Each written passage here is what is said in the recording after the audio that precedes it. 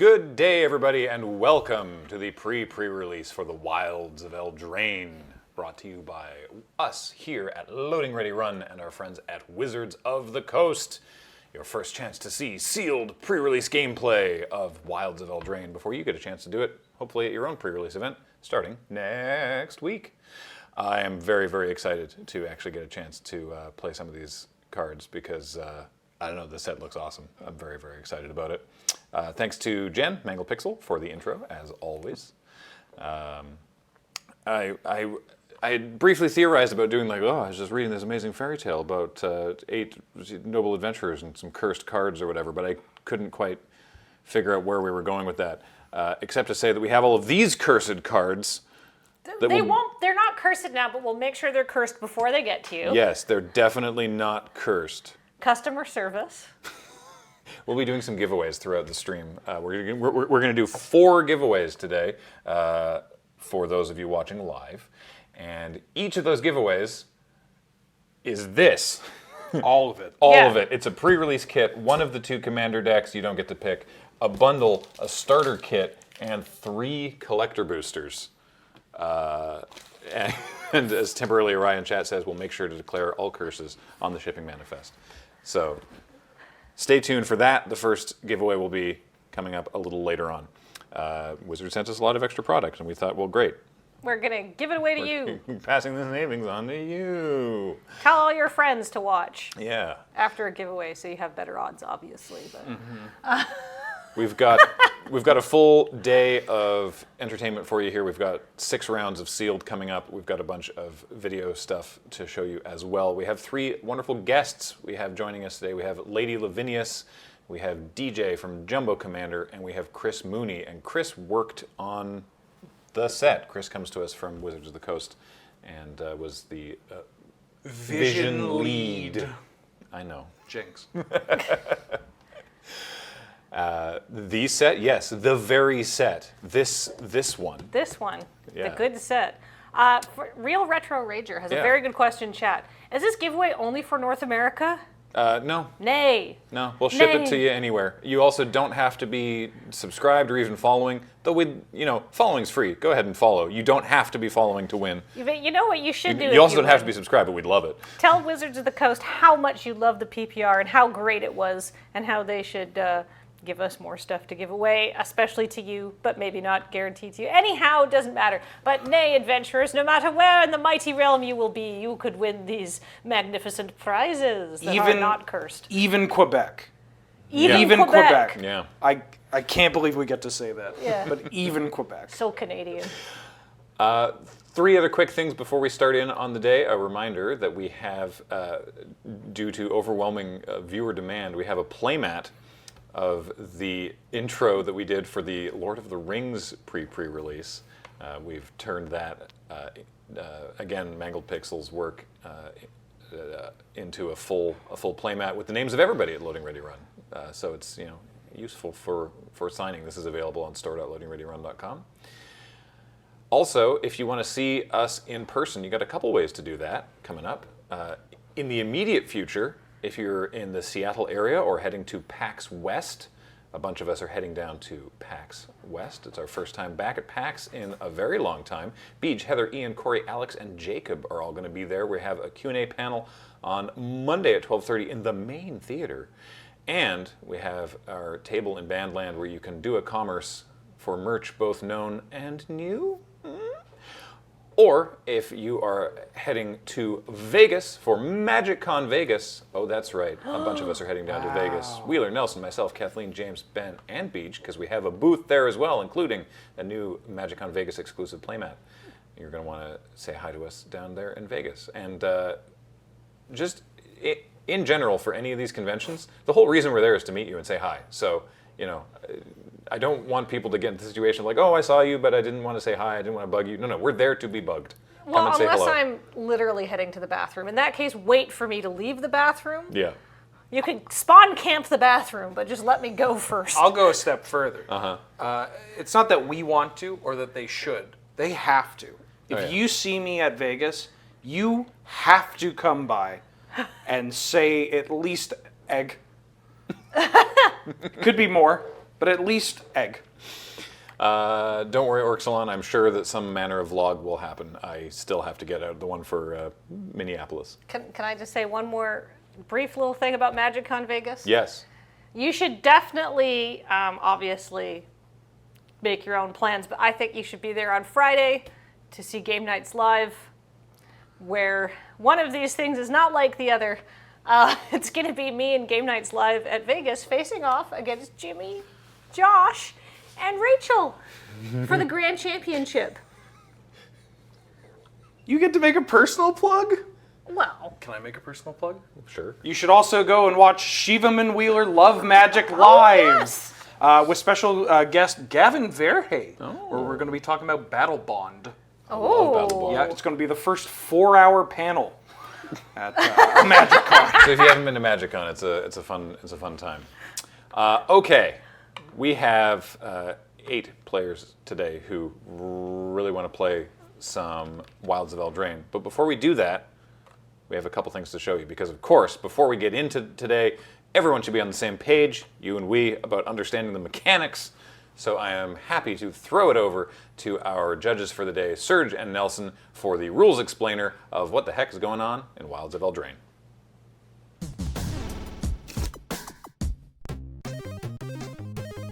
Hello and welcome to the Wilds of Eldraine pre-pre-release. I'm Serge. And I'm Nelson. I'm super excited to be returning to Eldraine, the home of my favorite Magic set of all time. I can't wait to play it with you, Serge! Nelson, did you make a deal with the Fae? I couldn't resist! The contract isn't even half bad. It's got coverage for dental and massage therapy. You know, let's just get to the new and returning mechanics. Every creature in Eldraine has a story to tell, and the new role mechanic gives your creatures their own part to play. Other than jumping heroically, how will your story turn out? Some spells and abilities generate one of 7 predefined aura tokens called rules. Typically, the card will tell you which role it's creating, so don't worry about having to make too many choices. Roles are colorless enchantment tokens. Each one has the aura and role subtypes, and the enchant creature ability. When you create a role, you will also attach it to a permanent. A neat rules interaction, Hexproof and Shroud won't prevent a role from becoming attached to a permanent if the ability creating that role doesn't target it. The plot thickens. Permanents can play different roles for different players. A permanent can have multiple roles attached to it if the roles are controlled by different players. However, if a permanent has more than one role attached to it controlled by the same player, each role except for the most recent one will be put into its owner's graveyard as a state-based action. It wouldn't be Eldraine if we didn't encounter at least one Fae offering us a mysterious deal. So why not make a bargain? I'm sure it'll all work out fine. Bargain means, as an additional cost to cast this spell, you may sacrifice an artifact, enchantment, or token. Bargain presents an optional additional cost. A spell cast with that additional cost is considered bargained. You may only sacrifice one artifact, enchantment, or token to pay a spell's bargain cost. If you copy a bargained spell, the copy is also bargained. Some instant and sorcery spells require additional targets if they're bargained. You ignore those targeting requirements if those spells aren't bargained, and you can't bargain those spells unless you can choose valid targets. Eldraine has been through a lot, but that doesn't mean we can't cut loose and blow off a little steam. It's time to celebrate.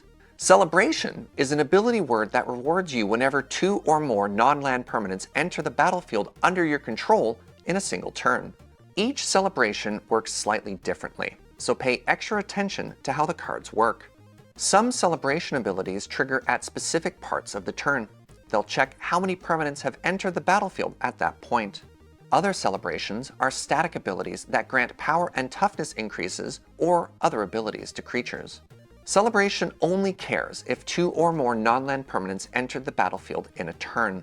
This ability is either true or false. You won't get more value if you have more than 2 permanents entering. Quick, pack your bags. It's time to set out on an iconic Eldraine returning mechanic, Adventure. Adventure cards are permanent cards that have adventure spells built into the left of their text box. You may cast the card as its adventure. If you do, you can cast it as a permanent later. An adventure card is a permanent card in every zone except the stack. When casting an adventure, all the spell's characteristics, color, mana cost, etc., are determined only by those alternative characteristics. If the spell leaves the stack, it immediately resumes its normal form. If a spell is cast as an adventure, place it into exile instead of the graveyard if it resolves. It's now in the adventure zone. As long as it remains exiled, that player may cast it as a permanent spell. You must still follow any timing restrictions and permissions for the permanent spell you cast from exile. That's it for the Wilds of Eldraine rules. Good luck to all the players, and remember, don't be afraid to ask for help if you don't understand something. During today's event, the players are going to be seen and playing with these cards for the very first time. Mistakes happen, that's okay.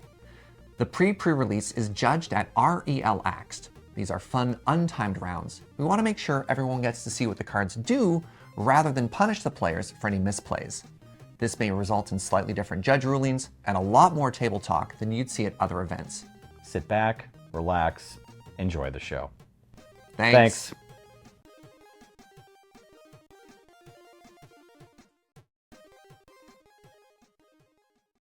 All right, thank you, Serge and Nelson, for that run through the fairly straightforward, as if you're familiar with Adventure, mechanics for the set. I have 2 piles of tokens here. I have one for just normal tokens, mostly creatures, some food in there, and then a second, almost as large pile, just for rolls. Good. So there's plenty of them. Good. Yeah. No spoilers. I'm gonna need some. Great. We have those. Okay.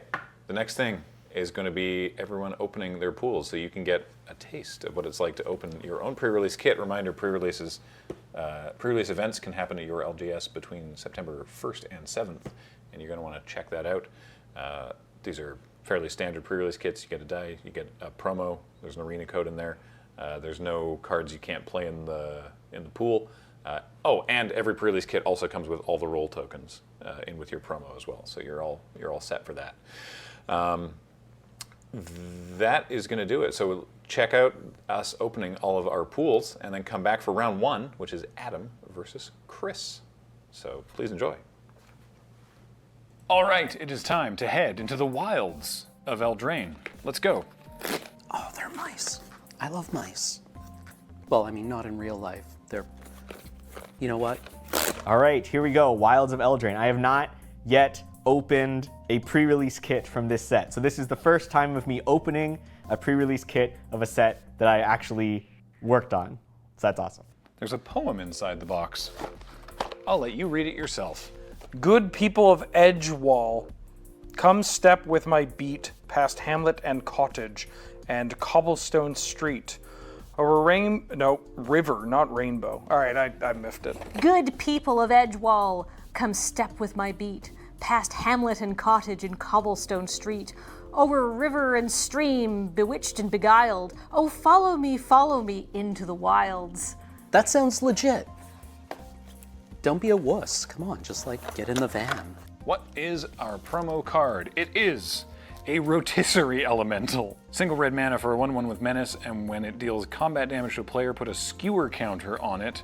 Then you may sacrifice it. If you do, exile the top X cards of your library, where X is the number of skewer counters on rotisserie elemental, and you may play those cards this turn. Fantastic. Yenna Redtooth Regent.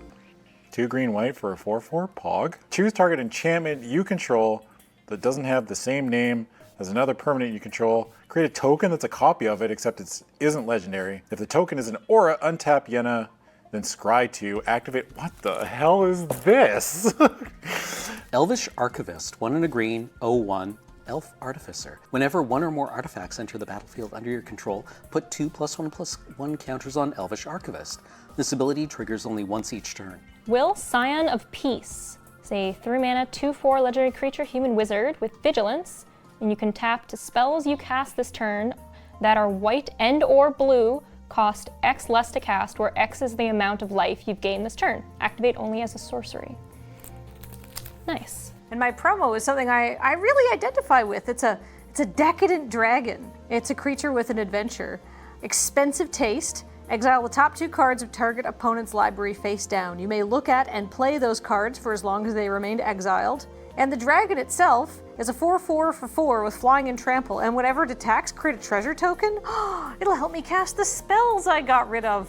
My promo rare is Ingenious Prodigy. X and a blue for a 0/1 human wizard with Skulk, like actual Skulk. Ingenious Prodigy enters the battlefield with X 1/1 counters on it. At the beginning of your upkeep, if Ingenious Prodigy has one or more 1/1 counters on it, you may remove a 1/1 counter from it, and if you do, draw a card.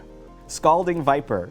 This is a 1R 2/1. Whenever an opponent casts a spell with mana value 3 or less, it deals 1 damage to that player. All right, this is Talion's Messenger. This card is really good. I know that it has a lot of fairy synergies, but you don't need to be fairies. Just this card attacking can make itself bigger and bigger and bigger and draw you into more action. So this automatically has me wanting to play blue. I'm a big Eldraine fan, not just because of all the broken cards. I like the artwork, the themes, the eating of children on Magic cards. Oh, this is a witch. The witch is getting eaten. Okay, that's good. That's family friendly. Functional reprint of Divination in Quick Study. Oh, it's an instant? What? I like this set already. Cheeky house mouse! Oh my god. Target creature you control gets +1/+1 till end of turn. It can't be blocked by creatures with power 3 or greater this turn. And the cheeky house mouse is just a 2/1 for 1 with flavor text. Hey, Gingerbread's back. All right. Sick. Oh, and a Ginger Brute. Love this card so much. Oh, hey! I know this person from the key art. Ariette of the Charmed Apple. 1 white black, a 2/4 human warlock. Wait, she's right behind me, isn't she? I just realized. Each creature that's enchanted by an aura you control can't attack you or planeswalkers you control. So it turns everything into like a pacifism kinda. At the beginning of your end step, each opponent loses X life and you gain X life, where X is the number of auras you control. Ooh, let's go enchanting. Our rare of this pack is a Tangled Colony. 1B 3/2, it can't block, and when it dies, I create X rat tokens. The rat tokens in this set can't block, where X is the amount of damage dealt to it this turn. So it's a pretty aggressive black creature we've got here. I opened a Mythic. Oh my gosh, it's in 2 colors though, and it's not blue. This is so cool. This is Agatha of the Vile Cauldron. It's a 2 mana 1/1. It's got some really cool activated ability synergies, and it has a way to pump things up. So this is gonna be really good in late game. Song of Totentans. Create X 1/1 black rat creature tokens with this creature can't block. Creatures you control gain haste until end of turn. That's a great card. I love that. And finally, there's a bonus sheet for this set, the Enchanting Tales, which could go very well with Ariette. And Raid Bombardment. This is a reprint. Are these in every pack? Okay. Whoa, all right. Primal Vigor. Man, I love this card so much. If 1 or more tokens would be created, twice that many tokens are created instead. And then if 1 or more +1/+1 counters would be put on a creature, twice that many +1/+1 counters are put on that creature instead. All right, here we go. Pack number 2. Look at this even distribution. So good so far.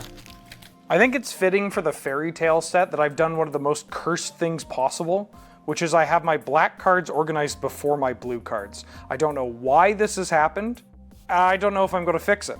Twisted Sewer Witch. When Twisted Sewer Witch enters the battlefield, create a 1/1 black rat creature with this creature can't block. Then for each rat you control, create a Wicked Roll token attached to that rat. Which is enchant creature. Enchanted creature gets +1/+1. When this aura is put into a graveyard from the battlefield, each opponent loses 1 life. For each rat you control? Hold on.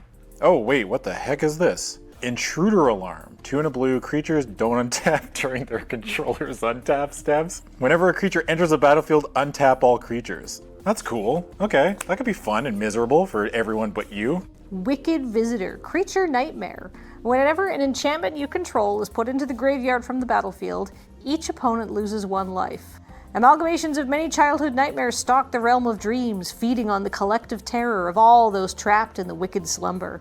No wonder Ashiok's here. They're having a great time. Golgari. There we go. This Golgari uncommon. That's going to be really exciting. And then another Golgari rare. Oh man, This one's really good because you got draw on the other side, and then you just got a great value creature. So here we've got another black rare, Rankle's Prank, 2 BB sorcery, choose one or more. Each player discards 2 cards, loses 4 life, or sacrifices 2 creatures. This can certainly be a very strong card in Limited. And we've got Waste Not. This is a fun one. Might not make the cut in Limited unless I happen to have a lot of discard, but certainly a very fun and powerful card, especially in a lot of discard-themed commander decks. Oversold Cemetery. I've never heard of this enchantment. At the beginning of your upkeep, if you have 4 or more creature cards in your graveyard, you may return a creature card from your graveyard to your hand? Oh my god, we are going to time every round. Okay. Unruly Catapult. Defender 04, Unruly Catapult deals 1 damage to each opponent. Whenever you cast an instant or sorcery spell, untap Unruly Catapult. This deck is in this format. Amazing. We're going mono Unruly Catapult. Here we have Prophetic Prism and Involving Wilds. Always nice to note how much mana fixing you have. Evolving Wilds, solid card, always good for fixing. Evolving Wilds is back. God bless. Ariette's Tempting Apple. This doesn't look tempting at all. This is very clearly made out of glass, and like evil glass. Not the good kind of glass. We actually have 2 cards from Enchanting Tales here, Utopia Sprawl and Raid Bombardment.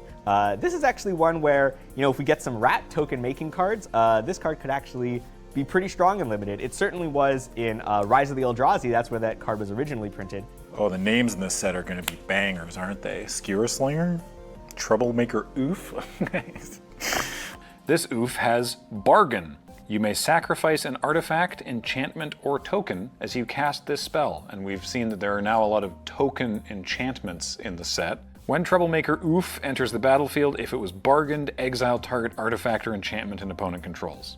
Okay, that seems very powerful, especially in a set with this many enchantments. And Raging Battle Mouse. 2 mana, 2/1 mouse. The second spell you cast each turn costs 1 less to cast. At the beginning of combat on your turn, if 2 or more non-land permanents enter the battlefield under your control this turn, target creature you control gets +1/+1 until end of turn.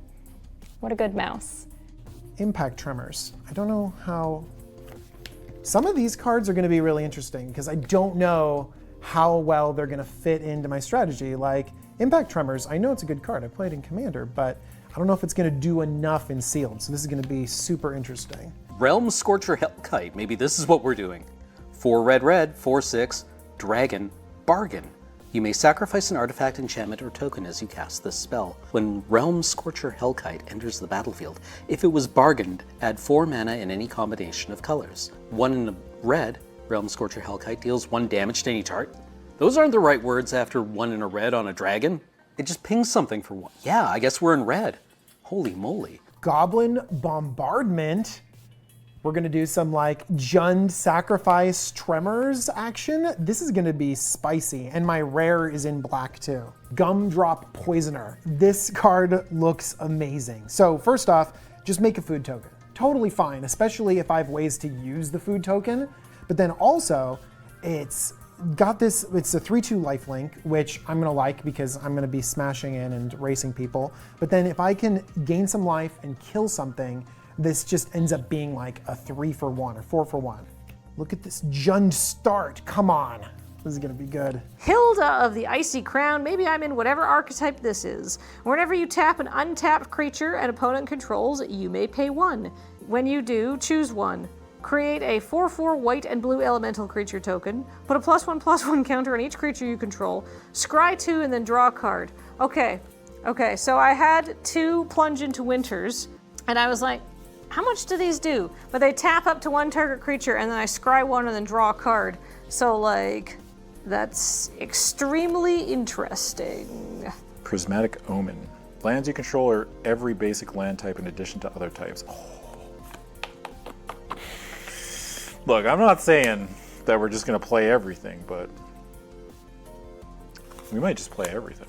All right, this Root Rider Fawn, this is also gonna be good because I think I'm gonna be greedy and play as many colors as possible. And so a mana dork that can help me fix for colors is gonna be really good. Scalding Viper.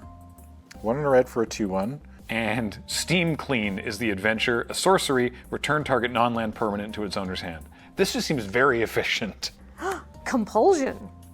Is this one of them Boomer Magic cards, Wheeler? It's a Boomer Magic card. When's it from? Torment. Oh, man. I don't know what I was doing when that came out, but it certainly wasn't being aware of magic. One other card I'll call out here is Agatha's Champion. It was called Food Fighter when we made it in Vision Design. And this was a card that originally it was you sacrificed a food and then it could fight another creature. But when we came up with the bargain mechanic, we switched it to bargain. So it's a very powerful and flexible card as long as you're doing, there's a number of different mechanics in the set, rolls, food tokens, and even the rats deck where you'll have stuff to sacrifice to this and that will allow you to, take out one of your opponent's creatures. Intangible Virtue. I see a theme in my deck coming out. Lord Skitter's Butcher. It's modal. When it enters the battlefield, create a rat. You may sack another creature to scraw and dry. Scraw and dry? Scry and draw. Or it can give everything menace. Well, that's pretty cool. That is busted. That's going to kill people. This is also a rat peasant with a butcher's cleaver and a hat. There's Talion's Messenger, a 2/1/3. It has flying, and whenever you attack with one or more fairies, draw a card, then discard a card. When you discard a card this way, put a +1/+1 counter on target fairy you control. So this card, it says the word fairy a lot. It looks like you need to have a lot of fairies, but in reality, it's just pretty good on its own. Regal Bunnycorn. It is a rabbit unicorn. Is a 2-mana Regal Bunnycorn's power and toughness are each equal to the number of non-land permanents you control. Absolutely amazing, great synergy with Celebration, and absolutely adorable. Very intimidating for your opponents. Last pack, I'm hoping for more rats, I guess. I'll take more rats. I would really like to make the Ariete thing happen, but I have very little white. I opened up Spiteful Hexmage. This is a 1-drop in black that definitely, it's kind of for the black-white deck. It's got some synergies with enchantments. I don't know if it's good enough, but I did get some more removal in red. That's a solid piece of removal right there. Candy Trail. 1 mana for a food clue. And when it enters the battlefield, scry 2, and then for 2 and tap and sack it, gain 3 life and draw a card. I love it. Oh, I'm having so much fun. Hamlet Glutton. Just like me, for real, for real. If it's a 6/6 for 7 with trample, then you can bargain for it? Oh, baby. Yes, okay. Forced Fruition. 6-mana enchantment. Whenever an opponent casts a spell, they draw 7 cards. This is just going to mill someone right out. Or meal someone right out. Because they're eating on the card. Gingerbread Hunter. Oh, his necklace. That's so rude. It's gingerbread man faces. Oh, that's so horrible when you think about the implications, yet rendered so cartoonily here. A+ fairy tale theming, just like the real thing. Awful. No notes. Song of Totentans. It matches the other Song of Totentans that I have. I'm sensing a theme and the deck is almost building itself. Hilda's Crown of Winter. 1 tap target creature. This ability costs 1 less to activate during your turn. And 3, sacrifice Hilda's Crown. Draw a card for each tapped creature your opponents control. It would be very difficult for me to imagine not playing this in Limited. I think this card is incredibly strong in Limited. We also have Hatching Plans. This is a really fun one from the bonus sheet. Hatching Plans is a 1/1 enchantment, and when it's put into a graveyard from the battlefield, draw 3 cards. Normally, that's not a very good effect. It doesn't really do anything. But in this set, thanks to Bargain, you actually have a lot of ways of sacrificing your own enchantments. I've got a lot of black, and I got a lot of green, and I got a lot of red. So maybe something black-green with food and rats? Or maybe something black-red with rats and less food? But I want to feed my rats. I'm excited for blue-red spells. We've got 2 Evolving Wilds, so I think we could maybe get a little greedy, especially with 2 Prophetic Prisms. I don't know what I'm going to do. Am I going to play white? Am I going to play blue? Am I going to play white-blue? I want to play white-blue. The pool is kind of all over the place, but I think that I'm definitely going to go red-white. There's a lot of fairies. I could do that. I'm seeing that there's a lot of powerful cards in black, both rares and removal spells, and also a couple of green cards that stand out. Plus, a few of the green cards that I have, like Knight of Sweet's Revenge and Agatha's Champion, both work really well with food. And the black-green theme in the set is food. So it's possible that if I put all these cards together, I'll have a sweet black-green food deck. I don't know. We're gonna have to take a closer look at this pool to know exactly what I'm gonna build. But guess what? I got a 6/6. Big green 6/6 common. Those are the kinds of cards that win you games of Sealed. Well, I would like to do Ariete stuff, but I've got very few white cards, and I seem to have a lot of good synergy in blue and black, or maybe black and red? I'm not sure. We'll have to see. Either way, I'm excited to get playing and maybe crack into some food clues. So let's get back to the gameplay. Delicious food clues. Flues. No. No. Should have tried that one Should've, off camera. Yeah, that was the type of thing where you're That like, card was a Mark Rosewater special. Came straight from him. Nice. Envision Design. Nice. What, flues? No, the food clue. The Candy Trail. The trail of, yeah. Okay. It's like, it's food, it's clue, Like, it does all the there's a card things. named Flues? No. No. Damn. Hey everybody, welcome back to Gameplay. It's round one here at the Wilds of Eldraine pre-release. We have Adam. What up? And we have Chris. Hello. Excited to be here. Chris Mooney, lead vision design That's correct. for Wilds of Eldraine. Senior game designer at Wizards of the Coast. And a font of many interesting backstage stories from designing the set, so I'm looking forward to that. Me too. Yeah. But in the meantime, before we can get to any of those stories, we got some Magic to play. So, both players have 7. We sure do. Yep. Dice were rolled. Chris is on the play. Yeah. Magic the Gathering. Let's go. Good game. Yeah. All right. All right, round 2. All right, I'll start off with a mountain, and I'll Yes. pass my turn. Oh, no one drop, huh? No one drop today. Ragavan. How sick would that be? He's not an enchantment, so didn't make it on the sheet. I'll play his forest. Go ahead. Oh, what? No one drop? No. All right. The hand has One drops are a crutch. Everybody knows that. my hand has improved quite a lot with the drawing of this swamp. Yeah. But I will still pass. Okay. You kept a hand with like 3 mountains and a bunch of black cards. No, I kept a hand with 3 mountains and a bunch of red cards, all right? But there's a lot of black cards in the deck. I was just hoping that I wouldn't draw them yet. All right. Okay. What is this? I built this deck and I don't even know what's in it. So, Chris, your deck name, which is great, Be Our Guest. Do I infer there is some amount of celebration happening in your deck? Really what it was when I was trying to think of a fun deck name, I was looking through the cards and trying to see, is there something that pulls us together? But really it just ended up as a lot of fun black and red cards. So I just decided, let's just make a pun with BR. Nice. I'm actually like upset that I never thought of that. The BR guest thing. It helps a lot where, like, in the office, we think of the monosymbols as the letters, because that's how we write them out when we're writing cards and when we put them in our database. So the colors are those letters to me a lot more often. Yeah. I'm going to be honest, I read it as Rakdos guest, and I was like, oh. Why would you ever invite a Rakdos guest over? Like a vampire needs to be invited in, I guess. What do I play here? I have like 4 different choices. So many options. I feel like when I make decks, I put way too many 2-drops in them because I just like 2-drops. 2 drops win games of limited. Yeah, That's that's true, a actually. pretty good habit to have, I would say. I'm going to cast Bramble Familiar. It's 1 and a green for a 2/2 creature elemental raccoon. It's a raccoon. It can tap to add green mana, and I can pay 1 and a green and tap it to discard, and then discard a card, and I can return it to my hand. It has an adventure for 5 green called Fetch Quest. Fetch Quest. It's a sorcery, and I can mill 7 cards, and then I put a creature, enchantment, or land card from among those milled cards onto the battlefield. That was a lot of text. Pretty strong. Yeah, go That's ahead. amazing. Yeah. All right. It's also a 2/2. I will play a mountain, and I'll pass. I will untap.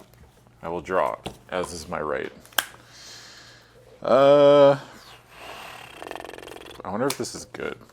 Who knows? I hope it's not. I'm gonna tap 4 mana, Yep, you got it. and I'm going to play a unassuming Sage with the kicker. Yeah. When it enters the battlefield, I may pay 2 colorless. If you do, create a sorcerer roll token attached to it. So the sorcerer roll, I don't know if these are on the overlay, but the sorcerer roll is, you get +1/+1, and whenever this creature attacks, scry 1. Yeah. So I've got a 3/3.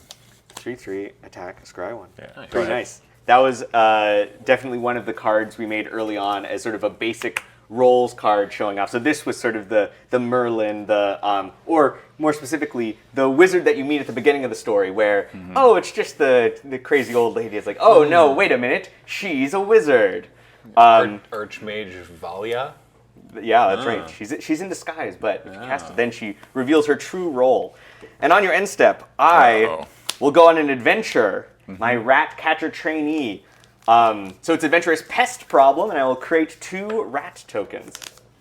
Oh, geez. These rats can't block. That's right. Is the rat token on here? No. Oh, yes, it is. Great. Yeah. So these are the rat tokens. Rat tokens can't block, and they're 1/1s. What's the flavor reason behind the rats not being able to block? They're so small. Well, That's you see, I don't know. the flavor is that it's good gameplay. Oh. So we love having token-based strategies. People love tokens, and they love having like a huge army. But one of the problems with making a lot of 1/1 tokens is they're incredibly good at chump blocking. Yeah. They're much better at slowing down the game than they are at actually causing action to happen. So one of the things we started to do more commonly is if we have a set that has a lot of small tokens, we'll make them, they can't block, and then that will sort of force more action and more attacking. You can, similar thing happened in Phyrexia All Will Be One. Yeah. We had the toxic 1 tokens that couldn't block, and that was like, hey, attack your opponent, kill them with poison. I never thought about it like that, but that's why you're a game designer and I'm not. I'd be like, yeah, just put a bunch of 1/1s in, I don't know, let them figure it out. In chat, the Pixel Savage suggests that the flavor reason behind the rats not being able to block is because they don't want to. Oh, that's fair. That's also fair, right? Like, who are we to say, like, hey, rat, get on this battlefield, block that ogre? And I'm like, nah, dude, I'm good. Peace. I'm trying to cut back. Yeah. All right, I will pay 3 mana for Hilda's Crown of Winter. Oh boy. What the hell is this? So it's 1 tap to tap target creature, but it costs, it's free if I activate it on my turn. And I can pay 3 and sack it to draw a card for each tapped creature my opponents control. It's like a Icy Manipulator you can cash in at some point. I mean, I know that Icy hits other things than creatures, but... Why did we come back to Eldraine? Well, we had to meet the 3 witch sisters. I don't like this at all. Yeah. I'll tap your 3/3. Yeah. I'll attack you for 2. All right, I take 2 damage. And I will play an Evolving Wilds. Oh, baby. Now you're talking.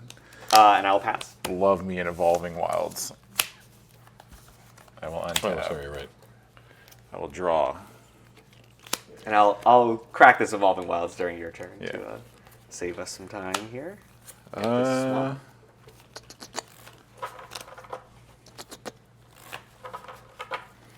Let's go combat. Yep. I will attack with my 3/3 and my 2/2. Sure will. I'll take 5. Trigger. Scry 1. That's funny, but... Well, actually... That's pretty good. Actually, that's good in this situation. 1, 2, 3, 4, 5. Yeah. And then I will tap 2. And I will cast Welcome to Sweet Tooth. Oh. 1 and a green for a saga. So stage 1 is create a 1/1 white human creature token. Can I have a dice, please? Yeah. Thank you. And then I will... Can I see the other chapter? Oh, yeah, for sure. It's chapter 2 is create a food token, and then chapter 3 is put X +1/+1 counters on target creature you control, where X is the number of food. Is 1 plus the number of foods you control. Got it. Yeah. Thank you. I didn't realize it's 1 plus number of the foods you control. That's Very wild. generous. Yeah. Wow, who let that one slip through? And then I will pay 2 mana for a Root Rider Fawn. Lots of mana. Yeah. And go ahead. All right. We had one turn of aggression, but Hilda's Crown might be more on defense from here on out. Let's see. Okay, that's interesting. I don't like that. All right, so we will play this mountain. We are going to tap 4 mana to cast Merry Bards. Merry Bards is a 2R 3/2. When it enters the battlefield, you can pay 1 to create a young hero role token attached to target creature you control. So these Merry Bards will sing the tale of the heroic rat token. I always hear I'll hear young hero as YUNG hero. Young hero. Young hero. What does the hero thing do? So the young hero role says that when enchanted creature attacks, if its toughness is less than 3, it gets a +1/+1 counter. What in that? So that's only going to happen. Oh no, for the rats that'll happen multiple times. Sorry. It sure will. Yeah. And the heroic young rat is going to go off on its quest. It will attack. And with the Merry Bards cheering it on from home, it will get a +1/+1 counter. This young rat. Oh, I guess I could block, couldn't I? I mean, you could. I That's true. could. I'm good. All right. I'm good. All right. The rat has completed the first step in its amazing hero's journey. And with that, I will pass the turn. All right. I will untap. I will draw. Oh wait, yeah, this happens on draw step, right? No, it's After you draw. Beginning After I of the draw. main phase, Okay, yeah. so I create a food token. Delicious. The Merry Bards are another card we made pretty early on in the exploration of the role tokens, thinking of what are the fun tales that we can tell using the roles. We like the idea of the bards inspiring a young hero to go off on their adventure. I selected for you what I believe to be the most the food token that I most want to eat right now of the 3 in the set, which is I'll put it up for the viewers at home. It's like a giant hard-boiled egg. It's like an egg? Yeah, it's a huge egg. It's I don't know, like a dragon. I don't I know. was like, who filled this? And then there's bread berries bowl with and mustard. It's like some bacon-wrapped asparagus and a croissant. You're at 16? 15. You were at 16. No, I'm at 16. Let's see here. I go to combat. Chris activates the crown, targeting this. I'm assuming. Correct me if I'm wrong. There's a pretty good chance of that happening. There's a great way to find out. Yeah, there's a great way to find out. I'm trying to think here. If I attack with... That's a 3/2? It is a 3/2. Okay. Which can block. It can block, yes indeed. And they've done their job of inspiring a young rat to go off on a quest, so You got this. sweet. I'm going to tap 2 mana. All right. I'm going to play a Shrouded Shepherd. Ooh. When it enters the battlefield, target creature gets +2/+2, or target creature I control gets +2/+2 till end of turn. I'm going to target the Root Rider Fawn. You got it. I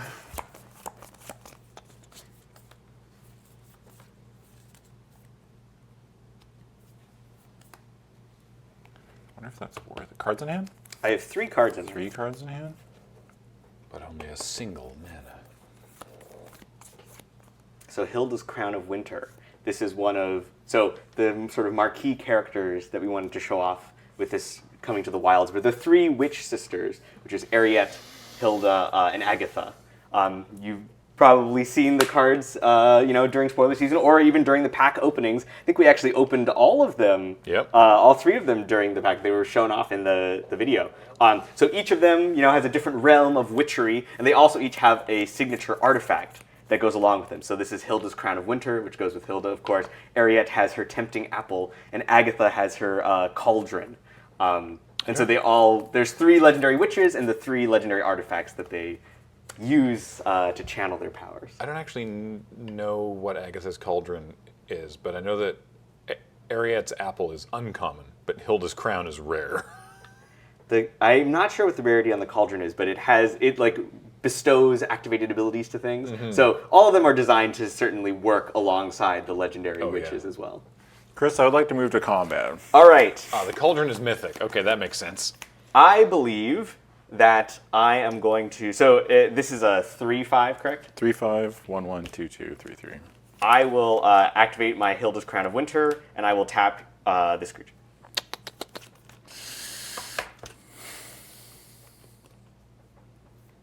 How aggressive do I want to be? Ooh, what a question. Whatever. I'm going to pressure you. I'm going to Royal Treatment. Royal Treatment. Targeting the Root Rider Fawn. So it gains hexproof, and I create a Royal Roll token and attach it to that creature. Wow, what a promotion. So it gets +1/+1 and has Ward 1. I would like to go to combat. Or continuing going to combat. I would like to continue moving on into combat. I will attack with everything. Trigger. I will bottom.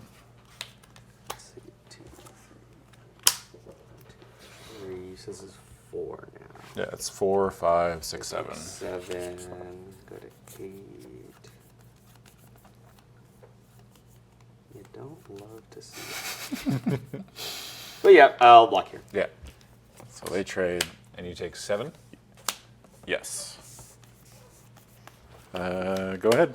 So that card, Royal Treatment, it envisions, like when we first made it, it was called Princess Reveal. It was the moment in the story where you find out that the commoner who had been suspiciously slinking around was actually, in fact, the princess the whole time.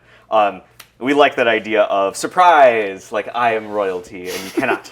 I love how surprised these fox people in the foreground look. Like, whoa! No, I scryed. I scryed to the bottom. Yeah. I kind of did it quickly. My bad. No, you're good. Man, that crown's pretty good, huh? The crown is good, although, you know, there's a lot of other stuff happening. It's true. I wouldn't say I'm exactly in the This is- best of situations. That was hiding. So this is an instance where the crown, like, if you make it just go away forever, you draw 3 cards. That is true. It's true. That's messed up. I also have 8 life points, so I'm a little bit more concerned about that part. Chris, Currently. come on. Cards are way more important than life total. I would much rather die and draw 3. Mm-hmm. But maybe that's just me. I don't know.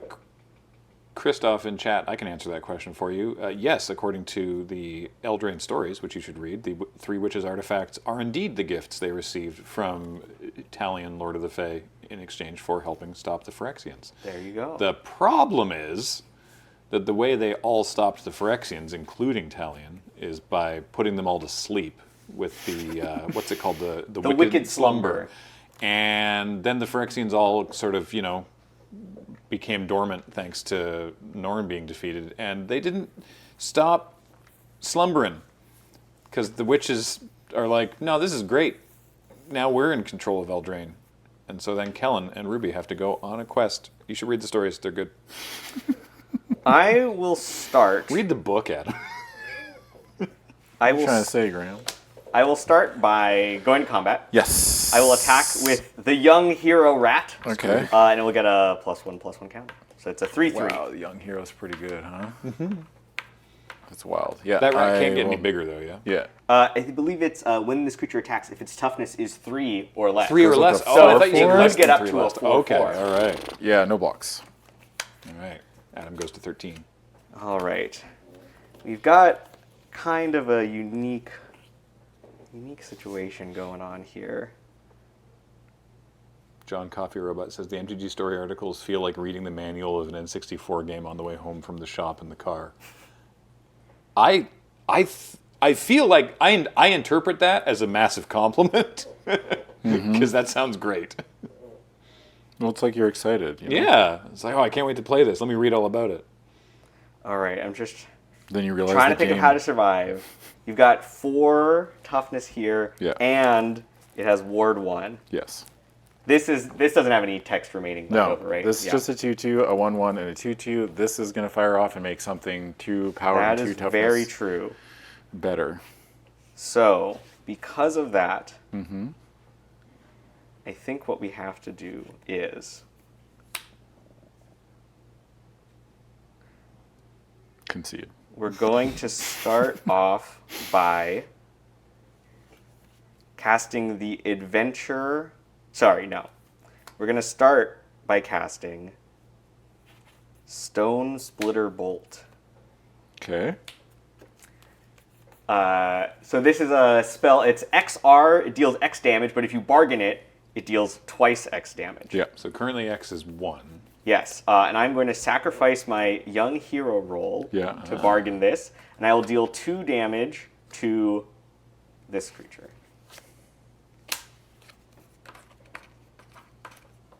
Sure. And then, sadly, but necessarily, I believe, this formerly heroic rat is going to meet an untimely demise from Burn Together, which is the adventure on my Callous Sellsword. And target creature I control will deal damage equal to its power to any other target, and then I sacrifice it. Okay. This rat will deal 3 damage to your other 2/2. Okay, so in response, I'm going to Archon's Glory this to get it +2/+2. All right, well, that happens. Yeah. So this still resolves. Yeah. So it will still go on goes an on the adventure. adventure. The young rat, sadly, is gone from this world, and I will pass the turn. Okay. Reminder that, of course, if you do something like give a creature hexproof in response, then the spell fizzles, and the whole adventure creature spell, all that goes to the graveyard. That didn't fizzle; it just didn't kill the creature. Right. So this still goes on an adventure. I actually would have preferred if it had fizzled, because unlike most Fling variants, Burn Together, the sacrifice the creature part is actually part of the resolution of the effect. Yeah. It's not an additional cost. So if it had fizzled, my young rat would still be around. But sadly, that isn't what happened. I will go to step 3 of the saga. I will target the human token. You got it. So it gets 2 +1/+1 counters. Or 1 plus the 1 food. That Yes. you have. 1 plus the 1 food I control. Combat.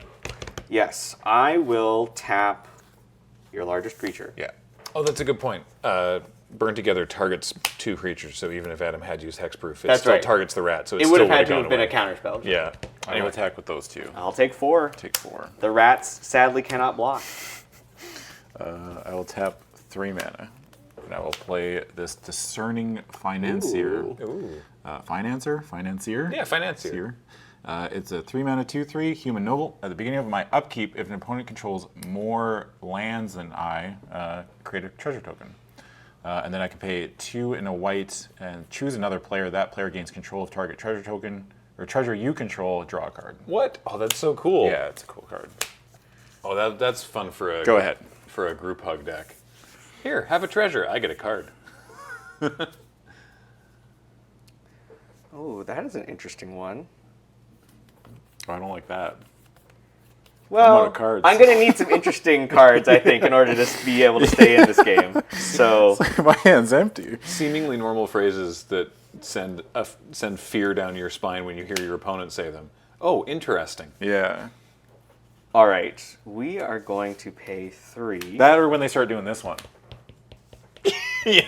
That's the one and you're at like 14. Yeah. You know, you're like at 18, you're chilling, and they're just counting up their mana. All right, we're hanging on by a thread here. We're biding our time, but I am going to continue to fight for my life here and cast Back for Seconds. And I will bargain away my rat. Yeah. So I can return up to 2 target creature cards from my graveyard to my hand. If the spell was bargained, I can put one of those cards with mana value 4 or less onto the battlefield instead. Now, sadly, I don't actually have very many creature cards in my graveyard, but I do have one, Merry Bards, that has mana value 3, which is less than 4. So I will be able to bring this back to the battlefield. Damn.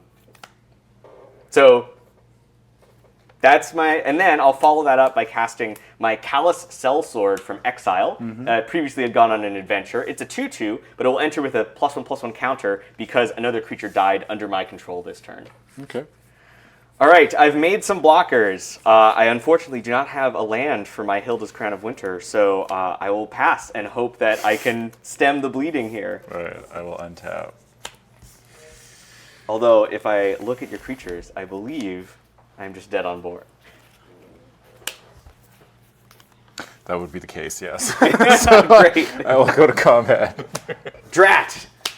He figured it out. Yeah, I didn't figure it out. You figured it out. I think I would have had to like look and be like, oh, wait a second. You had to do that count. Oh yeah, I had to do this. my creatures will put themselves in front of the bus, but sadly it is not enough to keep me alive. All right. All right. Time for game 2. Don't forget your rat catcher trainee off on their adventure. That's right, indeed. Sadly, my black-red aggro plan was not fast enough. My weird green-white aggro deck played off perfectly. That's not the way I drew it up. No? No. Oh.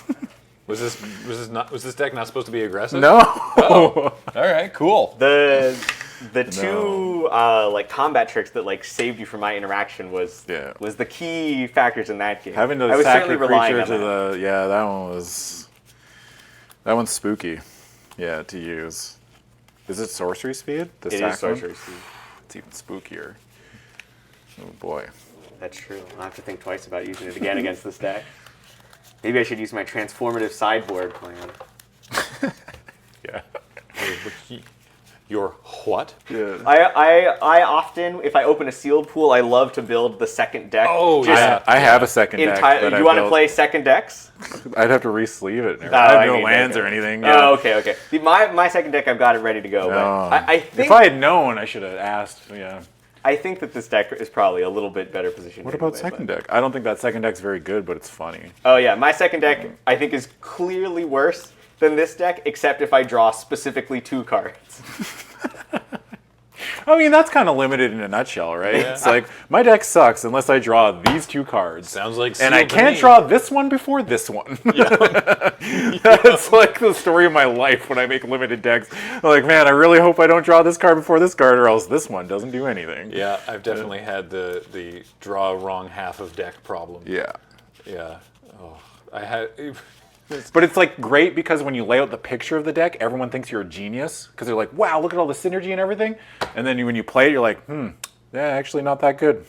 I think this deck that I opened for this sealed pool, I think is actually my favorite kind of limited deck where it's, right, you do need to draw your packages together, but they all sort of overlap where there's like, oh, I've got tokens, and the tokens work with things that care about small creatures, but I can also sacrifice them to the bargain cards. And like it's fun when you have different sort of overlapping things going on in the same deck.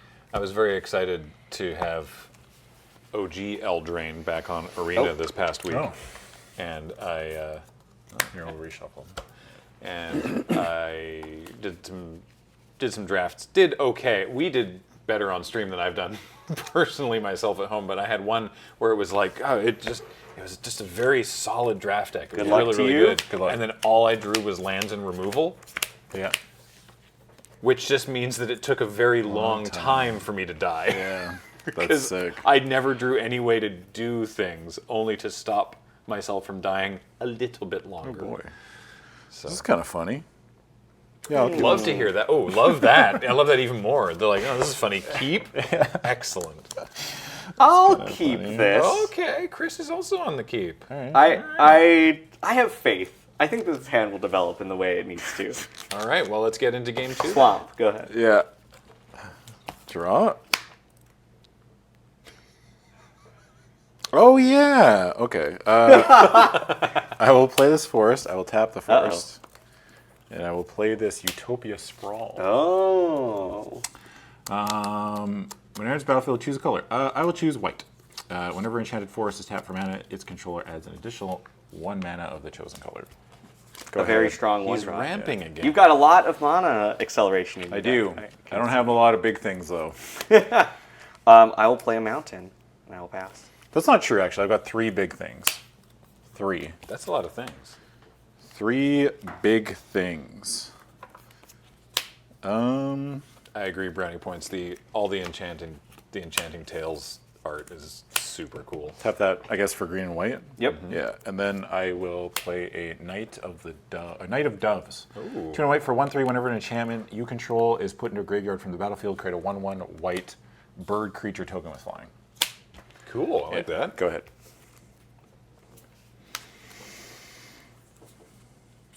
potential preview, the birds. Look like this. I'll play a swamp, and I will pass. Okay.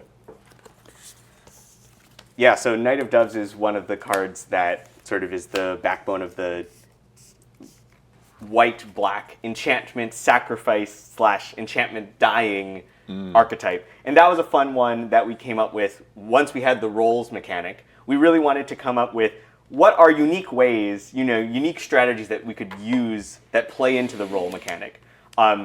Because the idea of, sacrifice, we've had a lot of sacrifice your artifacts or sacrifice your creatures. We haven't a lot of sacrifice enchantments, mostly because it's hard to put enchantments in your deck.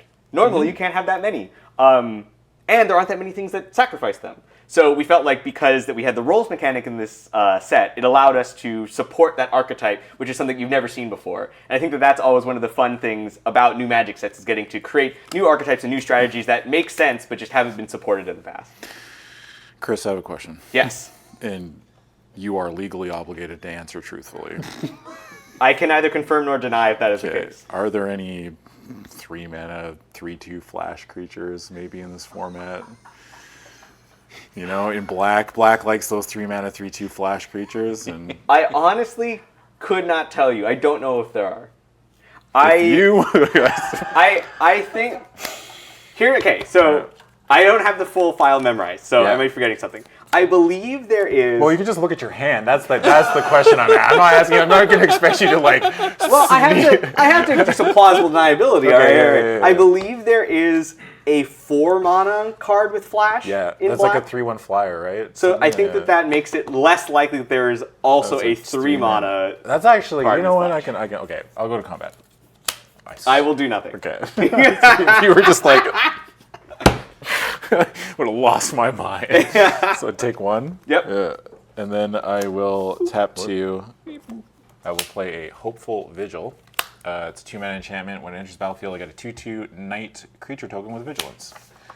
When I put it into the graveyard from the battlefield, I get to scry 2. This Knight token, by the way, Dominic Meyer, also incredibly sick. And then I will tap this for green and white, and I will play the Bramble Familiar. Go ahead.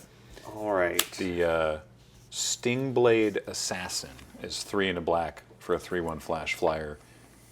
ETB does the you're already dead effect. So on your end step, I will cast Fairy Fencing to give your Bramble Familiar -2/-2. Okay.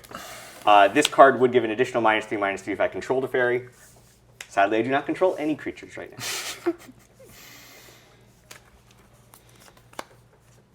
All right.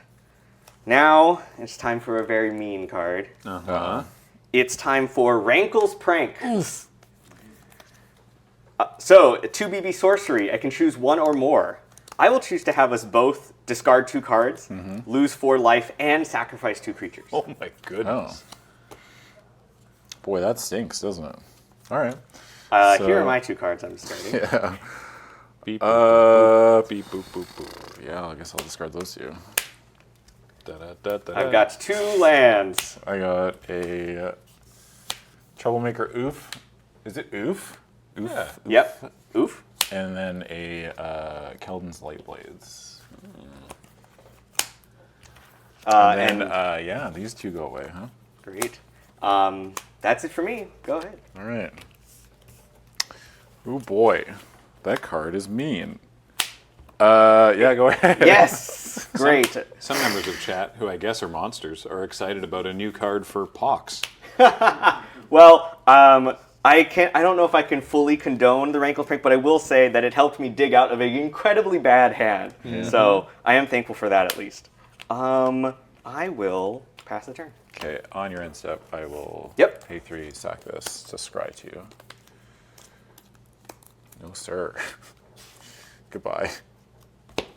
Every time I think of Pox, I think of Smallpox and the game of Conspiracy that we played at Moonbase 3 where you had the conspiracy that you named smallpox, and it was like it doubled the spell. Double cast or something. And so it was like turn 4, and you sent everyone back to the Stone Age. It was like everyone sacrifices lands, and that first game was over in 15 minutes. Then we played another game. No, the best part was that I double cast smallpox, and then once we all slowly played lands, I was the first one to hit 3 lands, and I played Sulfuric Vortex. Yes, right, I forgot. And everyone scooped. Everyone's like, yeah, we're done. I was like, oh, okay. My favorite conspiracy memory is that I once played in a pod of 8 people. So it was 4 two-headed giant pairs.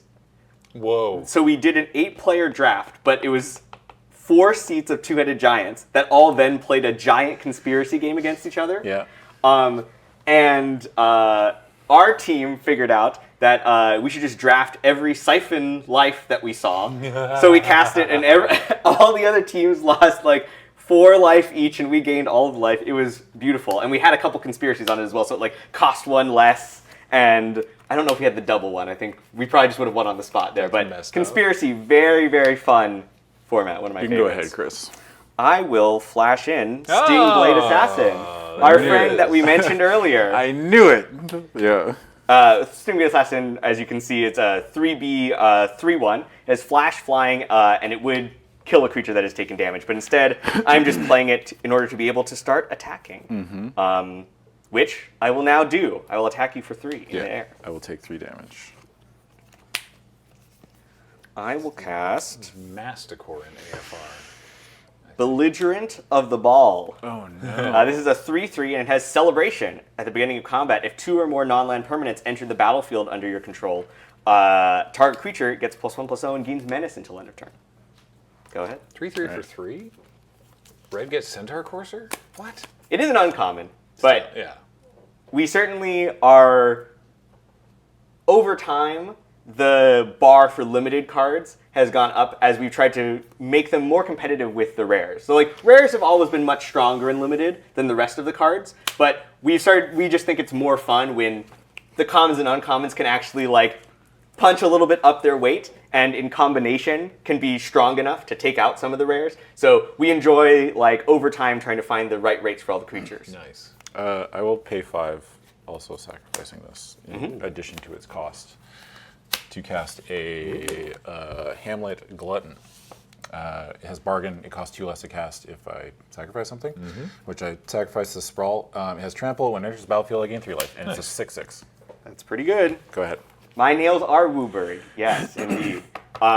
If I can take some time, I want to proselytize for my nails for a second. No, this was good. Yes, okay, so I've got my Wooburg nails here. And if you want to paint your nails in Wooburg order, more power to you. Anyone who would like to do that, but I always like to tell people about my nail order, which is each finger has a specific meaning. So white is on the pinky, because you keep your pinky promises.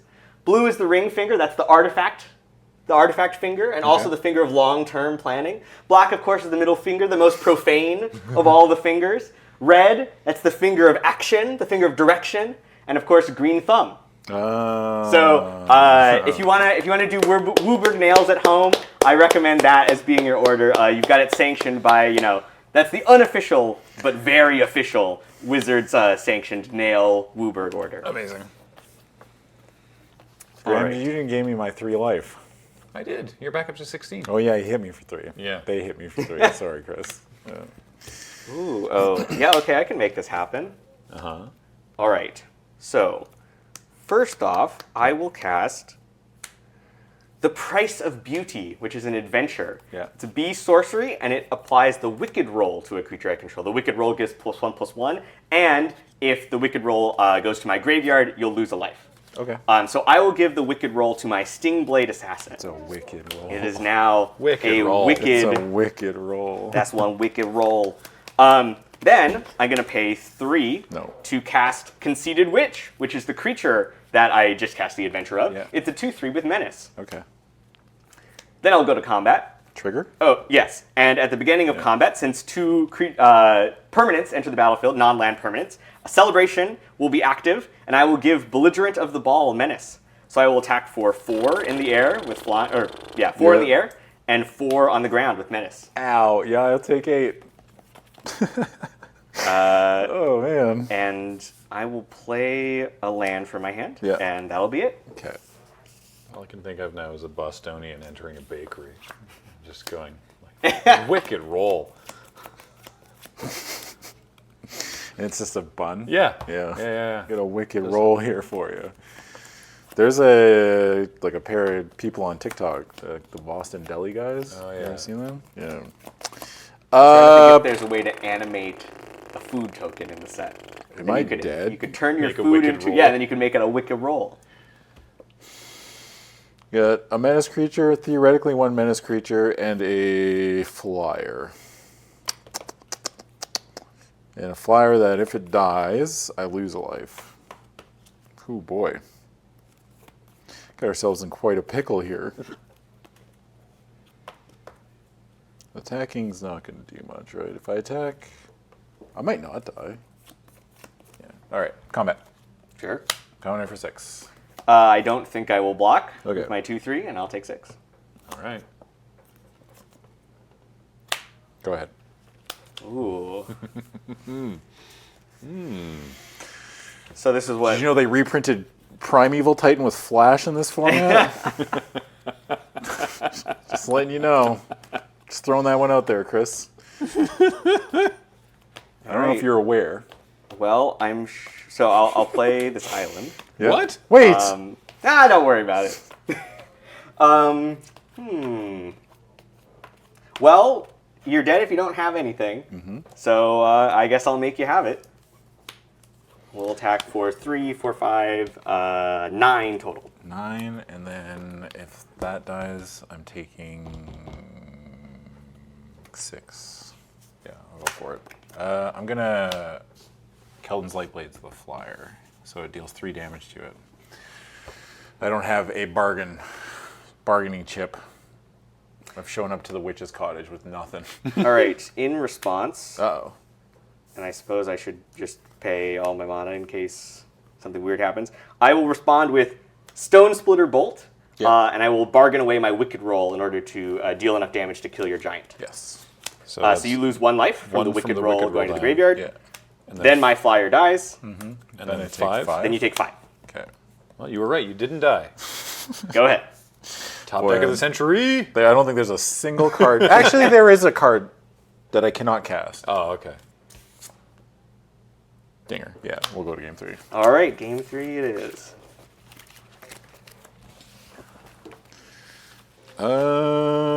Thanks, Rankle. Yeah, what a card. Yeah, if I had Terminus. It's true, actually. Yeah, famous enchantment Terminus. Also, Settle the Wreckage. The chat was considering that might be an option. Oh yeah. None of these are in the format. No. Just I know that this is the pre-release. You at home may not be familiar with the set. The cards we're talking about are not in the set. Just to be clear. Next PPR, if I'm doing a sealed opening, I'm just gonna sneak in a bunch of cards that aren't even in the set. I'm like, Doomsday. Oh, what? How'd that get in here? Doomsday. Whoa, that's cool. Yeah, all right. Though, again, if you missed the pack openings video from just before the first round here, there is the Enchanting Tales is a bonus sheet, like we've seen before with the artifacts in Brothers War, or the legendary creatures in March of the Machines, where there's reprints of enchantments, and there's one of them in every booster pack, and you can use them in your decks. So if you were unaware, I will Good play news. first this time. You got it. I really like the mix. From what I've seen of them, I really like the mix of. There's some reprints in there that are like, oh, it's really good to have a reprint of this card because of Commander or whatever. And there's also some other ones that are just sort of like, oh, I would never have called this, but boy, it synergizes with the mechanics of the set really well. So.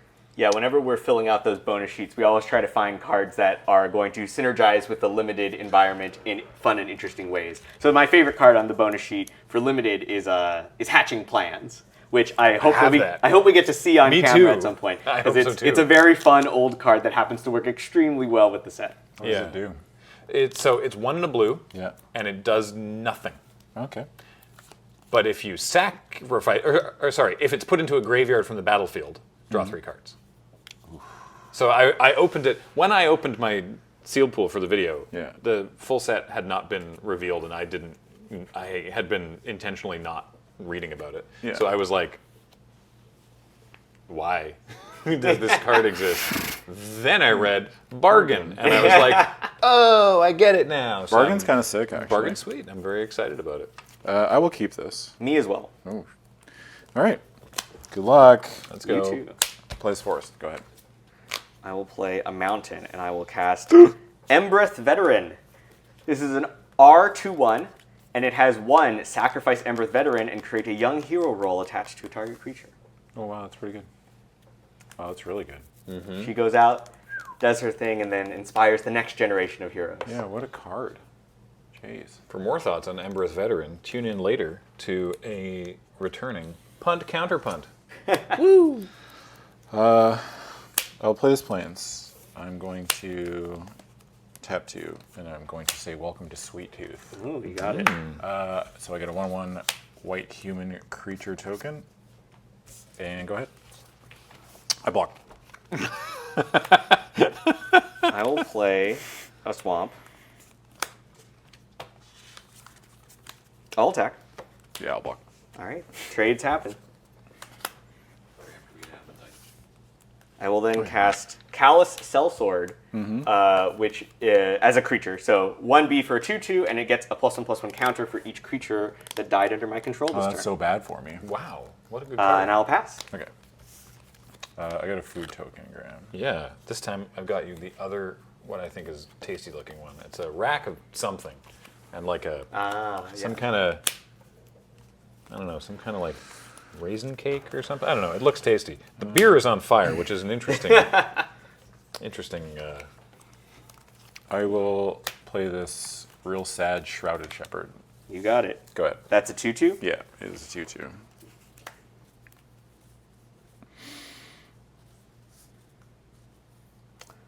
Play mountain. All right. Well, I'll attack for 3. Yeah, it's a 3/3. It's just a 3/3. Yeah, I'll take it. I take it. So can you remind me, the 3rd chapter is it puts X counters- +1/+1 counter for each food I control +1. So technically 1 plus number of food tokens. Got it. Trying to think if I should. Fungus Lore says the last food is some kind of green blob, right? No, there is one that we somehow didn't open. Oh no, there it is. Blob. No, yeah, there's one that is like some horrifying 1970s dinner party aspect with teeth. I will cast Stone Splitter Bolt to deal 2 damage to your 2/2. Sure. Get it out of here before the final chapter of your saga. Yeah. I will pass. All right. And then there's a witch's It goes level 3. bowl with like a bunch of Nothing rotten- happens. rotten I food. love the art that the art team does on the food tokens is always so amazing. But There's this one. oh yeah, here like the witches like brew one. I will play Yenna, Red Tooth Regent. It's a legendary creature, elf, noble. I can pay 2 colorless and tap it. Choose target enchantment you control that doesn't have the same name as another permanent you control. Create a token that's a copy of it, except it isn't legendary. If the token is an aura, untap Yenna, and then scry to activate only as a sorcery. You got Cool. Go ahead. And the most relevant part for me is that it's a 4/4. Yes. And then here's the other food token. Just Ah, People are that's asking. one of the like sweet tooth monsters. yeah. Draw my card. An interesting card. Stop saying that. Wait. I am going to cast Belligerent of the Ball, Yeah. and I will play an Evolving Wilds, Okay. and I will pass my turn. That's non-land, right? Like you don't It is control- non-land, okay. yes. You don't And control- I'm going to go ahead and attack my Evolving Wilds while you take your turn. Okay. Trust it. What I was going to say is that I love our food tokens. They're so appetizing, but by far my favorite is the Shelob themed food that was token. very that, funny. That was the cocooned up person. I'll play this Root Rider Fawn.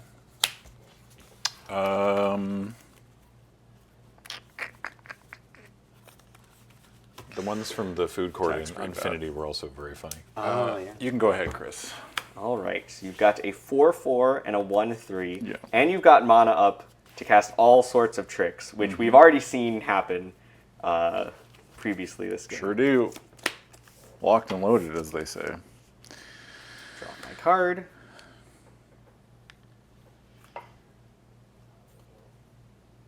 Interesting. He keeps saying that.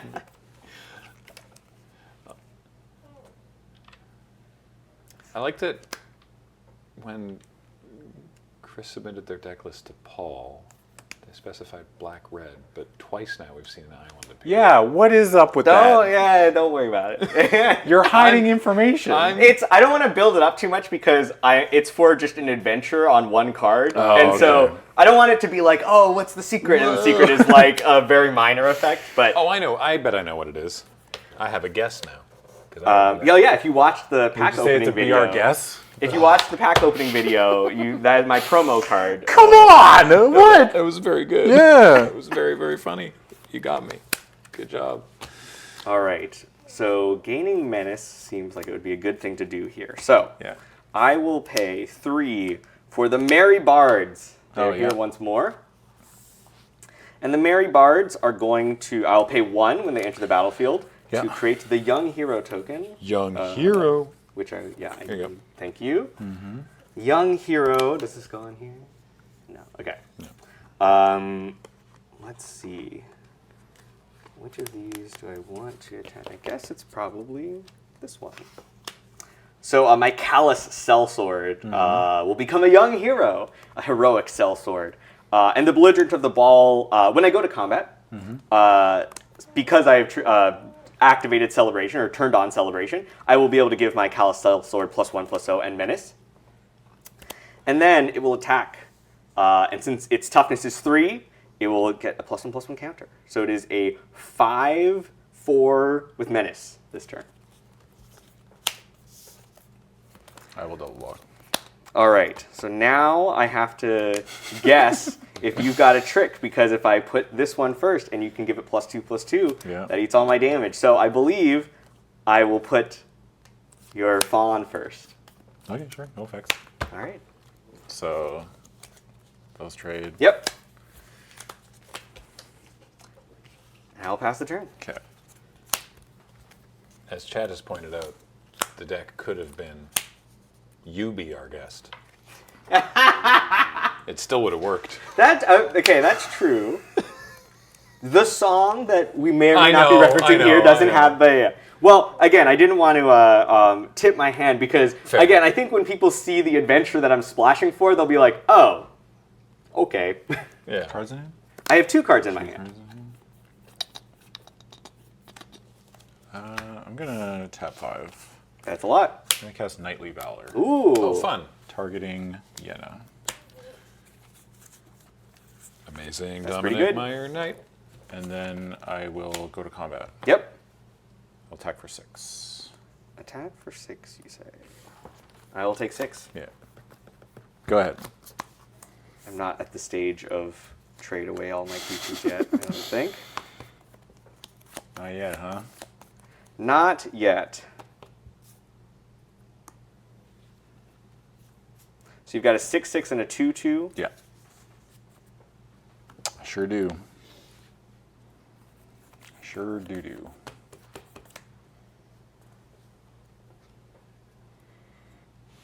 All right, we will send in. So you've got a 2/2, so my 3/2 is not very good at attacking. So yep, I'll send in my 3/3. What scam are you running, Chris?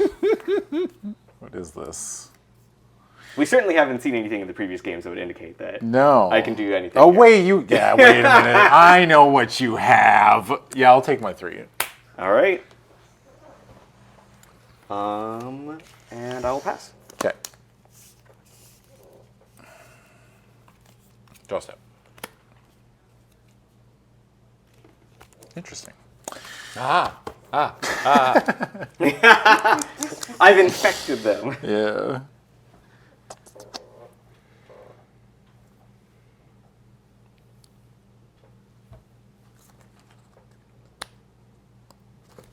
gonna tap 2. Mm-hmm. I'm gonna tap Yenna. Yep. And I target the Knightly Valor. All right, so let's see. So You will create. I create a copy of Knightly Valor.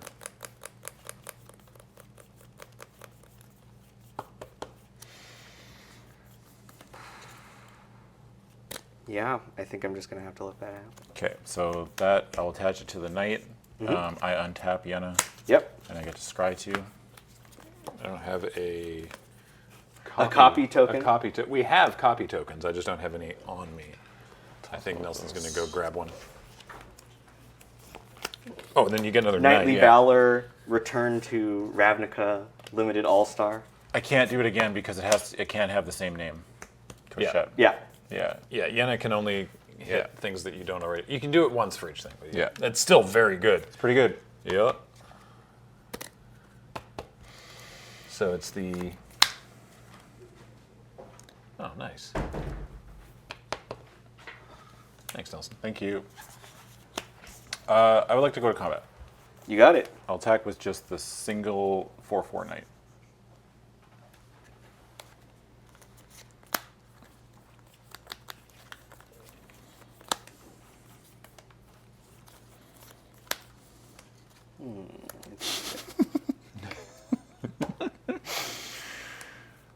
The interesting mental warfare is out of control in this game.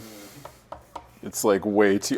My tiny gorilla brain I can't, Chris. I can't. I'm going to tell you right now that you're going to win this one if you just say interesting every turn. All right, that's good to know. That's good information to have. I will block. Yes, I have no effects. My creature has died. Yeah.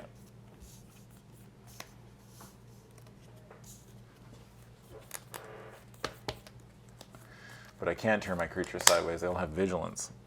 That's it for you? Yeah. All right. Sorry. I will flash in Stingblade Assassin. Yeah. Kill your guy. Sure.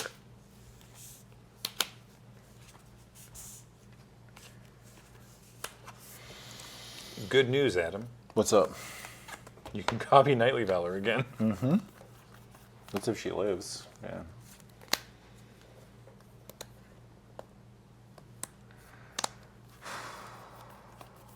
All right, well, I think we have to go for it here, probably. Oh, man, it's so risky. Love to hear it. We're both at 14. Oh, Yeah. man, this is a very difficult game. Mm-hmm. This format Interesting. is so cool. Interesting. He's deploying the interesting on them. I will send my rat catcher trainee on an adventure to deal with that pest problem. Yeah. That'll make 2 rat tokens. Mm-hmm. I'll go to combat. Yeah. It will give itself menace. Belligerent of the ball will give itself menace. Yeah. I will attack with these 2. I have no idea what you have. Yeah, I'll double block the. Double block here? Yeah. I can't afford to take that much damage.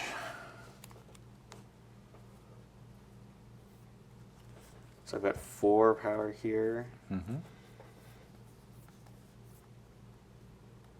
So I'll put this first. So 2 here and 2 here. Sure. So you take 3. Yes. Then I will cast Fairy Fencing. So this gives -X/-X, but I do control a fairy now. So I will attempt to give her -4/-4. Yeah. Woo! Oh no. So many ways I could have gone wrong. Mm-hmm. I was waiting to see, because I figured the combat trick would come out in the block. So I was all right, great. Whew, okay, I can breathe a big sigh of relief, and I'll pass the turn. I wouldn't breathe that sigh of relief for too long there, Uh-oh. Chris. Uh-oh. Uh-oh. I'm going to cast the Gruff Triplets. Ooh. Okay, that is a pretty good one, but I at least have a flyer, so I I'm just put 9 power on the board. that's fine. Yeah.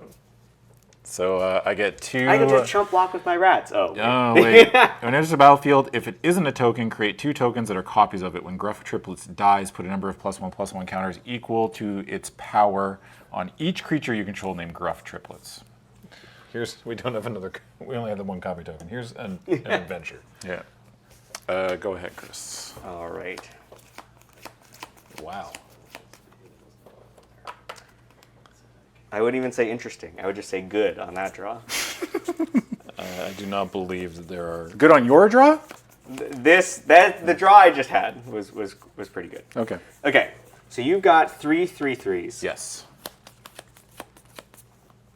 Actually, we can use these amazing beast tokens if we just want to remember that they also have trample. Check out this awesome Arthurian beast. So let's see. I'm at 14. Yeah. Here you go.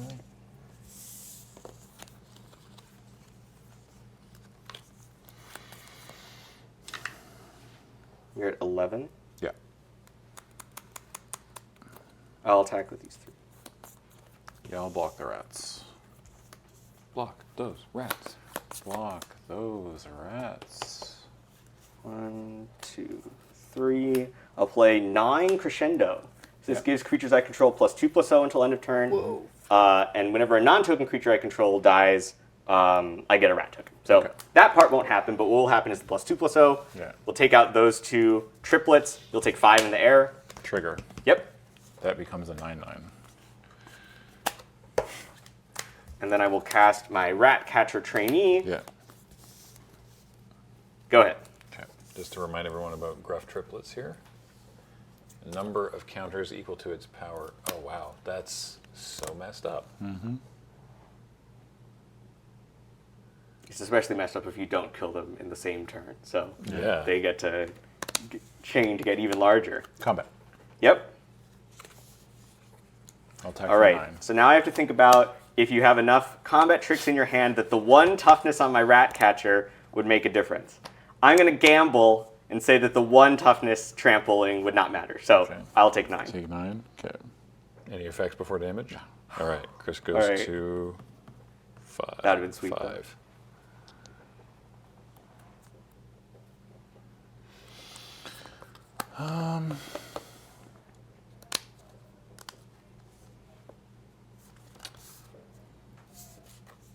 I'll tap 5.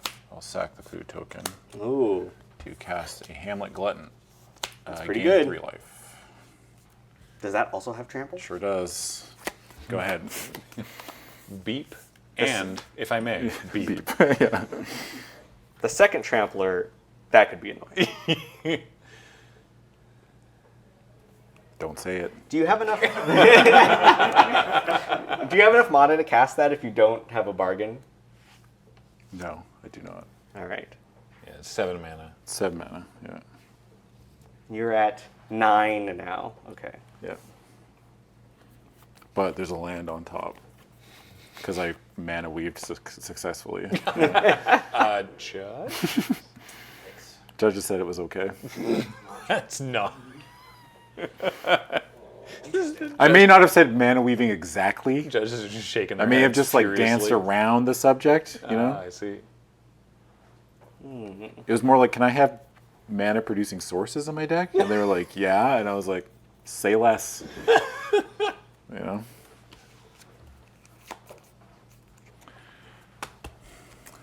I'm 1 mana short of this being good for me. Sick nasty. Yeah. I'm trying to figure out if there's a way for me to survive now. You're at 9, huh? 5. Tap that. I mean, it's rough, but unfortunately, I think that that's where we're at. All right, I think we've lost this one. To hold out for just a little bit longer, I'll cast Hilda's Crown of Winter. Mm-hmm. But sadly, that's it. You have 2 toughness. I do have 2 toughness. I mean, So it's looking pretty bleak. it's looking bleak, but I mean, like, you're not dead. I'm telling you right now, you're not dead. Well, great. It's your turn. Okay. Untap. Sure, raw step. Unlucky. I'd like to go to combat, please. I will tap your Gruff triplets. Yeah. And then I will swing with the I sixes. must double block Yeah. to go to 1. And then I will...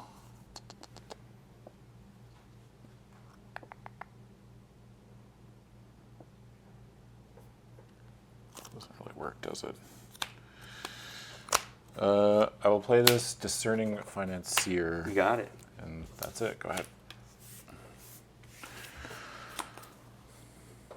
And Chris would need to have more lands than you to make a treasure. Yes. So even if they play hit a land drop this land turn, drop, yeah.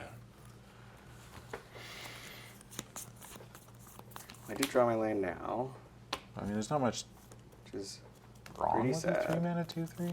It's not the best, but I'm starting to think this card's just a little too weird for pure limited.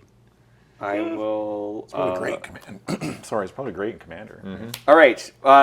Before I go out, I will show you all what the blue splash was for, which was for Steam Clean. It was. It was a Steam So this is the Clean. adventure half of Scalding Viper. I will return your your giant to your hand. Yeah.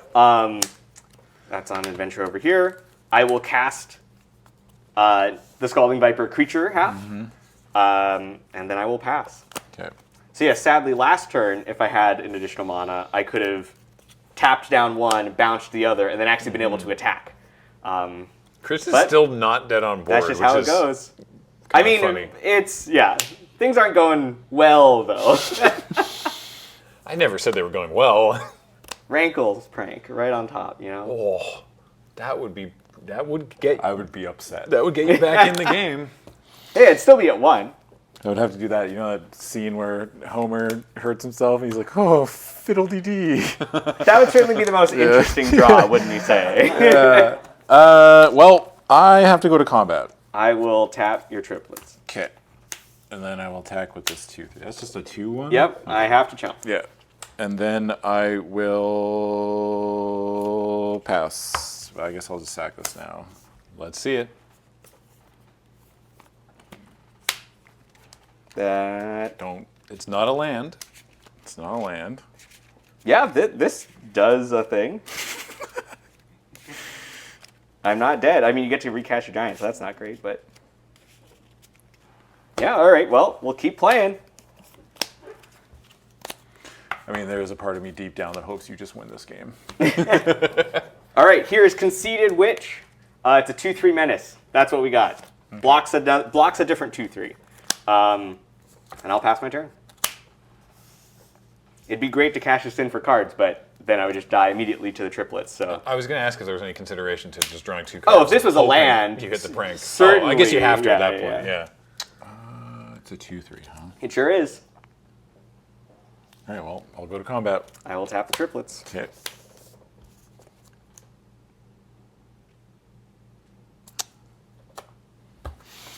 Is that worth it? No, I promise I'll block.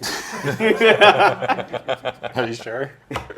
Is there a universe when you know when Doctor Strange looked at the 13 million different possibilities? Is there a possibility where you just don't block this? So, fun story. I'm just moving into Fun Doctor Strange story. behind the scenes stories now. So the Discerning Financier, that was our sheriff of Nottingham to the Robber of the Rich, which was the Robin Hood of the first Throne of Eldraine. So this was the sheriff.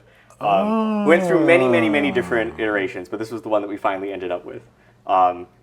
He had a lot of incredibly mean text boxes, and then eventually we were like, let's make him a little bit nicer. Can you tell us what one of the mean ones were? There's just a lot of like taxing. Okay. Because it was like top down, like he's got to tax. Right. And we like making some of those cards, but other times we don't. They're just good. Sometimes we like making those cards. Other times, nah. Well, I can't bargain it, but I do gain 3 life. I move further and further away from being able to win this game. Stray farther and farther away from God's light.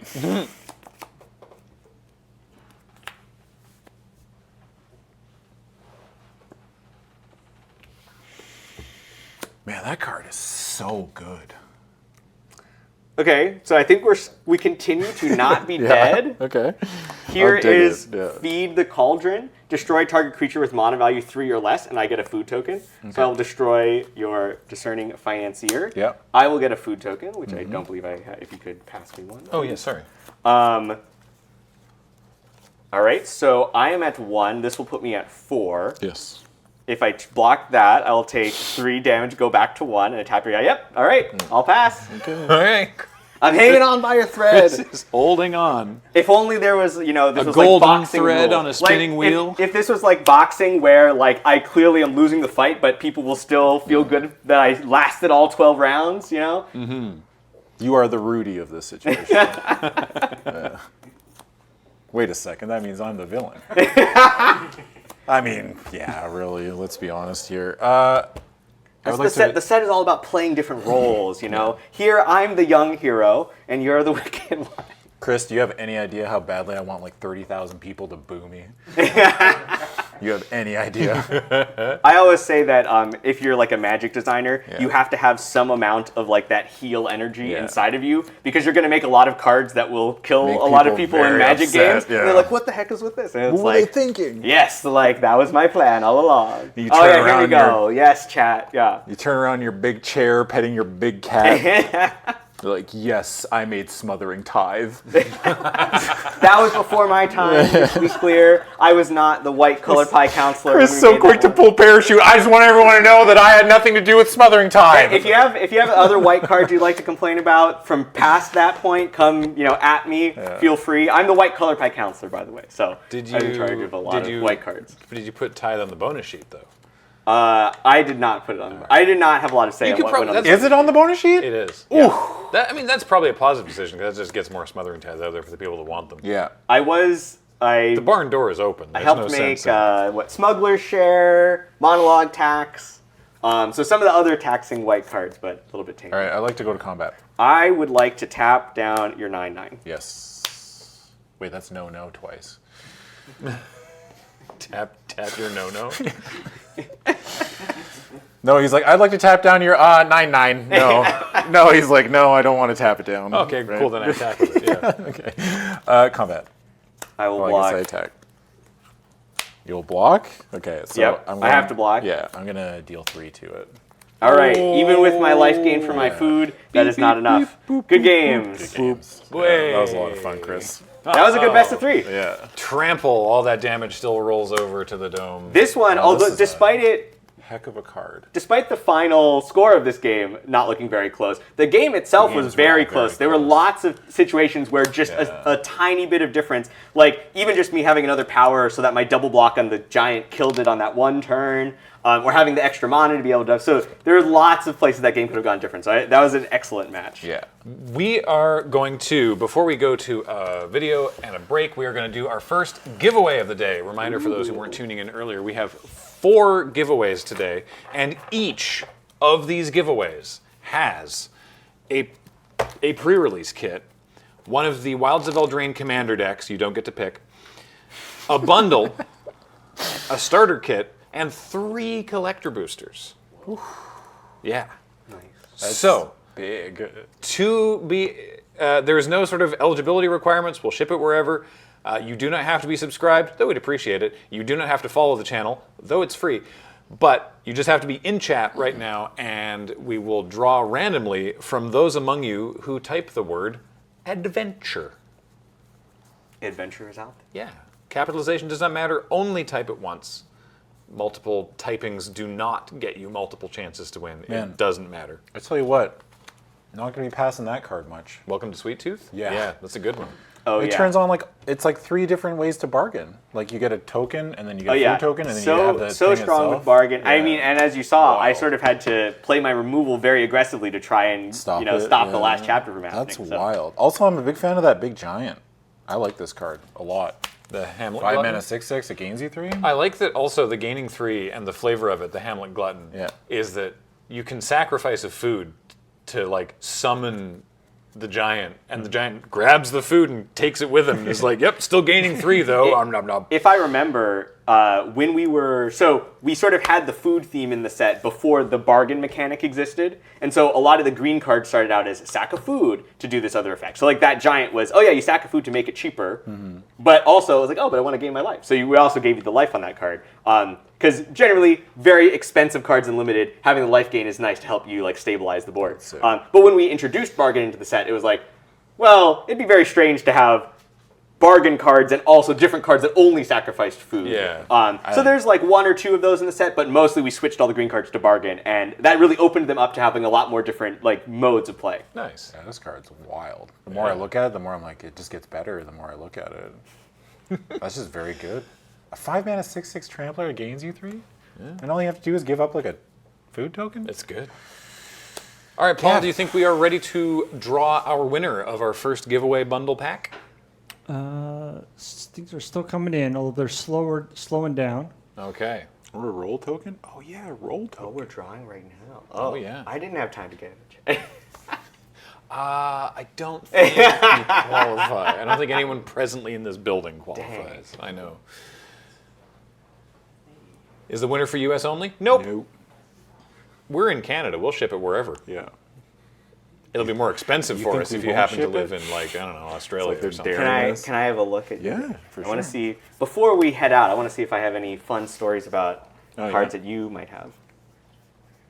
I like that promo card too, the green-white one. Yenna? Yenna seems great. Oh, yeah, Yenna seems good. Yenna's good. I don't know. All right. You want to give it a draw, Paul? All right, we are up to 750 people. Oh, nice. So here we go. Let's draw. Come on, C-bats. Hang on. There we go.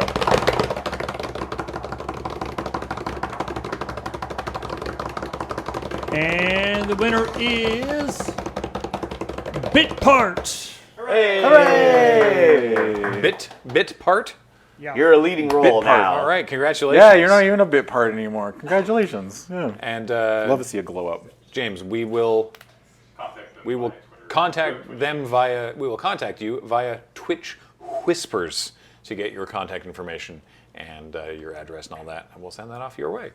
Thank you so much. All right, everyone, stick around because round 2 coming up next. We have Wheeler versus DJ from Jumbo Commander with Cameron sitting in on the table. But between now and then, we have a break, but also this Crack-A-Pack with myself and Lady Lavinias. Please enjoy, and we'll see you back here soon.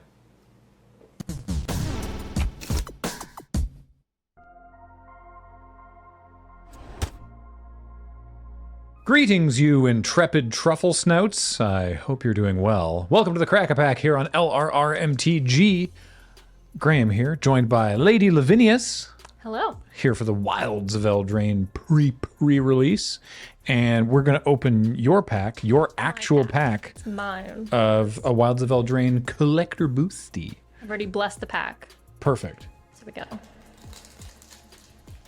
Yeah, you had a ladybug land on you Yeah. earlier, so obviously that's good luck. This has to be just a really broken, amazing pack. Yeah. I don't know how they're collated, so what are we starting with? So we start out with a Talion's Messenger. It's a 3-mana, 1/3 Fairy Noble with flying. Whenever you attack with one or more fairies, draw a card. Then discard a card. When you discard a card this way, put a +1/+1 counter on target fairy you control. That seems good. really, really good. That's a rare. Okay, so It's a rare. So let's start at the back. Okay. And then go through the comments. Okay. Build up. I like to build up a little Yeah. bit of theater for, That's you know, entirely fair. building up. That's a Let's talk particularly about good this one rare though. first. Yeah. Yeah. Flying, you can pump itself or, any of the other flyers or fairies that you have. Looting, always solid. Titanic Growth, a Nice. solid card. Nice to see that reprint. It's always so good. It's 2 mana, instant. Target creature gets +4/+4 until end of turn. It's big. Is there hot new flavor text? You can read that. Oh, there is. Looks like you need a bigger net, Mr. Fey Catcher. That's a big fairy. You need a very big net. Yep.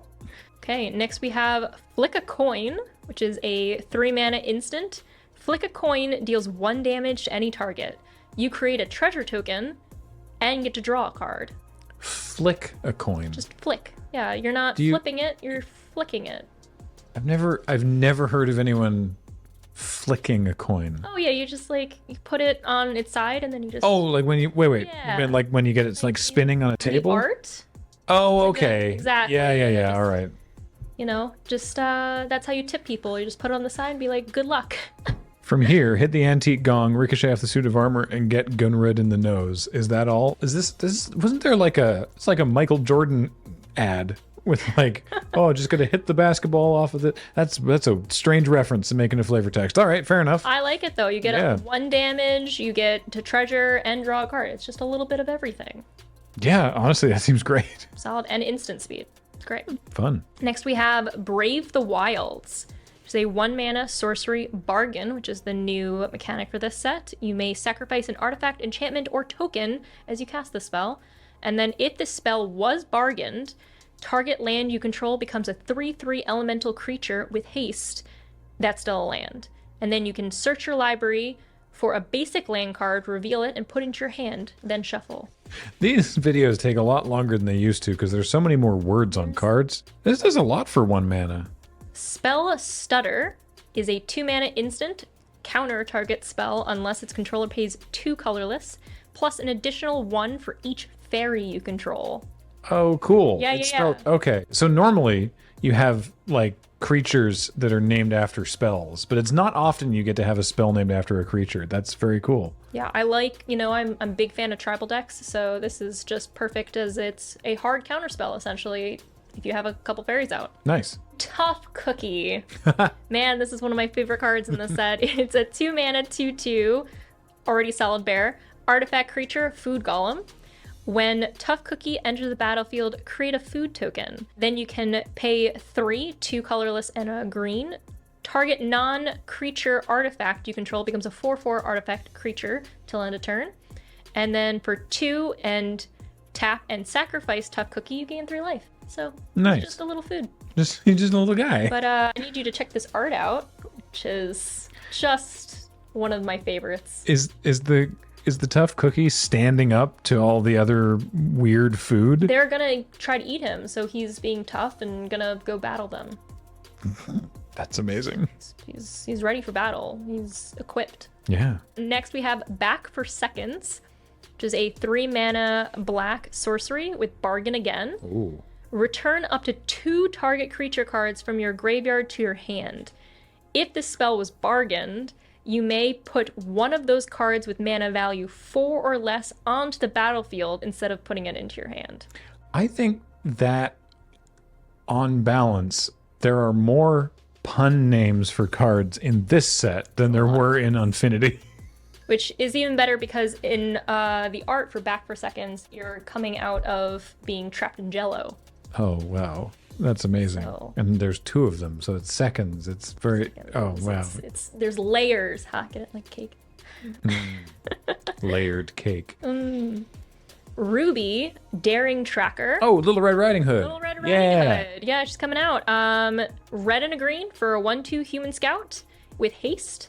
Whenever Ruby, Daring Tracker, attacks while you control a creature with power 4 or greater, Ruby gets +2/+2 until end of turn, and then she can tap to add a red or a green. Ruby seems very good. She seems very good. I mean, a mana dork by itself, and then, she gets stronger and she has haste. So. Ruby also features heavily in the stories. If you haven't read the Eldraine stories, do so, which is why Ruby also shows up on a bunch of other cards. Doing other stuff, going off on adventures with Kellen. She is one of the strongest Little Red Riding Hoods I've ever seen. Mm-hmm. I would not mess with her. So that was 3 uncommons, I think. So I think we're through the commons and uncommons. It's a collector booster, so they're all foil. So what do we get next? A Plains. Yeah. Solid. Right, there's usually Full a arts. basic land there Still as well. gorgeous. I think there's a lot of bramble around. Looks like Honestly, the full art basics in this set are very sweet. they are, especially in foil. Oh, yeah. Oh, that's so cool. The berries or whatever those are. Very nice. Mm-hmm. Okay, so now it'll be some kind of We'll see. some kind of thing. It's an uncommon still, but Oh, it's enchantment. It's an enchanting tale. Yes. So it's a Knightly Valor, which is a 5-mana white enchantment aura. Enchant creature. When Knightly Valor enters the battlefield, create a 2/2 white knight creature token with vigilance, and then enchanted creature gets +2/+2 and vigilance. Very synergistic with some of the limited archetypes in this set. Yes. So that seems excellent. Whoever picked what was on the bonus sheet, They did a good job. Great job. They knew. They Yeah. knew exactly what they were doing. And great with all the tokens in this set.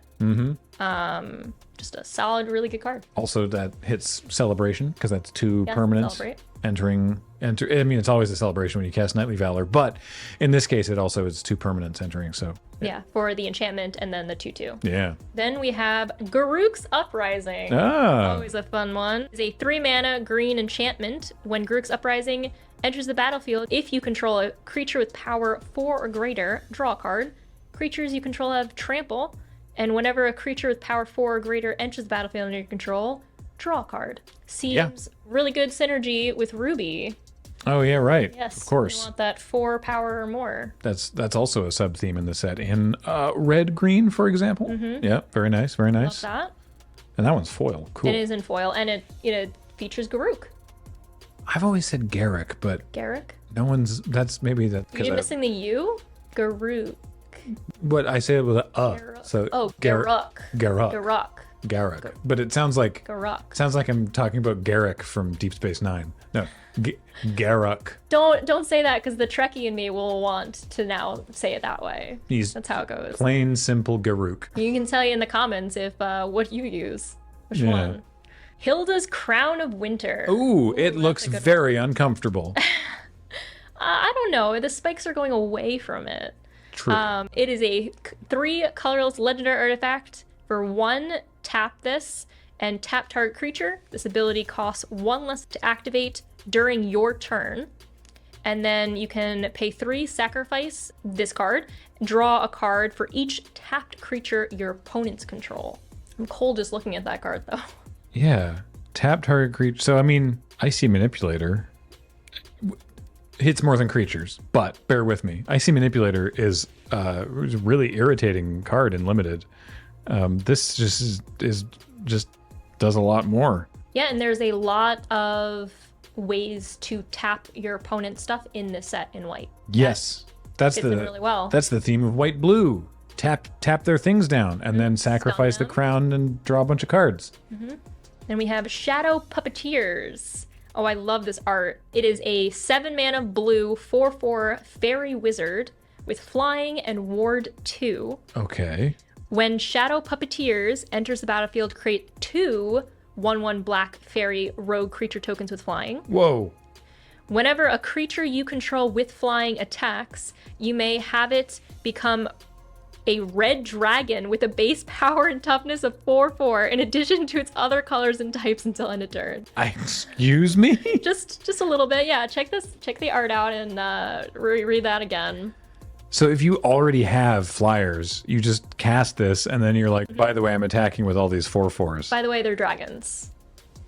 The fairies turn into dragons, which is very Look fitting. at the wall. They're definitely dragons. Don't scrutinize what we're doing with our hands too much. Just please know that they're dragons and adjust your life total accordingly. That's messed up.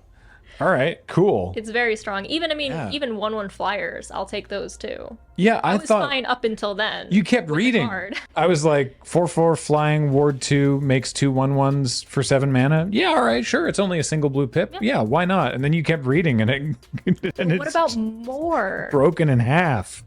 All right, cool. Solid, good card. Talion, the Kindly Lord, which is our first mythic. This is a 4-mana, black and a blue, legendary creature, fairy noble 3/4, flyer. As Talion, the Kindly Lord, enters the battlefield, choose a number between 1 and 10. Whenever an opponent casts a spell with mana value, power, or toughness equal to the chosen number, that player loses 2 life and you draw a card. Mind games. Cast a spell with mana value or power or toughness Correct. of that number. Wow. So maybe not 10, but That's amazing. I mean, again, that's another fairy flyer solid card. Whoa. Also, the art is Yes. astonishing. The art in this entire set is astonishing. Yeah. Well, that's okay. Yeah. The Lord of Eldraine back on his throne. Absolutely. I mean, it's a very intimidating card. Yeah. Holy moly. It's a noble for a reason. Then we have Hardened Scales. Oh boy. Finish out the pack. It is a green enchantment. If one or more +1/+1 counters would be put on a creature you control, that many +1/+1/+1 counters are put in instead. And I love there's a good little snake boy in the art for this one because it's Hardened Scales.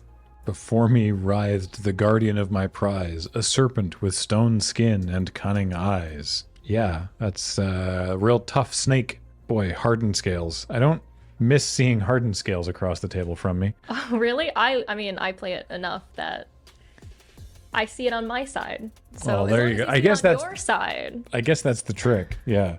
So if you here's a question. Okay. If you were in the mythical world where you were drafting with this, what would you first pick out of this pack? There's a lot in here. Yeah, it's was a pretty tricky. It's tricky with collector boosters. Pack.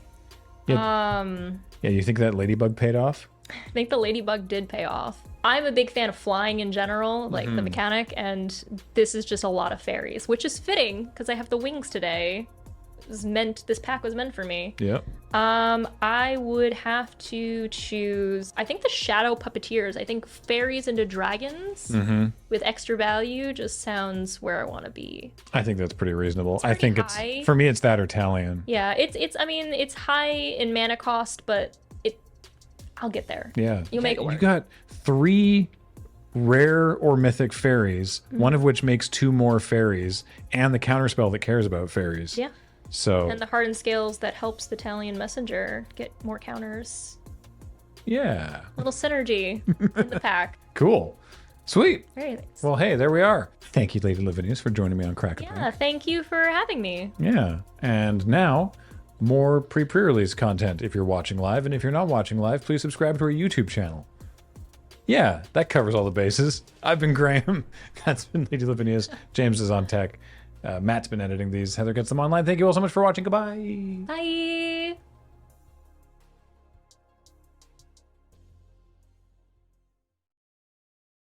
Hello and welcome back to the Loading Ready Run Wilds of Eldraine pre-release. We're here for round 2, and you've almost definitely had more sleep than I have had. It'll be okay. It'll be fine. Everything's there. fine. Yeah. I'm not even really here right now. To my left, we have DJ. To my right, we have Ben Wheeler. What up? Over in the judge's seat, we have Nelson. Hi, I'm also here. Amazing. Yeah, and we're here to play some Magic Gathering. Who won the die roll? Have you chosen to go first, or will you draw? No. No? Going first? I'd like to go first. All right. If that's okay? Yeah, we'll be fine with that. Okay, great. Great. Well, all right then. Player against player to the death. Good luck. Okay. Let's have a good one. The stakes just got it. My opponent didn't wish right me there. good luck. Judge! Good luck. Good luck. Before the line. Good luck. Swamp, go. Have luck, good fun. I'm going to play a tapped fancy land. Wow. Look at that. I know. I'm going to get an adventure back with this later. What? Which color would you like to choose? I'm going to choose green. Okay. Okay. Yeah. Oof. You don't want to save that? Troublemaker. Oof. 2 mana, 2/2. Go ahead. That's it. 2 minutes there. Doesn't do anything else. It's fine. Draw. All right. I'm going to play Swamp. Tap 2 for Serge. Yeah. Dun, dun, dun. This cookie does some stuff if you have a Planeswalker. So if you got an Ashiok in there, it's going to be special. But more importantly, whenever another artifact you control is put into graveyard from the battlefield, put a +1/+1 counter on Serge and scry 1. I can also pay 2, tap and sack it, just like any other food, and gain life equal to its power. Wow. Okay. I don't Yeah, have. pass two. I don't have an Ashiok. I did sneak an Oko into my list. Okay, well, the cookie's the answer. Play a Swamp. The card doesn't seem very good. Like turning your opponent's dudes into 3/3s. Oh, with Oko? Yeah. Yeah, it's in blue Yeah. green. Not So, really. It's not really relevant. Not really an aggressive very color You scheme. really use food? I mean, yeah. Rats. Voracious Vermin. 2 and a black for a 2/1 rat. When it enters the battlefield, I make a rat. And whenever another creature I control dies, I put a counter on my rat. I mean this rat. I'm going to make a rat. Cha-cha. Did we already look at the rat? Great rat. There were some rats last game. Yeah. I'd like to go to Combrat. You got it. Attack you for 2. No blocks. Go ahead. She's got a raspberry. Yeah. Love it. Love it. That rat can't block, and that's a 2/1? 2/1. 2/1. And it's a rat. Got all the rat synergies over there. I'm going to play Forest. Plays 1 rat. One Wow, rat. you've got a lot of rat synergies. There's so many rats. I didn't know. The Didn't realize rat's I was gonna going get up against the bigger when rat that deck. rat dies. Yeah. It's in the name. It's like the first thing up there. All right, I'm going to go ahead and play a Sweet Tooth Witch. So I'm going to get a food when this enters the battlefield, and I can pay 2, sacrifice a food, and target player loses 2 life. I'm probably going to target you when it comes to that. Okay. Yeah, just letting you know from the beginning. Thank you for being upfront. Yeah, no problem. And then I like my Sir Ginger, so I'm just going to pass. I think you would block. Forest. I'm going to cast a Price of Beauty, an adventure from my conceited witch. I create a wicked roll to token attached to target creature I control. So the wicked game I'll play is I'm going to twist this rat in some way. You want to have karaoke after this? Yeah, I really do. Just sing Wicked Game 400 times. That is my until they throw us karaoke out. song. So now it's a 2/2, and when this ore is put into the graveyard, each opponent loses 1 life. That includes you. Combat. Yeah. Yeah, for 4. I'm going to put this 3/2 in front of the oof. Oof. Okay. They trade. Creature I control died, so if I can get a 1/1 counter to put on my rat. Thank you. And then post-combat, I'm going to cast Conceited Witch. 2/3 menace. Go ahead. All right. Tap. Draw.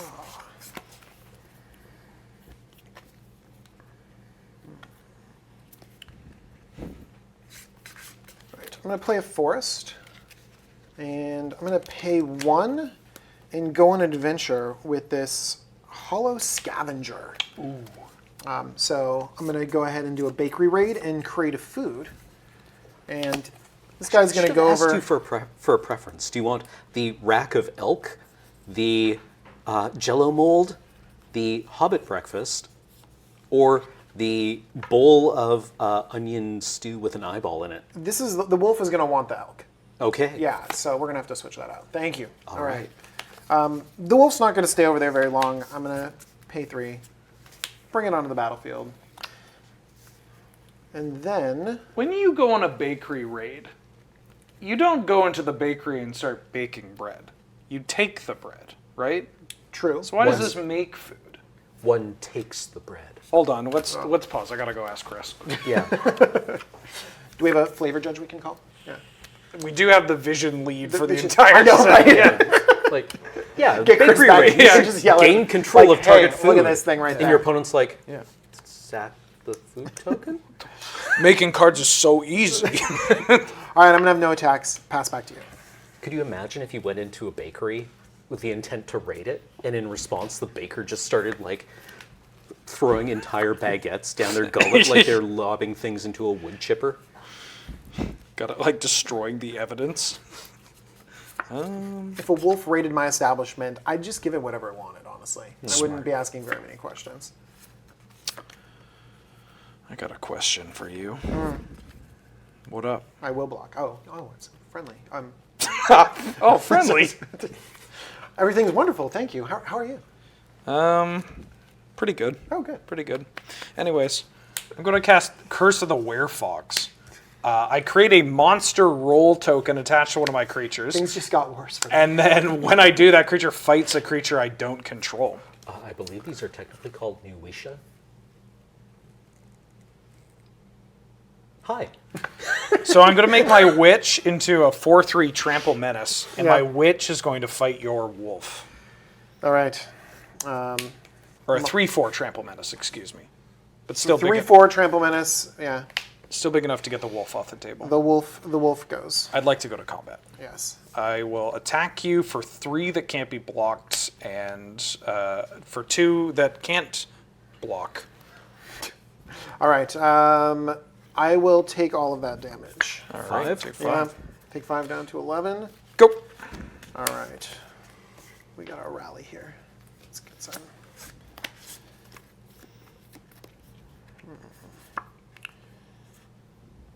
Okay. I'm going to play a swamp. And then I'm going to start off with a Troublemaker Oof. You're familiar. Yeah. Yeah. I'm going to bargain it. So I'm going to get rid of one of these foods. I will have a trigger for my Sir Ginger. But my Oof is going to target that.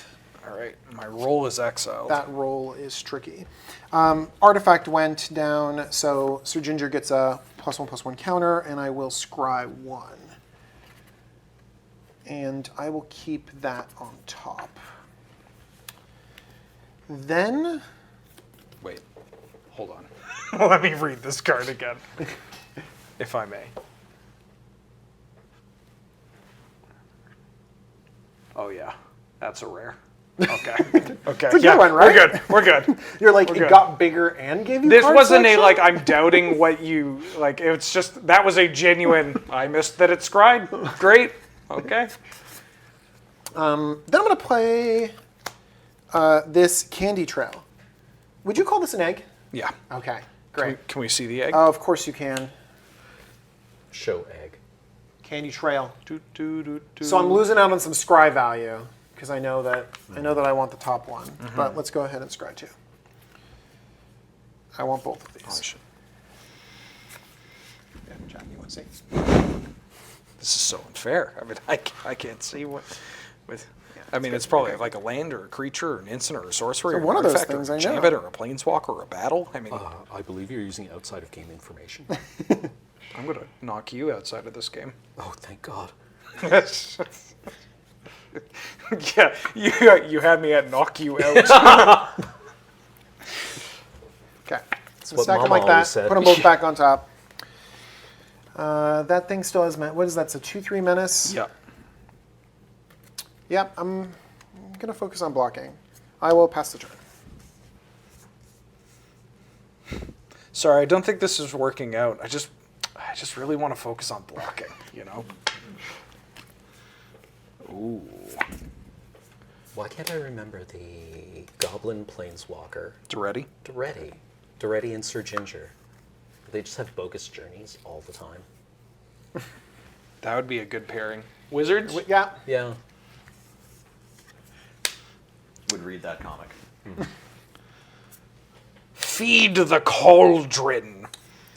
Destroy target creature with mana value 3 or less, and if it's my turn, it is. I make a food token, and I'd like to target Sir Ginger. All right. In response, I would like to sacrifice Sir Ginger to gain 4 life. Sure. So I don't get a food because this fizzles. But I do get to get your legend off the board. Great. The end. Combat. Yeah. Huh. All right. 2/3 menace, and then my rat. Yeah. I'm gonna go ahead and pull the trigger on blocking that rat. I mean, I'm sad for my rat dying, but So Wicked goes to the graveyard, you lose a life? Yep. yeah. So DJ takes 3 in total, and because a creature died, my other rat becomes larger, Yeah. and then I'm going to pass the turn. All right. Untap. I don't want to mess up your system. Draw for turn. The system is functioning as intended and must be destroyed. Ooh, ooh, ooh, ooh. All right. I'm going to pay 2, sacrifice Candy Trail. I can gain 3 life and draw a card. God, I wish that Sacrifice were me. Draw a card. And then what is this guy? This guy's a 4. Is this guy a 4/3? Oh, I'm sorry. Very good. Yeah, it's a 4/3. Okay. Wait, was that the sack for Sir Ginger or the? No, the sack for this is the candy trail. Oh, Yeah.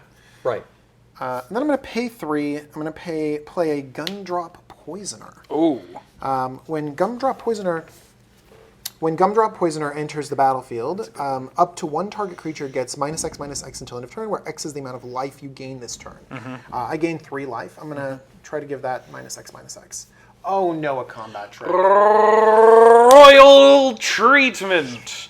Target creature I control gains hexproof until end of turn, and I create a Royal Roll token attached to that creature. So that's going to fizzle.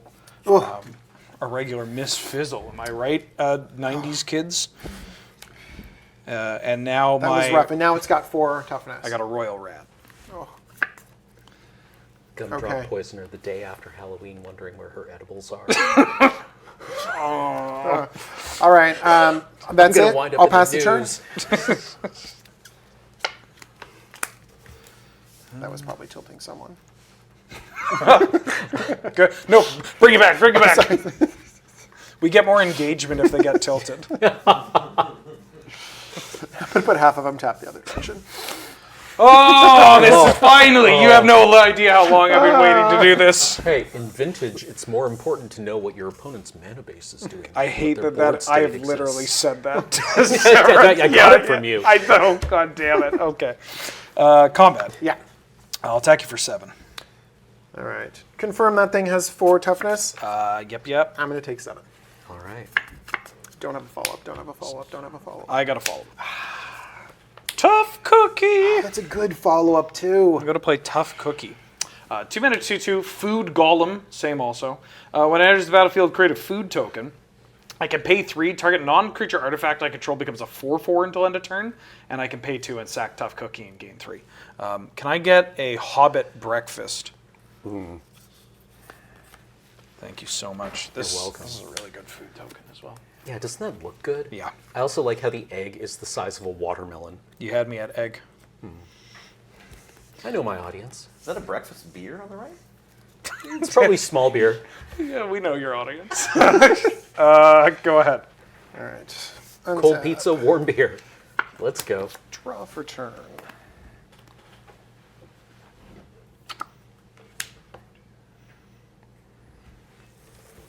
So that's a 2/2 right now. That's going to make a 4/4. Oh gosh, this is all bad news. Yeah. We can only hope. All right. Well,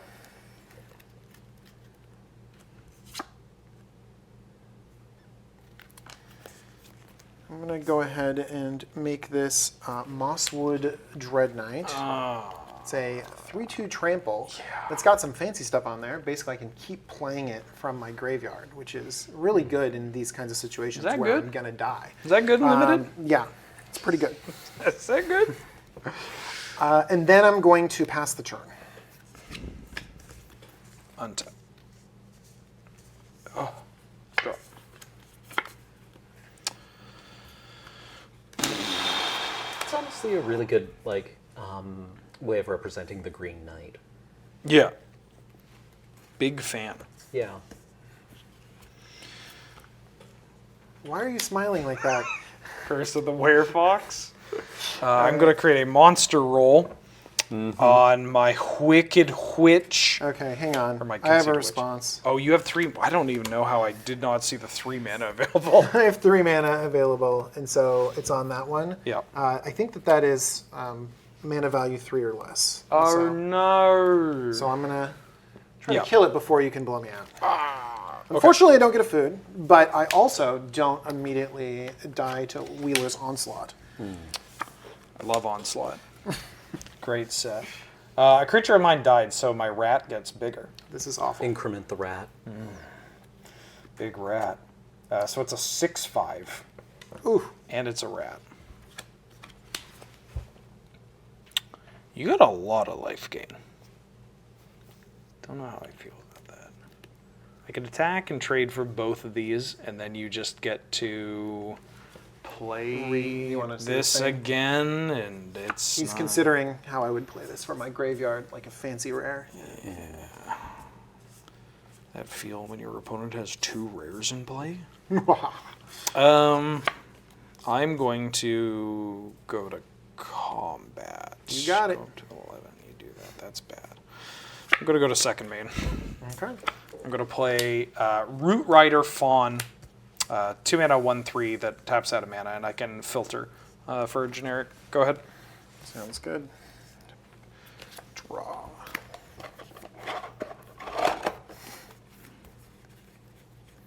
Looking for big cards. Kind of like, I mean, this could be an example of a big card. Beanstalk Worm, 5/4 reach. So I'm going to get a little plant worm going on here. Hopefully that'll help me hold down the fort a little bit better. And your board is pretty substantial, so I think I'm just going to pass back to you. Thinking about those beans. 3 mana. I'm going to turn my food into a 4/4. And I'm going to attack you for 4. I can't. Yeah, I'm going to double block. Okay. I will trade with all your cards. Sounds good. You gain 3. My rat gets bigger. This rat. And then I'm going to pass the turn. All right. Untap. Draw. This is my time to be able to play this from my graveyard if I want to. Yeah, so it's only until the end of your next turn, but it died on my turn. So yeah, this is the only instant. Yeah, so this is my chance to be playing that card, and I'm not going to give up on that value. So I'm going to go ahead and cast Mosswood Dread Knight. So you can only cast it for the adventure. Which means you do That sounds good. You do get to draw a card. And lose a life. As an adventure. Let's do it. I'll go to 10, draw a card. And then now it's just happily there in the adventure zone. This card is even better than I thought. Yep. But we're going to go ahead and play it out anyways. All right. Yeah. Need some blockers going on here, and then we'll play Forest. And I'll pass back to you.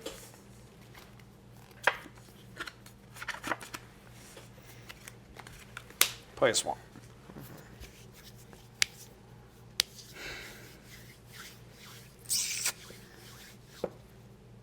I am going to pass.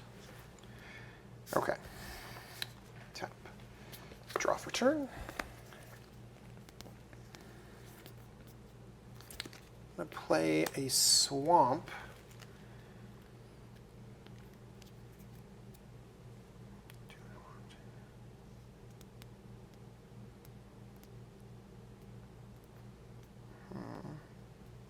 And then I'm just going to pass the turn back to you.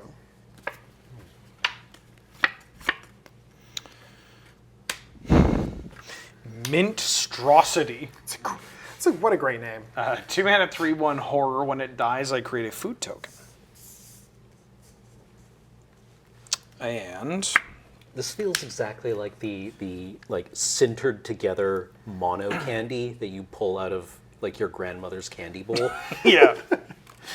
I'll just take one, and it's just like bowl-shaped on the bottom as you pull the whole thing out. Granny, when's the last time you changed these candies? What do you mean? Yeah. It's just the notch Go candy. ahead. At the end of your turn, I'm going to go ahead and flash in Oh no. this Stingblade Assassin. Then I'll untap, draw for turn. And then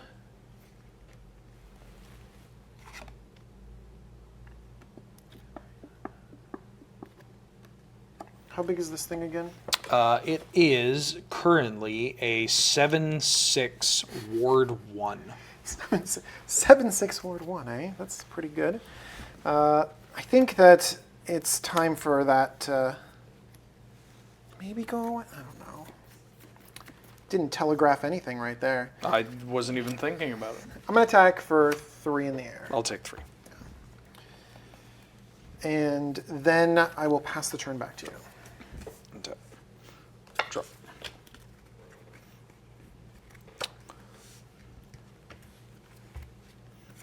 Play a forest. Go ahead.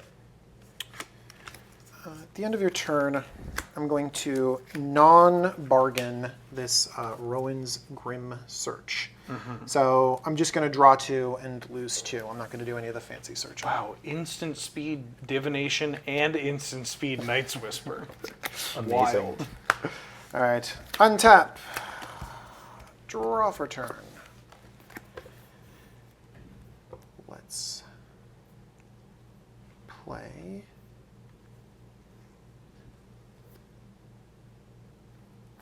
Okay, I'm gonna go to combat. I'm gonna attack for 3 in the air. 14. Then I'm gonna pay 3 for Greta. Oh no. Yeah. Greta is a good card. I'm going to create a food when this enters the battlefield, and I'm going to choose Hobbit. Hobbit? For this one, yeah. You keep in. We need to figure this out. Yeah, no, I need to stop moving until I can figure out why I keep bashing my limbs on every available hard surface.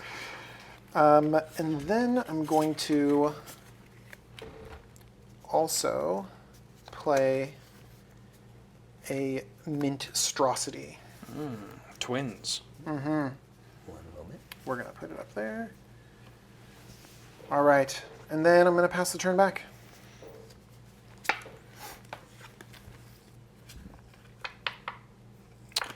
Forest.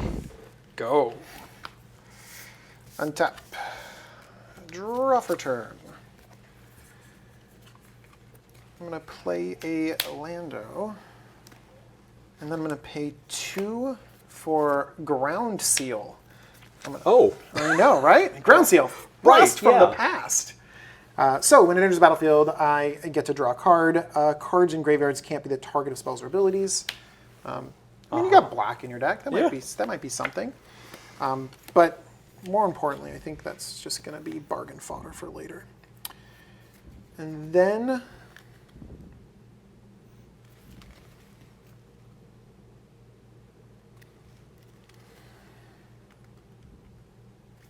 I'm just going to attack for 3 in the air. 11. And I will pass the turn.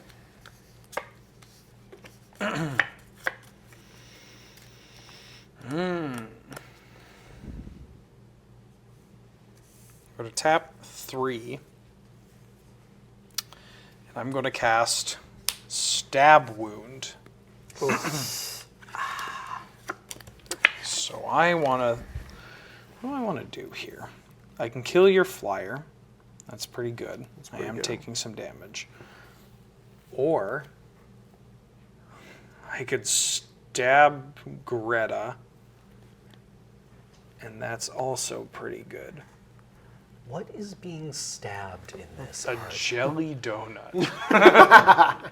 Man, I could really So go you should for stab stabbing my a jelly donut right now. You should stab my food for flavor. No, stab my food. I'm the real one. I think I'm at 11. That's not nearly enough life. I think I'm gonna have to stab. I've used those. I think I have to stab your flyer. Yeah, that makes sense. As anticlimactic as it is. I'm gonna stab the flyer, and then I'm gonna play a forest and pass. Okay.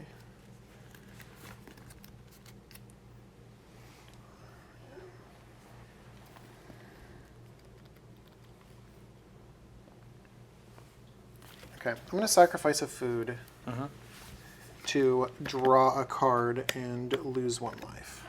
Okay. All right.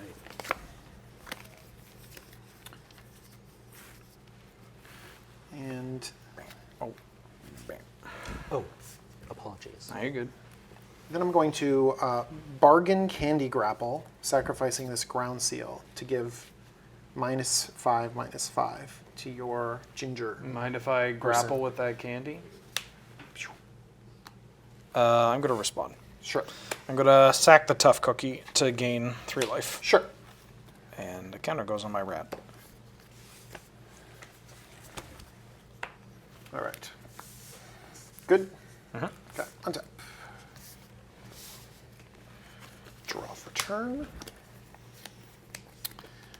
I'm going to play a forest and then tap 5 plus, you said that has ward 1, correct? Yeah. So 5 plus, I'll get that ward out of the way, to Shatter the Oath. Destroy target creature or enchantment, create a Wicked Roll token attached to one creature you control. My rat. My rat. Yes. I'm going to give the big creature the Wicked Roll. Should that apple not be venomous? It's a great line. I love it. Okay. And then I'm going to move to combat and attack. I'm gonna block.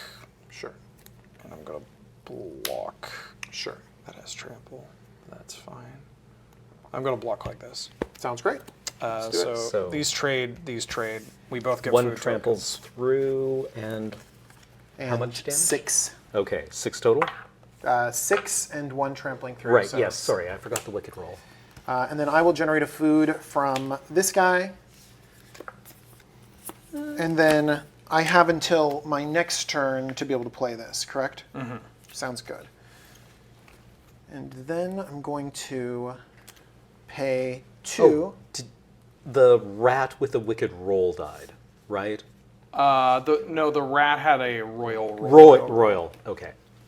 Royal roll. Royal roll. Oh, that's the one I'm going to trip over for the next 3 months. Royal roll. I'm going to pay 2 to go on an adventure with this Fell Horseman and return target creature from my graveyard to my hand. And I'm going to go searching for something good. The Golgari sealed deck seeming to do the traditional Golgari thing of slowly lowering a shipping container of value onto your opponent. Yeah.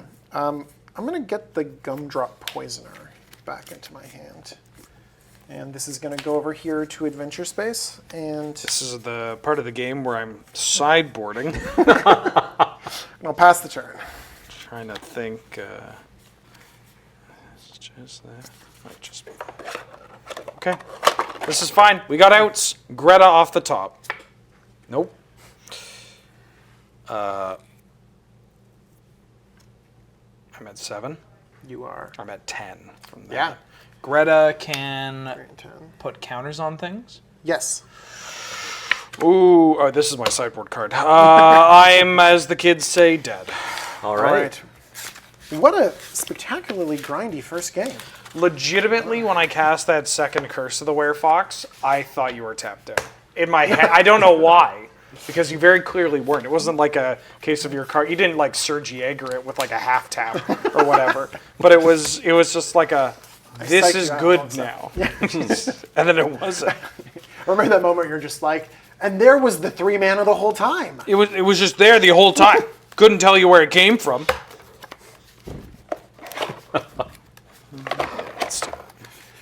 My pool is not very deep. I do not have any sideboarding cards. Wait, hold on. Did you say your pool is not very good? Deep. Oh, deep. Yeah. That's fine. Oh, I think it is. I think your pool is pretty I think my alright. pool is very grindy value. Very good and sealed. Also, did you mention that you also have a Greta? I do have a Greta as well. Yes. Amazing. Yeah, big fan of that card. Oh, really good. Yeah. Big fan. All right. Well, who could have predicted the Golgari mirror would be grindy? Yeah. No, we should have really checked it with Chris. Hey, Chris, just a quick question. So Golgari, what can we expect? Like, removal? Value? Can I get some value? 2 for 1s? That's okay. That's okay. Greta Sweet, what? These are the gold. Ogre Taskmaster? Oh, because of the GRE from Ogre. Right. Oh, I love it when that happens. Oh, Greta Master. Oh, Greta Master. Skamaster. Skamaster. Skamaster. That would be a good bit. Yeah. It's just we have like. Well, that's her nickname now. Yeah. Yeah. If we do like a pre-record that has any like us bringing new commanders and someone brings Greta, they should bring. They plop down Ogre Taskmaster. Oh no. I'll go first. Sounds good. Oh, Greta. Oh, this hand is stacked with non-land cards. I'm going to mulligan. I'm going to keep mine. That was the exact hand I would want for this matchup, except with Except the enough ability to lands. play my spells. Yeah. All action. Yeah, it's weird. All of my completely unplayable hands have good cards in them. Yeah, dude, this hand was so good. Yeah. Oh. All right, we're good. We're fine. The one downside about shuffling with unsleeved cards, but All right. 4, 5, 6, 7. Ooh. I will get you next time, Gadget. I'm going to keep this, although it's a bit biscuit risky. I'll put that on. You'll get there. Good luck. I have faith. Good luck. Go. Did I You sneak? got it in there. You got it in there. Yeah, in response to good I'll luck. give it to you. I'll give it to you. Okay, Go ahead. All right. Judge my opponent out of sequence. Good luck to me. I drew a card and roll it suddenly my back. turn Yeah. one is a question. It's I good guess luck, untap, upkeep, draw. I'm going to pay 1 for this Candy Trail. Boop, boo, doop, boo. Scry 2. Thank you. As long as I don't sleeve, I hope he never gets there. What? That's it. If you enter a giveaway, I'm taking your name personally out. James sweating off camera. All right, we're going to top both for there. Yeah. Pass. You should try playing with unsleeved cards once in a while. It brings you back. Go ahead. Live a little. Not you. Drop I mean, a you can turn. live a little. Yeah, I am going to live a little. I'm going to play Sir Ginger on 2 again. Yep. Playing unsleeved card brings you right back to elementary school, just like eating a hot dog out of a thermos. Why did you say that, I regret dude? everything. Rat. Playing on sleep Sounds cards. good. Putting the ASMR back in Asmarano Marca dice. Her name is my name too. Go ahead. Esmara no Martica Deus Tenet Kildacar. Esmeralda Martica dicing to Kulikar? Yeah. Yeah, easy. When we did a recording for that set for Punt Counterpunt. Just said it 14 times. No, I knew got it it by in the one. end. Got it in one. Oh, did you? I mean. No. I thought you just like put that name into that Punt Counterpunt as much as you possibly could. We did. Right. We did. But then we had to But there- say it in practice even Yeah. more. I'm going to pay 2, sacrifice Candy Trail, gain 3 life, and draw a card. Judge, can I stack the triggers so I scry first? Hey. So it's when this goes No, to I the can't, graveyard. can I? Because this is one thing. Yeah, so this is going to trigger when this goes to the graveyard. So I got to do this whole thing first, and then I can do that. No, you Oh. have to do this first. Oh, I So have to we- do can we this read first. yet? Yeah, let's Yeah. read this. Yeah. So, yeah, the activated ability is going to be put on the stack, and this is going to be in the graveyard. And then with the activated ability in the stack, Sir Ginger is going to say, hey, an artifact went to the graveyard. I have a thing I need to add to the stack. So you have to put the +1/+1 counter and scry 1, and then can't do it. That's what I wanted to do anyway. It works the way you want to. And we get super helpful Judge in here, just clarifying everything. All right, this is my scry. I do want that very badly. Okay, so we're going to keep it on top, and then I'm going to draw this card. And Love then I the did Croson gain, Tusker and I gained fallback some from life Power there. Wesley. Oh, Yes. sorry, how much? 3? 3 life. Is this kind of like one of the situations like where Preordain and Ponder are not actually kind of freely interchangeable cards? Where it's like, do I want to scry 1 now or first, or do I want to scry 2 first? Did we just get really deep really fast? Let's I just Let's talk about our one-mana I just cantrips. remember that Ponder and Preordain actually have different functions. the wolf wants Yeah. elk food, by the way. Elk food? Yeah. Okay. Yeah, Ponder's an overall stronger card. But they do tend to shy towards specific archetypes, but not by much. Oh, hot diggity oof. I'm going to cast Troublemaker oof. And I'm going to bargain my rat which makes my other rat bigger. And then when it comes into play, I'm going to exile Sir Ginger. Oh, I'm the bad guy. it's exile too? Yeah. Oh my gosh. All right, Sir Ginger's gone. And then I'm attacking for 3. And the rat died. But wait, there's more. Uh-oh. I just flicked through the cards in my head like 5 times, and I could not pull the one I wanted to the front. There we go. Red Tooth Vanguard. 2 mana, 3/1 with Trample. Whenever an enchantment ETB is under your control, I can pay 2 generic. If I do, return it from my graveyard to my hand. Go ahead. That's good. All right, untap. Draw for turn. Going to play a swamp. I'm going to pay 3 and play this Wolfie Boy from my adventure zone. Bow to the wow. And then I'm going to pass the turn back.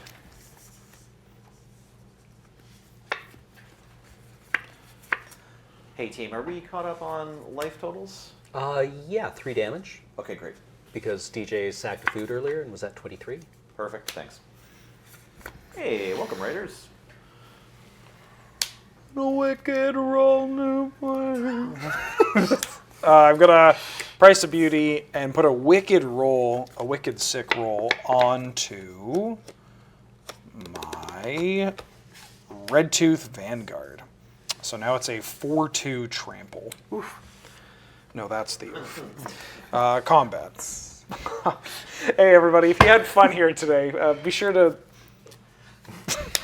I'll attack you for 4. Trample. That's a 3/2 right now, right? Yep. Cards new? 2. 2. Can I see this thing? Yep. That's the menace. Okay. Yeah, I'm going to go ahead and block. Okay. So they trade. I trample over for 2, but also this dying makes you lose 1. Yep. Second main. Rat big. Rat big. Rat big. Rat big. We all agree rat big.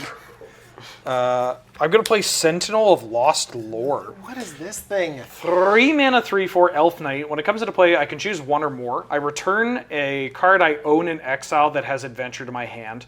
Put target card I don't own in exile that has Adventure on the bottom of its owner's library, and exile target player's graveyard. So I'm going to return this Conceited Witch that's on an Adventure back to my hand, and I'm going to exile your graveyard. Oh my gosh. And then it's also just a 3 mana 3/4 because 20/20 green cards. Great. Go ahead.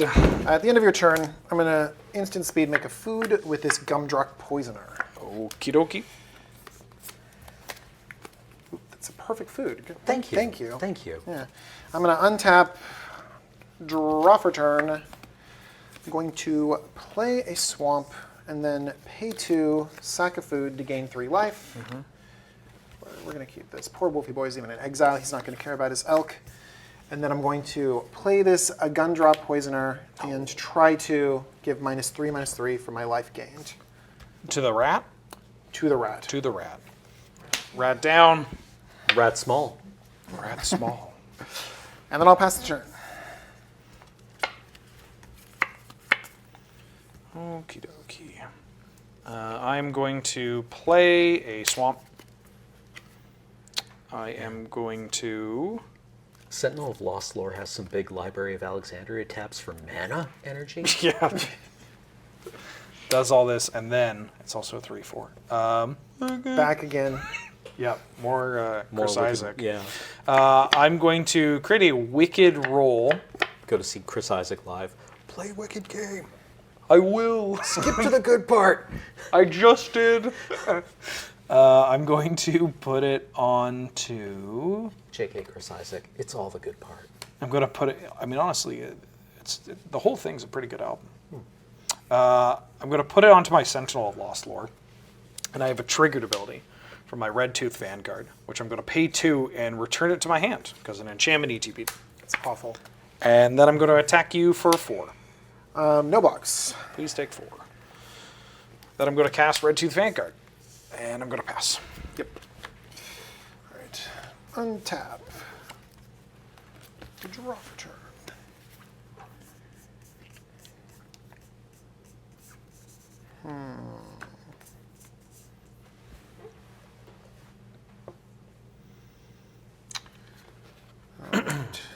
play this. Nobody saw it. Nobody saw Nobody saw it. I'm going to go ahead and bargain out a Hamlet Glutton. Unfortunately, this food has to go. I love food, but let's get this 6/6 trample. When it enters the battlefield, I gain 3 life. Damn, what a glow up for Honey Mammoth. Wow. Okay. All right, and you have a creature that you can get back infinitely and a 2/2 you don't care about, so I'm just going to pass the turn back.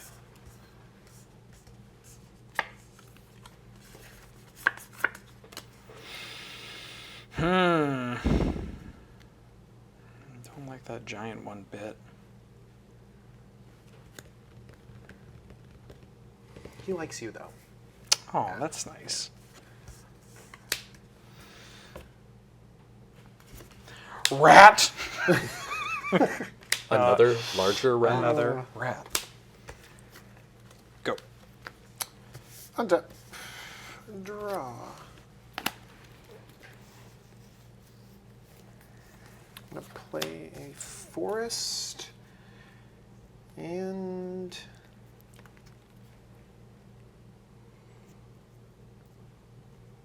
I'm going to pass the turn back. We've entered into the Golgari standoff right now. Dung, dung, dung, dung, dung, dung, dung. However, I sided more classic Golgari move. I brought in Mind Rots. I'm going to cast Ariet's Whisper. You discard 2 cards, and I create a Wicked Roll token attached to a creature I control. All right. In response, I'm going to cast Rowan's Grim Search. So I'm going to draw 2 cards and lose 2 life. Rowan. So I'll draw 2. Yeah. All right. Have you heard my Will Kenrith impression? No, Which is actually just my Billy Boyd. If you play a lot of Arena, this will make more sense. I can feel the knowledge crystallizing. I prefer the proper application of knowledge. You can applaud at home. Please clap. That's Yeah, good. please clap. Okay, I'm going to then discard 2 cards. I'm going to discard this Swamp and this Troublemaker. Oof. Oof. Oof. I'm going to put a Wicked Roll onto...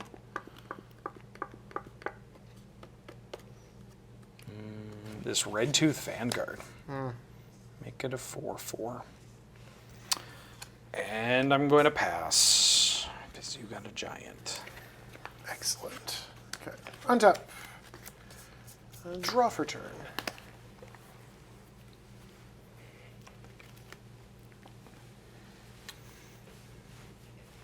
Let's see. Can I see Wicked? Let me see a Wicked Roll over here.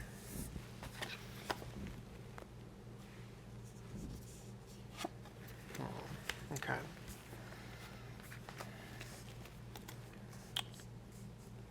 What to do? I'm going to play a Minstrosity. Okay. Ready to sacrifice itself. And I will pass the turn back.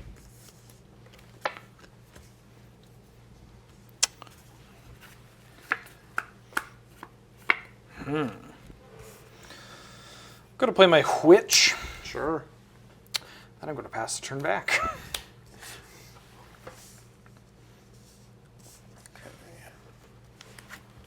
Untap, draw for turn.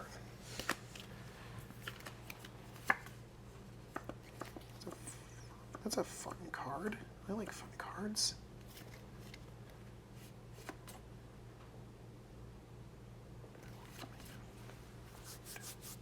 All right. I pay 1 for a Spiteful Hexmage. Ooh. Okay. Yeah, it's a fun one. So this thing's going to curse itself. Okay. So it gets base, enchanted creature has base power and toughness 1/1. So it's just a poor little old 1/1 right there. And then I'm actually going to pay 2 and immediately destroy target artifact or enchantment to destroy this curse. Ooh, okay. And then put this right here, this big old 6/7 that. Stop playing cards that are bigger than like 4/4. Please. Over, it's not, I haven't played it yet. It's over in the adventure zone. Oh, thank God. Yeah, Okay. it's doing fine. Can't hurt you. Yeah, and then I'll pass the turn back. We are entering what historians will one day call the cool zone. The cool zone. Yep. Still got a 6/6. But you're tapped down. Just a little bit. I'm going to tap 2 and play Minstrosity. You got it. And I'm going to pass. Okay. I'm going to pay 4 and flash in Stingblade Assassin at the end of your turn. And then I'm going to go to untap, draw for turn. I'm going to pay 6 mana for this guy out of the adventure zone. And then I'm going to I'm going to confirm that you don't have reach. I probably should have done that before I played it. That's what I thought. And start attacking you in the air. I take 3. All right. I'll pass the turn. Are there board wipes in this set? Probably should have learned that. I'm going to cast...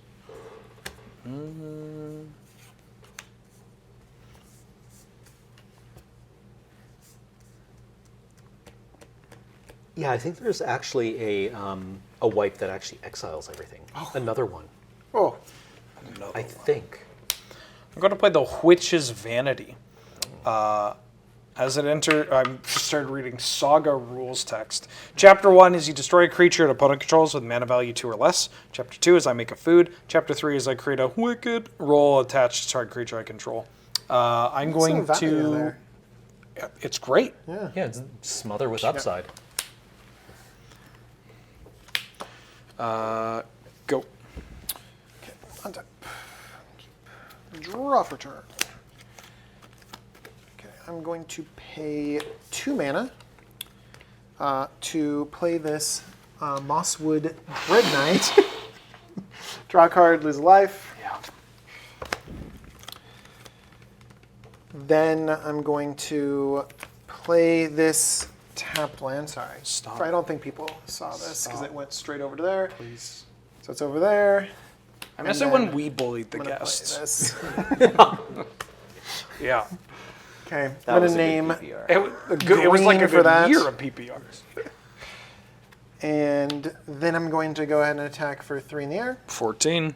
Didn't we go multiple events before one of the guests took a game off one of us? Yeah, it was great.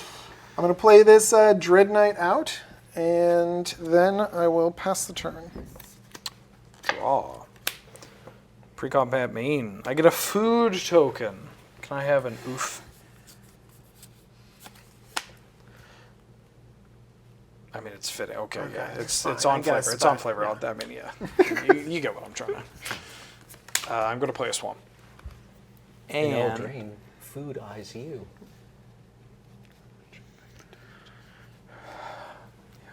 yeah, Bringing the memes from 1997. go ahead. That was before '97. Untap. I guess I will put this one. Was that a Yakov smear? Yeah.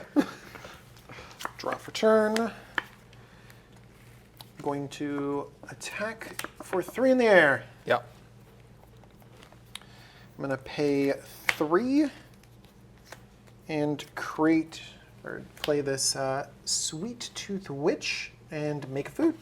Yep. Is there any like pie or sweet related foods over there? Because like making a pie, Sweet Tooth Witch. Don't give me soup. Don't give me soup. Don't give me soup. Give him the soup. Don't give me soup. Give him the soup. The loyalty Actually, among the well- lure team. Okay, fine. Clearly. You can have the Jello mold. Thank you. Okay, but give him the soup when he started looking.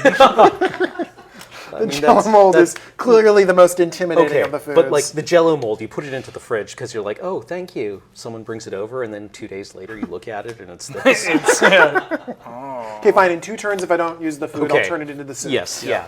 I'll pass the turn. Goes to 3.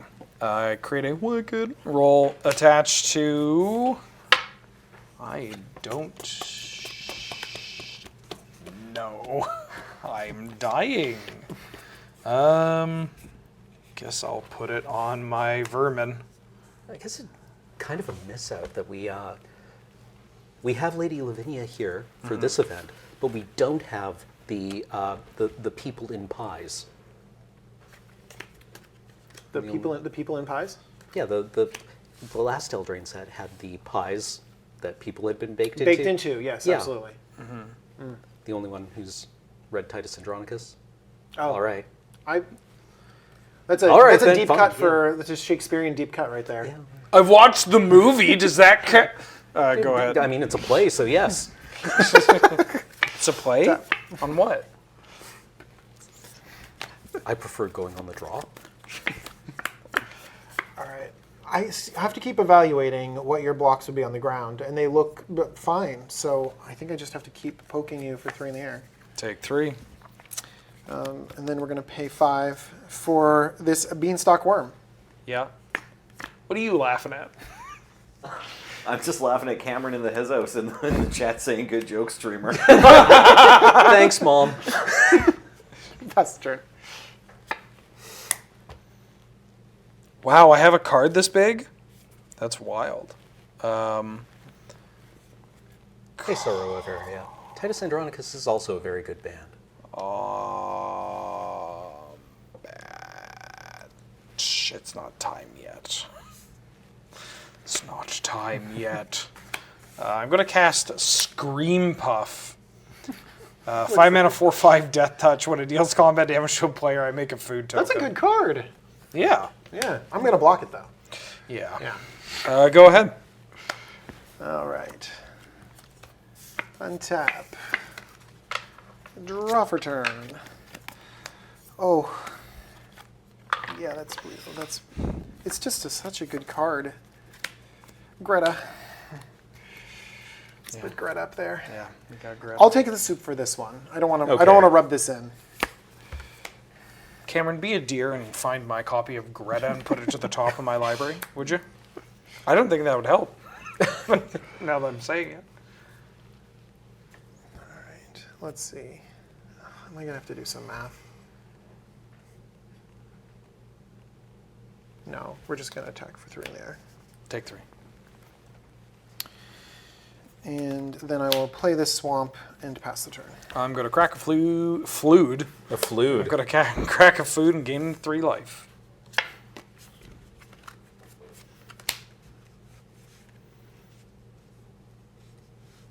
I'm going to go to combat. Sure. I'm going to attack you with my Scream Puff. Great. It is a huge Death Toucher, right? Yeah, 4/5 Death Touch. Yeah. I'm going to double block with this Mosswood Dread Knight and this Minstrosity.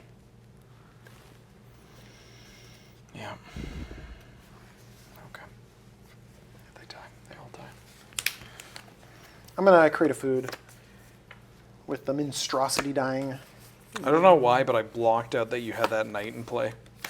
It's too sad. Yeah. Go ahead.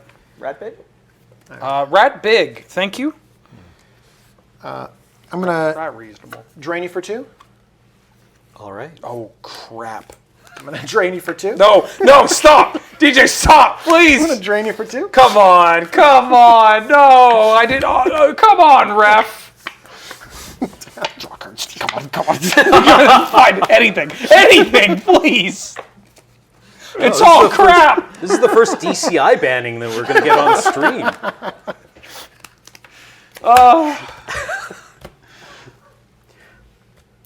GG's. See? He didn't wish you good luck. And you Yeah. lost. Yeah. It works. Holy smokes! Well played. Nice deck.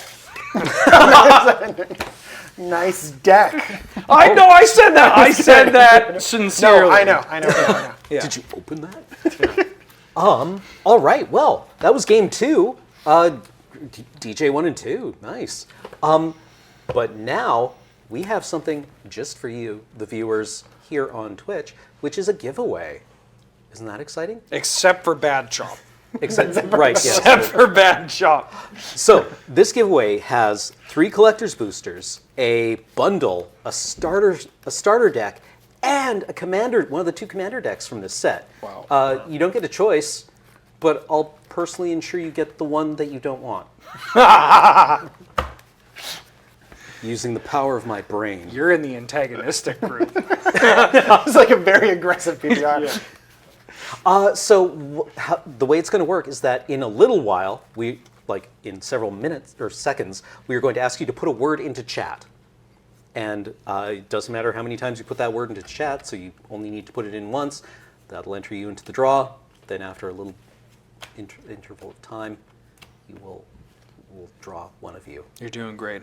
Thank you. I've had 2 hours of sleep at the outside. You're doing great. You need to have as much coffee as the normal sleep you have. So if you normally sleep 8 hours, you need coffees? no, you have 2 hours of sleep, so you need 6 cups of coffee. Is that in addition to my normal?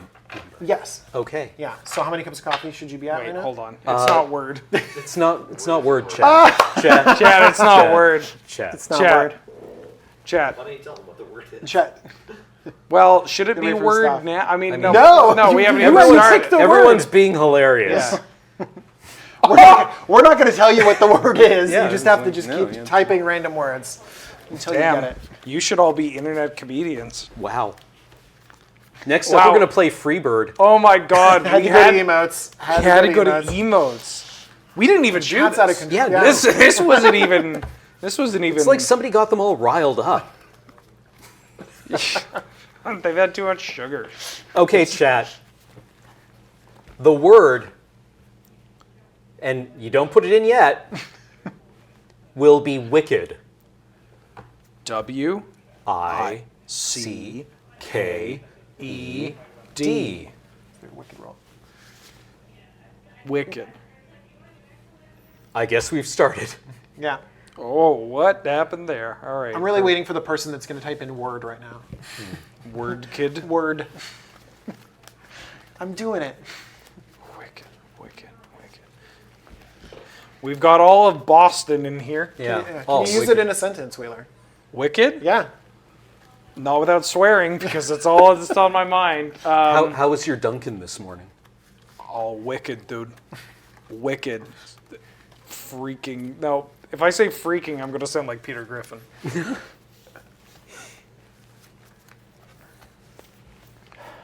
Wicked. It's a musical about Alexander Hamilton. You know, Getting I'm crushed glad. by a house. Yeah.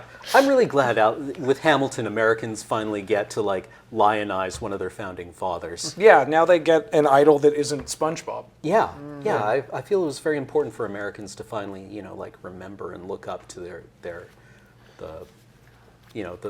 white men who founded their country. Yeah. Hold on. The white men that hated poor people that founded their country. Gotcha. Sorry. Yeah, Yeah, I'm on great. board. Okay. Yeah. Hey, Wicked.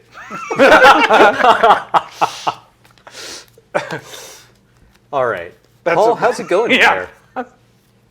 Paul's on the phone with the Wizards of the Coast representative right now. Yeah. Got lots of entries coming in, Okay. but they're still They're coming not in. slowed down at all. Yeah, we'll give them a few more. Okay. A few more minutes. That Green Knight was very good. That card is. Yeah. You should probably open it if you have a chance. Yeah, I'd really recommend opening Green Knight. Yeah. Oh, what is it actually called? Let's find it. Oh, right there. Oh, nice. The thing's not Mosswood up, Dread it's fine. Knight. Yeah. Mosswood Dread Knight.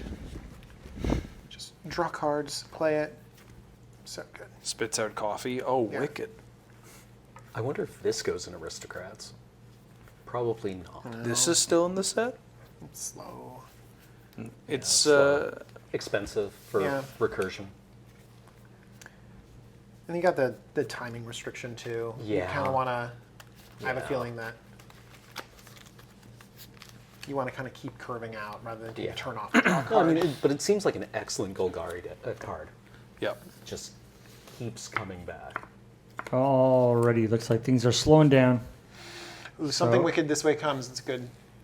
It's a good reference. So let's roll for the winner. All right.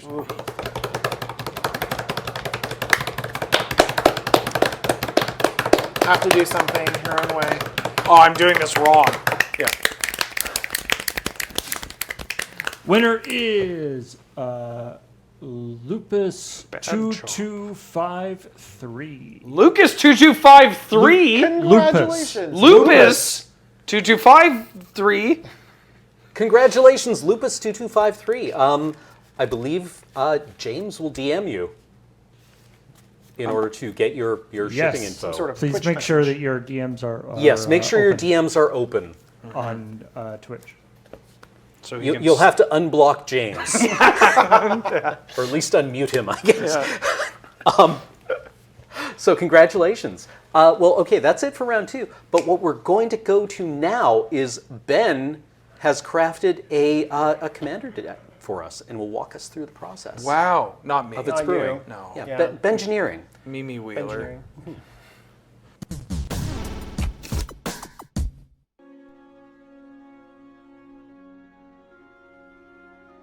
And now, Load and Ready Run Musical Theater presents Rats, the musical.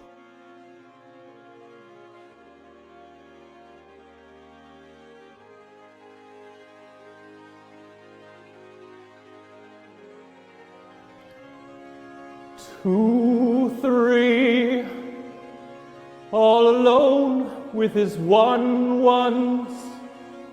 I can sack them for value, or just swing them full send.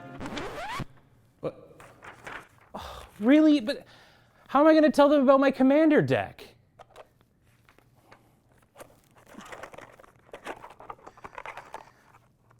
Are you sure? Because like I had a whole dance number with like singing little insect tokens that would... Okay. I'm going.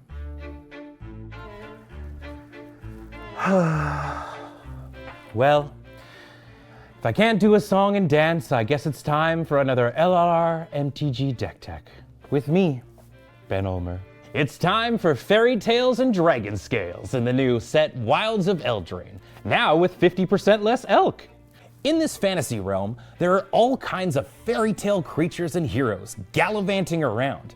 And while I'm excited to see more talking food and winged playful pranksters, what's really got me hyped is all the support for one of my favorite typal strategies, rats. So without further ado, say hello to Totentans, Swarm Piper, and a deck I'm calling the Aristorats.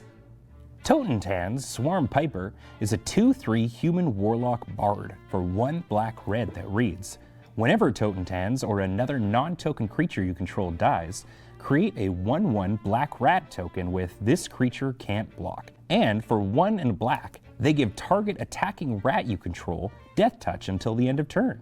Yes, a Rakdos Rat Commander is finally here.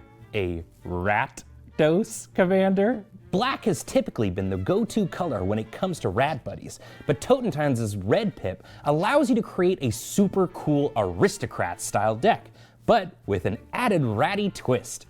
But first, let's talk about our rat core, the rat pack, if you will.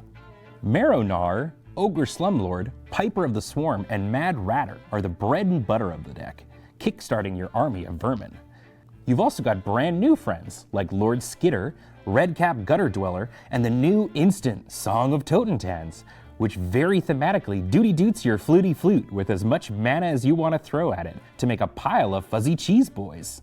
And yes, you better believe we've got a Rat King up in here. Tangled Colony is kind of like Hornet's Nest, only when it dies you create X 1/1 rats, where X is the amount of damage dealt to it this turn.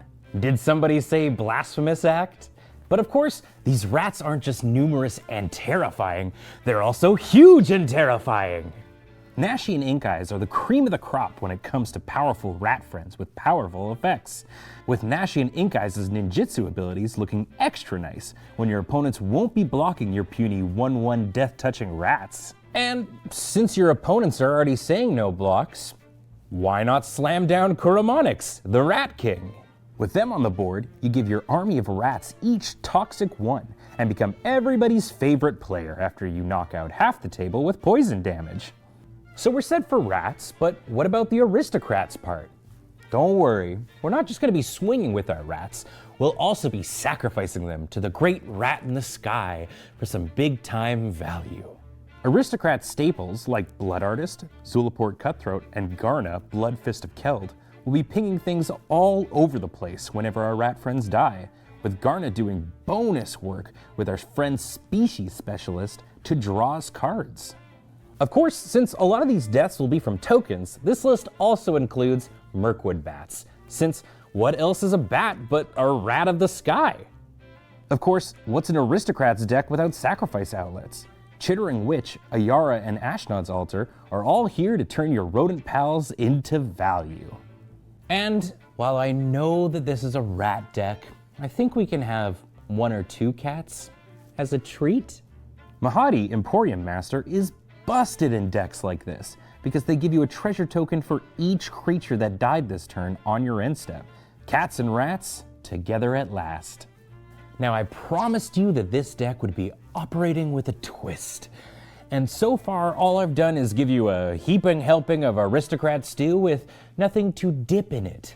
Well, get ready to defy gravity, because we're going all in on the new Wicked roll mechanic. The Wicked roll is an aura that gives enchanted creature +1/+1, and when the aura leaves the battlefield, each opponent loses 1 life. Why yes, that would be yet another way to slowly drain the life away from your opponents. But how do we give these rolls out? Well, it's time to load up with witches, because after all, what else is a witch but a rat of the ground with a cauldron and opposable thumbs? Witch's Mark, Conceited Witch, Shatter the Oath, Charming Scoundrel, and the Witch's Vanity are but a few of the cards that allow you to slap the Wicked roll onto a creature you control. But the main star of the show is Twisted Sewer Witch, which not only makes a rat friend, she also gives a Wicked roll to each rat you control. That's a lot of understudies. And if you want to get really gross, cast Plague of Vermin just before you cast Twisted Sewer Witch to make a ludicrous amount of rats. And if your opponents were also foolish enough to pay life, then all you have to do is sack enough rats to dome them out. Once you've amassed a ton of Wicked rolls, you can take advantage of new cards like Lord Skitter's Blessing and Warehouse Tabby to give yourself even more rats. Or cash in all those rolls with Lich Knight's Conquest or Malevolent Witch Kite, which allows you to sack as many rolls as you want to reanimate that many creatures to the battlefield, or draw that many cards.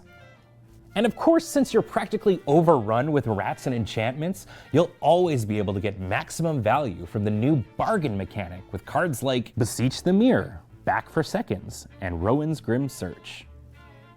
And while of course we have our new friend, Lord Skitters, making an appearance in the deck, what about our old friend, Old Flitterfang? Not only do they allow us to sacrifice rats to pump them for big swings in the air, they also make a food token on each end step if a creature died that turn. And after all of this, if somehow your opponents are still alive, why not slam down Shared Animosity? Give your rats a huge boost, and then make your opponents do the math. I'm so happy that Eldraine has given us a ton of new rat tech to work with. No longer will a rat commander deck just be a pile of relentless rats. Rats is now a fully fledged beatdown strategy with cool enchantment sub-themes.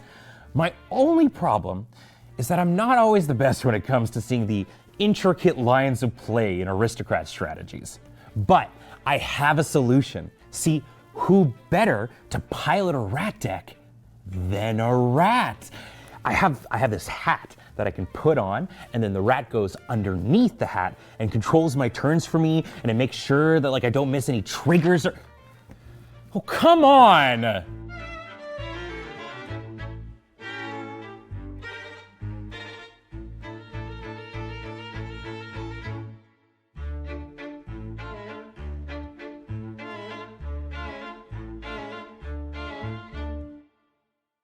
What's up, you assorted collection of gremlins, goblins, and troublemakers? Welcome back to round 3 of the Loading Ready Run pre-release for Wilds of Eldraine, brought to you by Wizards of the Coast and us. I am Adam, and I'm joined by Kathleen. My people, welcome, fellow filth monsters. Yeah, and Lady Lavinias, Hello. who is a fairy who is not part of that collection You know what? I came in thinking I was going to play fairies, and it was just going to be a thing, and just not on the cards. Yeah. Seal Pool said no. No, I mean, that's okay. Sometimes it's good Sometimes to it'd be like that. Yeah, you don't think it'd be like that, but it do. You know? That's deep. Yeah. Gosh, that's like almost over the lip of the sewer where Yeah. I couldn't almost get that. I think I read it in the inside of Fortune Cookie once. Yeah. The best learning comes from there. So we're here to play some Magic the Gathering. This set seems sweet so far. It's pretty cool. I'm very excited to play. I think Bargain's neat. I like Bargain a lot. You both have hands of Magic the Gathering cards totaled to 7, correct? We do. Correct. We have decided who is going first. It's me. All right, well, 1. it's time to grip it and rip it. All right, ready? Yeah. I'm so ready. All right. We're going to start out with an Evolving Wilds, and I will crack it and pass turn. All right, I'm going to draw a card. Cool. It's a Plains. As you can see from my deck name and from the display up here that my deck is white-blue. So in honor of that, I wore all of the white and blue clothing I own today. Oh, yeah, okay, yeah. Yeah, there's blue on my ankle brace. That A counts. little bit. Okay. You don't know what color my underwear is? It's black. I like that, yeah. Now we know. Black, by the way. Very good. Yeah. Yeah. All right, go ahead. All right. Okay, let's play. I'm gonna tap 2 and play an Ash Party Crasher. Oh my goodness. It's a 2/2 with haste and has celebration. Whenever Ash Party Crasher attacks, if 2 or more non-land permanents enter the battlefield under your control this turn, put a +1/+1 counter. Oh my. So I'm going right into the red zone just immediately. I'm going to take 2. Pass the turn. That card's a beater. This seems aggressive. I like to What? celebrate. There's like a, I guess it's in black. There's like a 3-drop rat that makes another rat. That card's gonna. This is scary, so I have no choice but to cast a Hopeful Vigil. When it enters the battlefield, I create a 2/2 White Knight creature token with Vigilance, and when it is put into the graveyard, I get to scry 2, and I can pay 2 and a white to sacrifice it to scry 2, or I can bargain it away. Anyhow, now hopefully I have a blocker? Question mark? Yeah, we'll see. All right, go ahead. Okay. Draw a card for turn. Play another Plains. And before I go to combat, I will play the Pest Problem because I'm a rat deck for Rat Catcher Trainee. It says create 2 1/1 black rat tokens. We're getting the rat party started. Oh, celebration. Which means we have, and this goes on a lovely adventure. So it's time to celebrate. And I'm going to attack. Gets a counter. Do you care what color of dice you got? Red. Oh, look at that. There we go. It gets a counter? Yeah. It gets a counter whenever things come in. That card is something else. It's good. Oof. A doofa. I'm going to take 3. I don't want to, what good will chumping do? And then I got some rats. They're lovely good boys. They just want cheese and berries. They are good boys. Okay, I'm going to cast a Picklock Prankster. Ooh. It is a 1/3 flyer with Okay. Vigilance. Because now I can at Yeah, least that's pretty good. hold back some rats. What's the adventure? The adventure is mill 4 cards, then put an instant sorcery or fairy card from among the milled cards into your hand. But I think I want a 1/3 blocker right now, a little bit blocker. more than... Yeah, but a 1/3 flying vigilance for 2? Is yeah, It's a good Yeah. card. pretty strong. I like Yeah. this card.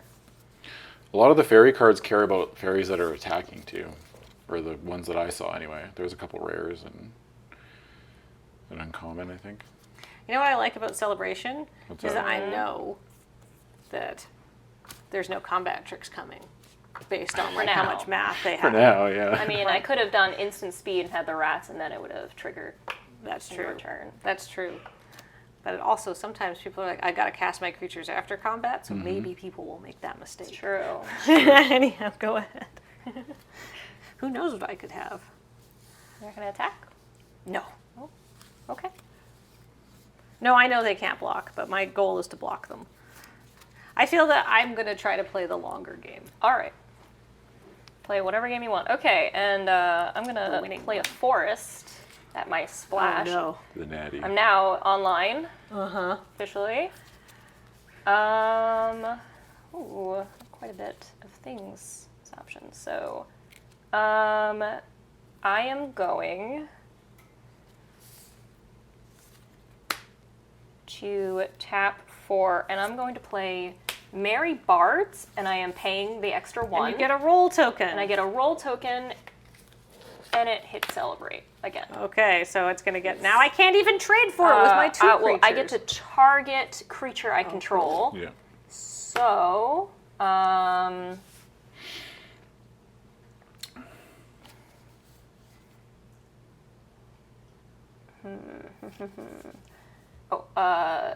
just want to attack. I'm going to put it on the Merry Bards, so it's going to get a +1/+1. Oh, they do trigger for its toughness. That's the roll. Yeah. What? No, I'm going to leave it on the Merry Bards. Merry Bards can hang right, out so with the roll. What roll is it? Royal or Young Hero? The Young Hero roll. Okay. Oh, thanks. I'm gonna do that. Appreciate it. So I can see. So I can see what it Everyone does. can see what it does. All right. So now it gets +1/+1. If When it attacks. When it attacks. Yes, It gets when a it counter, attacks, and yeah. it's only if its toughness is 3 or less. Okay. So Okay. So get one. just counter. one. Okay. Yeah. Okay, but I'm going to go to attacks. Yes. And I will attack with Ash, who will get a trigger, and I will keep my rat friends back for this turn. I'm gonna chump with this Okay. knight. That is fair. Because. And that will be my turn. Oh dear. All right. Well. See, I'm only doing one thing a turn. I like multiple things. I need to do We multiple want to things. celebrate the game as much as possible. That's kind of modern limited. Is like, you kind of want to be doing multiple things a turn. First, I'm gonna play this Crystal Grotto. Okay. When it enters the battlefield, I scry 1. Right. Well, I don't want that. So I'm going to put that at the bottom. It's also a filter land. I think I need to play something, hopefully, that will... Actually, I'm going to attack you for 1 in the air, because it will has take 1. vigilance. Yeah, that's important. That's like, sending a message. Then I'm going to tap everything. And I'm going to play Hilda of the Icy Crown. Whoa, she's beautiful. She's a 3/4. Okay. And whenever you tap an untapped creature an opponent controls, you may pay 1. You create a 4/4 white and blue elemental creature token. I'm sorry, what? Okay, can I just read that one card? Yeah. Please. Or you put a +1/+1 counter on each creature you control, or you scry 2 and then draw a card. But I have to tap one of your creatures. What is that card? Yeah, I know, it's very powerful. It's a mythic? It's why She's I'm a in these great, colors. She's an ice queen. Yeah. She's quite rude. Jeez.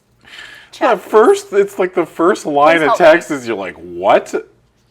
So I need to be able to tap a creature and pay 1. Right? Yeah.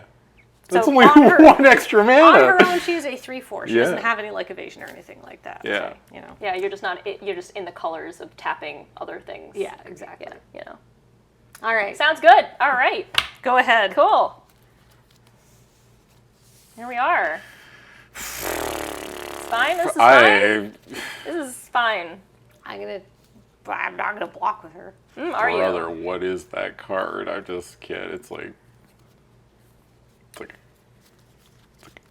a train crash. I just can't not All look right. at it. I am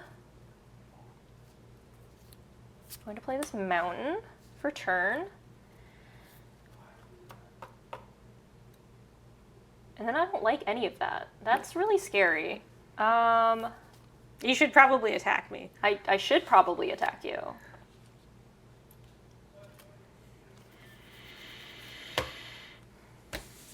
We are attacking you.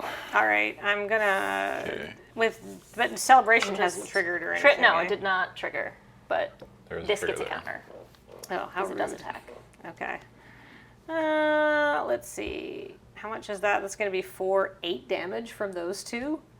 Yeah, just a couple. Just a couple. Just okay. I'm going to block 4 damage on, we'll say, Ash with my Picklock Prankster, and I will take 6 instead of 10.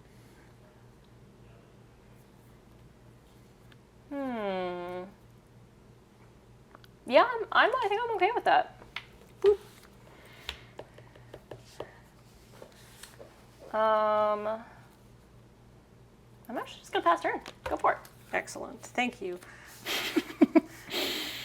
Try rule bless this game. I love how like it's like I'm totally okay with it. It's like I was wow, like, okay, me too. you know what? All right.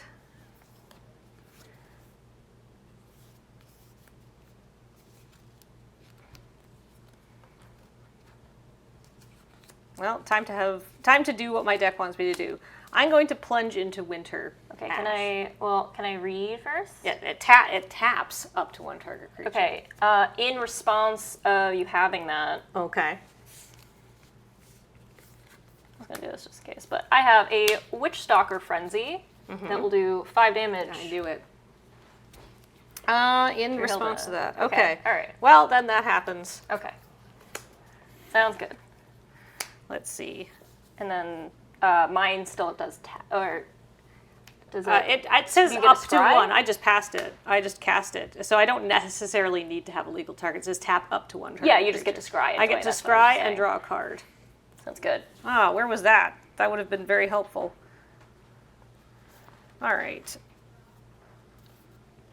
Then I am going to return Triumphant. Target creature card with mana value 3 or less from your graveyard to your hand. Hilda, of course, has 4, but my Picklock Prankster only has 3. It's like you was a little... Oh, I had a plan. All right, okay. And then Still a good card. And then I get a young hero roll token attached to it. So whenever it attacks, It goes to the battlefield?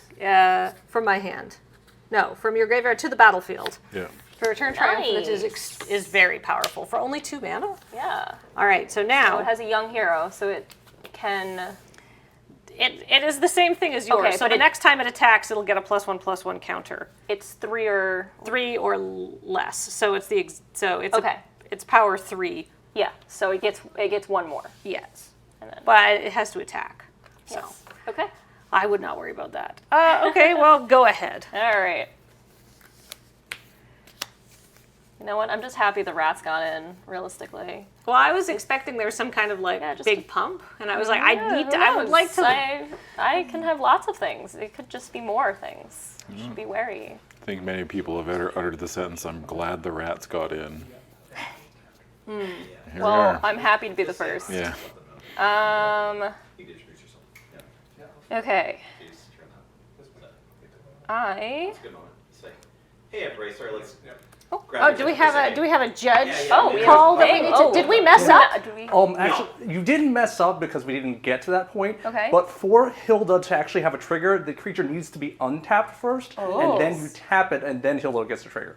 You won't get a trigger if you tap something that's already tapped. Okay. Interesting. I was still gonna kill it regardless. Oh, yeah. I do. Everything's fine. Yes, I did swing. So. But I could cast that because it didn't need a legal target because it was tap up to 1 target creature. So Yeah, up to. I only messed up So 50%. Thank you. Appreciate it. Okay. Let's tap 2. So you know what? I like rats. Yeah. And that's a theme of the deck. But how about a mouse? Okay. This Oh, is yes. Raging Battle Mouse. Oh, I'm familiar with this Rats card. and mice, they go 2 hands. So. It says the second spell you cast each turn costs 1 less to cast. It's a 2/1, and then it has Celebration. At the beginning of combat on your turn, if 2 or more non-land permanents enter the battlefield under your control this turn, target creature you control gets +1/+1 until end of turn. All right. I gotta live through this turn. So I didn't see that first. 1 less to cast? yeah, it's 1 less. 1 less. So it is now my second spell. Uh-huh. I'm going to. There's the other side of the cast adventure. Rat catcher trainee with the mice surrounded. Mice and rats. And here we are. So, I mean, these So don't now have haste. This has a trigger currently. Yeah, right now. this has a trigger Yeah. at the beginning of combat. Yeah. Okay. Sorry, not right now. Yeah. I am going to give it to one of the rats. Okay. And then I'm going to attack with all of them. Ash will get another trigger. Ash gets a trigger, and this gets one more. Well, because it's this toughness. is power 3. No, it's power, isn't it? Or no, it is toughness. Toughness 3 or less. Toughness. Its toughness is 3. So its toughness is 3, so I get one more. So that is coming at you. So 5, 5, 2, and 1. Yes. Correct. I just have a little rat army. How And Ash. annoying. Well, I would like to stay alive. Okay. So All right. I'm going to block with this Picklock Prankster. Okay. And then I'm going to use my last one mana. I'm going to cast Archon's Glory. And I'm going to bargain, and I'm going to sacrifice this Hopeful Vigil as part of the spell. And target creature gets +2/+2 until end of turn, and also gains flying and lifelink if that spell was bargained. Trigger first on the enchantment. Yeah, first I got to scry 2 off my Hopeful Vigil.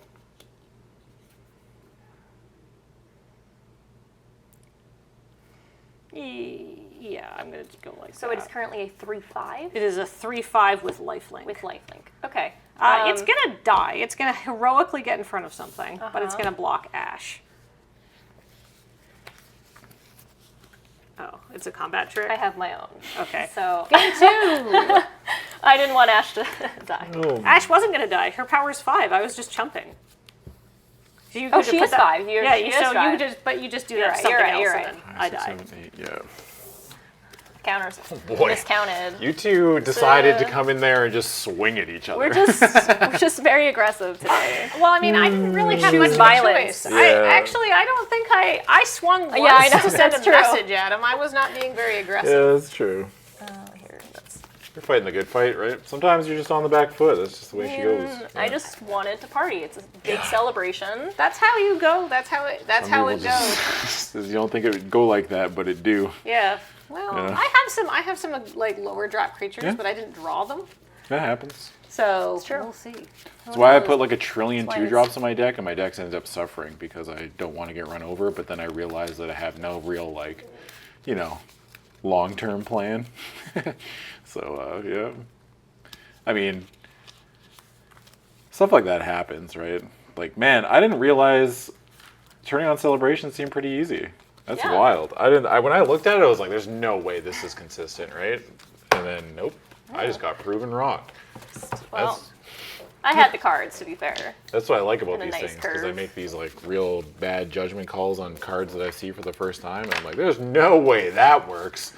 Wait, this is Wait, this is absurd. This is Yeah, a mechanic that was tested. yeah, it's good to almost go. like they designed it to be almost that like way. that. It's so wild. I don't just- understand how they bake the cake. I just eat it.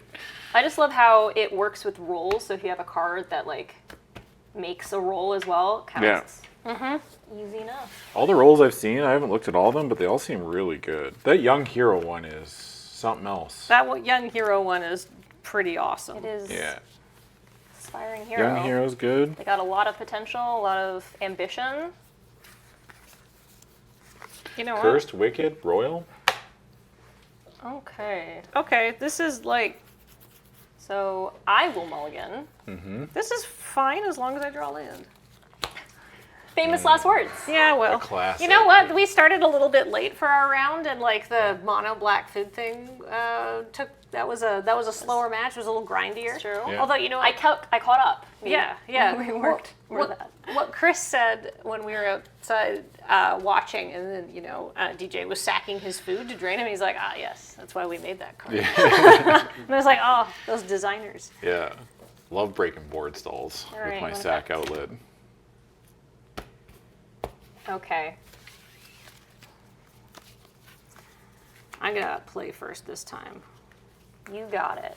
Well, actually, I just said that assuming that you'd like that hand.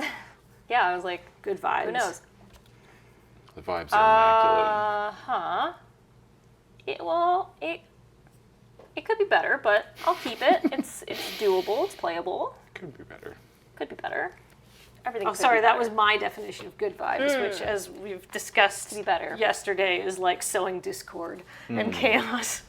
I just asked an innocent question about starch, and suddenly everybody's having It is a very difficult question. Okay.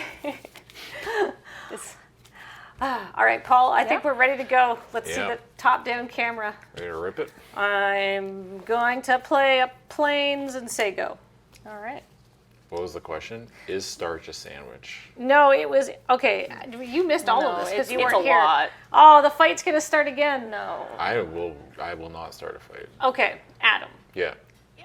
In a hypothetical situation. Yeah, I love these. These are my favorite. I can't Big wait for fan. this. In a hypothetical situation where you Yeah. have to delete one starch from existence, Okay. but people remember that it was there. Yeah. Do you get rid of bread, rice, or potatoes? Yeah, it's a very difficult question. No. It's almost tied on Twitter right now as our poll. You know what? Get rid of hard. potatoes. Okay. All right. I like That's what potatoes, said. but you know what? They've had it too good for too long. There you go. Impossible. Yeah. Settled by Adam Savadan Yeah. immediately, just like that. Yeah. All right. Make this in. Okay. All right. So I'm gonna tap to play a rotisserie elemental because I also like food. Is a 1-mana 1/1 elemental with menace, and whenever it deals combat damage to a player, put a skewer counter on it, and then you may sacrifice it. If you do, exile the top X cards of your library, where X is the number of skewer counters on it, and you may play those cards this turn. So you punch, and then when it's not good at punching anymore, you turn Yeah, I'm into like, cards. oh, I'm done. Out of here. Yep. Okay, I never throw mind. my skewer away after a delicious meal. Looks like I started a fight. Yeah. Graham got so mad. He's like, come on. We were very split in the office. It was, and every time somebody new showed up, is it my turn? Yes, it is your turn. When you first asked me the question, my snap answer was going to be cornstarch. I was like, just get rid of cornstarch. You know, that's a good one. Nobody will ever miss cornstarch. Some people Kids will. making slime might. Yeah, but you know what? All right, I am going to play a Heartflame Duelist. Ooh, okay. You do. Instant sorcery spells you control have lifelink. Ooh. It's a 3/1. And then I have a mountain in here to play that, but it's also a 3/1, so Yeah, that card is very good. Sounds good. Yeah, go ahead. Okay. Is the adventure 2 in a red? 2 in a red, yeah. 2 in a red? Wow. They didn't learn their lesson from Bone Crusher Giant or what? I mean, it's 2 different colors. It's nothing like Bone Crusher Giant, but it's nothing like it. Yeah. But, good joke. I have a lot of fond, fuzzy memories of the original Eldraine. Yeah. It's been a I'm while. gonna play Evolving Wilds. And that's really spooky. I'm actually just gonna pass turn. Okay. I don't think I can, and I'll crack it on my end step. So getting a forest. That's spooky. It is spooky. Very spooky. I'm gonna be attack the you with whole- my Heartflame Duelist. I'm gonna block. Okay. That's it? That's it. Oh, goodness. Oh, now hold up. Okay, Then I'm gonna that's play a fine. mountain. Yeah. And then I found a new To and bring it exciting. back. I'm gonna go on. different one. Bubble up. Put target instant or sorcery card from your graveyard on top of your library. I'm just gonna. I think I want to cast that now that I drew my red mana. I think I want to cast that again. Yes, that is. You know what? Oh, you can target a creature with can adventure? Can I don't know. Can Instant- you? Give me a minute. No, Judge. I want to do something gross. Top or bottom? You just. Oh, did I just knock one did. off? Yes. think that's Bottom. Okay. Cool. Can I do? Nope, I can't do that. As not. Oh, right. I only can. I can't do my gross This is play. a creature, We're learning right? cards. Okay. That's fine. You want to take that Yeah, turn you want to back? take it back? You want to? Well, hold on. I Let's mean- let the judge come in. Oh, yeah, that's true. Judge- That's true. Right, it's only a creature card. I watched this video. We consider only this side in all zones other than the battlefield. Mm-hmm. That's okay. We're Hey, all Judge learning. Nelly here. I think you got it. But yeah, every other zone except for the stack, sorry, excuse my reach. Yeah, the Wings in the way. adventure creature will be a creature. So we won't be able to target it with the aquatic alchemist. Now, for the interest of Ariel Axed, Kathleen here, if you'd like to take these back, seize this play, that's chill. This is in your graveyard right now? Yes. Great. Okay, so you can think about that. You could either cast it as a creature or you can just put it back in your hand and untap your lands. You want? Well, I think to no. still I attack? think I'm gonna. The attack is still gonna happen because I Okay. think that's very like. I feel like we should. Yeah, but that was your plan, so like I'm fine with that. Yeah, but now I'm learning. All right. And then It's up to I've you. made the mistake. So you don't think that you have a degenerate plan when you're like, wait, I just drew the mountain, which says I would have not cast it. So instead, I do want to take it back. I'm going to return Triumphant it. There we go. Okay. And because it has, it's going to get a young hero token. Yeah. It's a 3. That's really scary. That's Every actually time I hear scarier. young hero, I picture YUNG. I would have preferred the bubble, I think. Yeah, so when this creature Can we let her attacks, do if it's toughness 3 or less, I put a +1/+1 counter on it. I will not be blocking this time. Go ahead. Can we get a young hero? Can I? All right, here we are. Young money, young hero. So good. We all know about that card. Okay, well, that's terrifying. Young Heezy. Young Heezy's here to say, Carl, your spells have life link, even though most of them don't do damage because you're in white-blue. Give it up, everybody, for the synergies! There is that white 2-drop spell, though, deal 3 to attacking creature. I don't have that Or one. blocking. Spoilers. Okay, well. I need to block that. So I'm going to play the Picnic Ruiner as a creature. And when it attacks while you control a creature with power 4 or greater, it gains double strike until end turn. And Okay. It's a 2/2. I will say pass.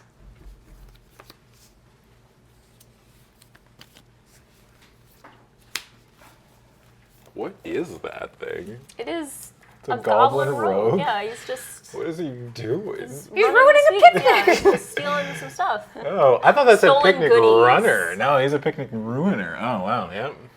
Wow. I might have said that wrong. A goblin, last- no. That is no, the last you said time it right. He misread I you. misread it, yeah.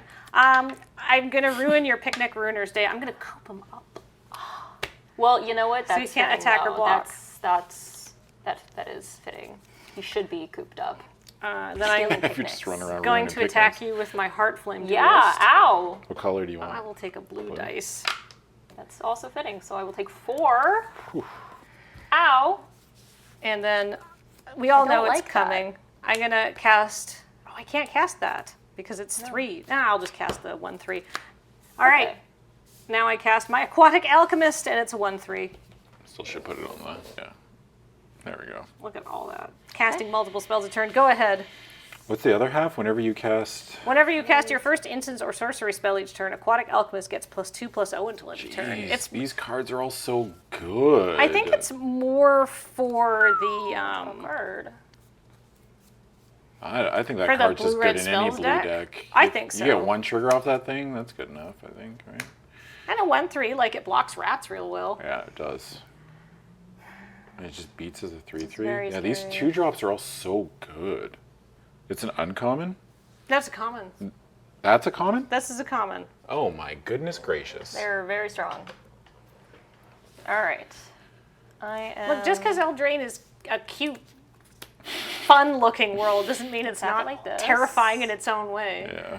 And I will play Savior of the Sleeping. Ooh. Which is a 2/3 with Vigilance, and whenever an enchantment you control is put into the graveyard from the battlefield, put a +1/+1 counter on Savior of the Sleeping. It has Vigilance. Has Vigilance. It's 2/3. 2/3. And I will pass the turn for now.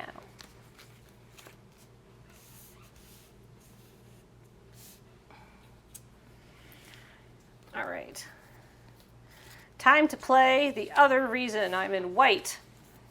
It's time for Archon of the Wild Rose. Oh! 4/4 flying. Other creatures you control that are enchanted by auras you control have haste, or have base power and toughness 4/4 and have flying.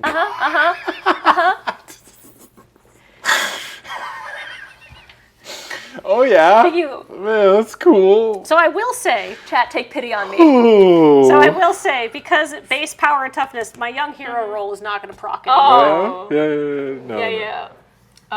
So everything has. If it has an fly. aura on If it hasn't, it. Yeah, that's an aura. Yes, Yes. this is, Yeah. But, Okay. So that's a 5/5 yeah, this So is, that is currently a 5/5 flyer. flyer. yes. Neat. Beep beep. This is not beep beep. That's That's not a gentle beep beep in the night. That is like somebody coming in. somebody has died and their head is on the steering wheel and it's beep. Yeah, that's a semi-truck barreling off the top of those runaway lines. This is Kool-Aid Man breaking the wall. Yeah. It's You're catching home. air like that. Sorry, just really quickly because Yeah. chat's a little confused. Yeah. The Archon makes its base toughness or power and toughness 4/4 because it's enchanted, and then the young hero roll. I don't know if that comes up easily, but it gives +1/+1 counters, but it doesn't itself make the creature any bigger. Yeah. Just heads up. Yeah. For chat. But it still gets the counter because it did that previously before it was changed the base. Yes. It So isn't- 5/5 it's, is It's right. not a Yeah, it's for 6/6 sure. because you only get the counters when a target, whenever this creature attacks, if its toughness is 3 or less, its base toughness is now 4. I've always This is wanted to say fine. this. It's fine. Twitch chat, have you ever considered reading the card? Hey, it's a brand new card. No, but I gotta take my shots when I can get them. That's true. Twitch chat, you got one. Okay. I think that was very fair. It's a brand new Yeah. card. Go ahead. All right. It was a chaotic turn. This is fine. Everything's fine. We're good. We're good. I'm gonna play a mountain for turn.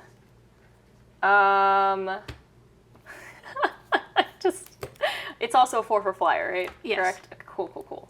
Oh yeah, Cool. you took 5. Yeah. Cool. Yeah. Yeah. I will tap 5. I will play my Primal Vigor. Oh God. Which is what I'm splashing for. One of the cards, and I will. If one or more If one or more tokens would be created, twice that many tokens are created instead for my lovely rats. And Bro. if one or more +1/+1 counters would be put on a creature, twice that many +1/+1 counters are put on the creature instead. So Man. this could have been nice energy. The game between here. Chris As a and I reminder. was like two kids with like super soakers, and you two just brought like weapons grade material to this plane of combat. I was just playing like I got like 2 drops and some combat tricks. I'm like, yeah, let's go. And then Chris is like, yeah, This is removal spell, aggressive. bounce spell, like play a reasonable creature, and you two are just like, all right. I've had enough! Yeah, I'm sick of these fairies. I'm sick of goblins. They're ruining my picnics. Okay. Rare Pass one the turn. drops. The cat bracket is serious. The cat bracket is serious. This is cats and rats and Oh my. oh my.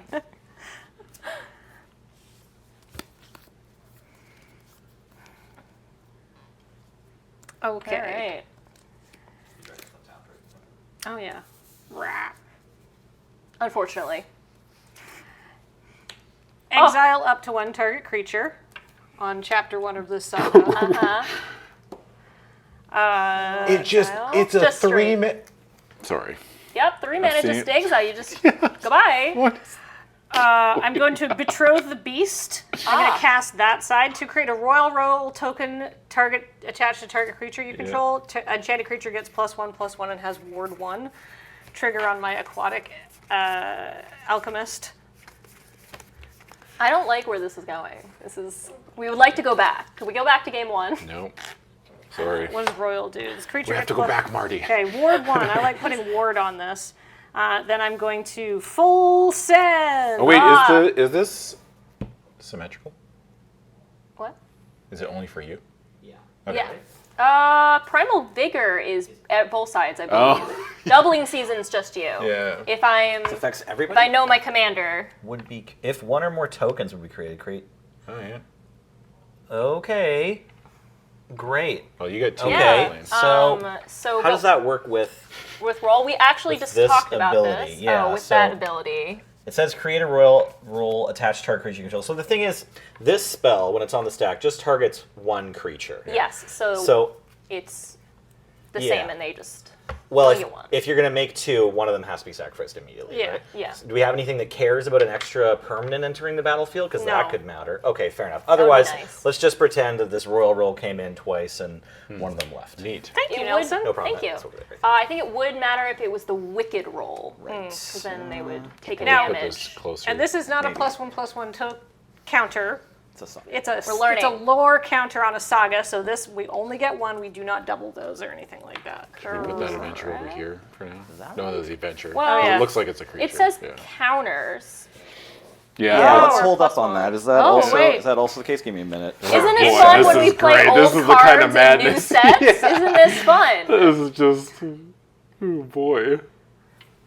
Yeah, it should double It's the a good counters, card. right? It's a.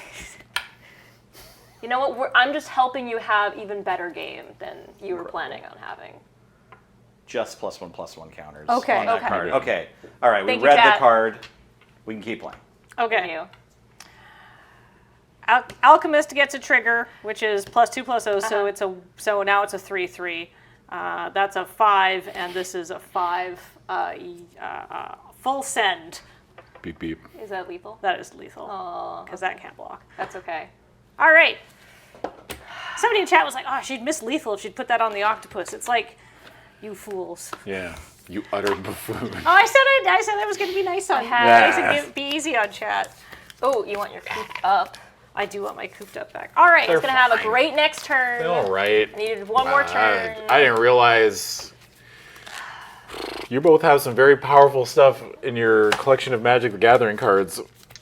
That is wild. Can I show chat what I was going to have? Is that Yeah, okay? of Yes, course. absolutely. I had a Song of Totentans Oh my With god. a primal with vigor. a primal vigor. Create And I was X 1/1 black. tokens, so I would have 10 rats.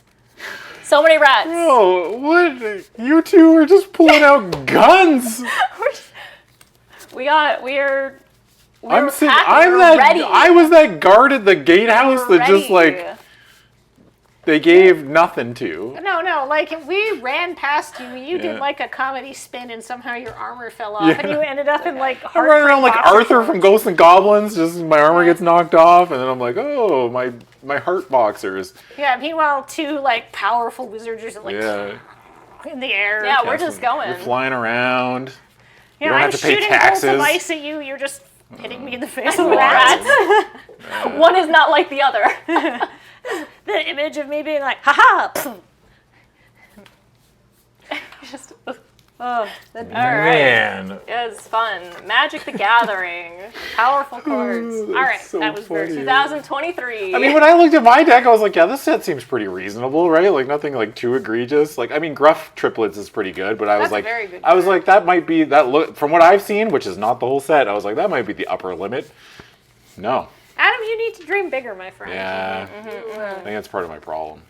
You But I just whack- like you know, I like 2 mana 2/2s and 4 mana 3/4s. I think that's fun. a corset, gentlemen. Yeah, All I'm right. a corset enjoyer. I like corsets as well. Yeah. I think they're fun. I just love limited. I also love limited. Especially when we just open a lot of sealed bombs, apparently. Yeah. All right. limited is Good great. luck, Cat. You two. May the best cat play in this round. Let's I don't have want to some say fun. the best cat is going to win. I think No. everyone's a winner here if you're. You know what's the great part is that either side wins, a cat wins. That's true. So If your name can be shortened to Cat, you're okay. In yeah, our book. I will be on the play. Okay. It is kind of ironic that the 2 cats are playing while the rats do all the work. Hey, you know what? They're happy. They're Yeah. just doing their own thing. I'm going to keep this. I would like to. I cannot. I would like to, for reasons. But I will mulligan down again. Cats and the rats and the man. bats. Could you imagine if the rats could walk? That would be great. I don't. That's what I asked when Chris out there. I was was why can't these rats block? They're just the format with because games would take 3 hours long. I saw the 5/4s and the 6 whatevers last night. I was like, I wish these little rats could go under the buses. Yeah. Here you go. I feel like rats aren't necessarily known for their yeah, maybe they're scurrying honor, away. Their bravery. Yeah, they just run away like a rat. I mean, yeah, we have all these. I'm sure there's some brave rats, right? Say, you know. The mouse is braver than the rats. Mice are brave. Rats are, I mean, there's got to be, okay, there's enough rats that I think, on average, your answer probably true. But there's got to be a couple, right? I'm sure there's a couple. I'm sure there's some. It's outliers, right? There's the samurai pizza cats. There's good rats in that, wasn't there? Or I they can't the enemies? remember. So Splinter was a good rat. He was brave. Master Splinter? Yeah. Master Splinter's brave. There you are. What about the rats in Secret of Nim? I'm going to be brave here, and I'm There was going to one go good down. one. I'm going to keep. I'm going to be so Gnashy. brave right now. Gnashy. Don't do this at home, chat. Don't keep hands like I'm about to. Oh, no. But we got to be brave. Braver than the rats. We got to prove that they can do it. All right, so I'm going to play a Plains, and we'll pass the turn. The Skaven? That sounds like a be the leader. Warhammer race. Am I right? All right, I'm gonna start with this Crystal Grotto, and I get to scry one. Scrying is pretty good. Nothing in Warhammer is brave. And I'll say it again. Yeah. Yeah. I'll die on that hill. Yeah, I will keep that on top. How many times have you made chat angry today? Today? Today. Actually, probably not that many. Not many?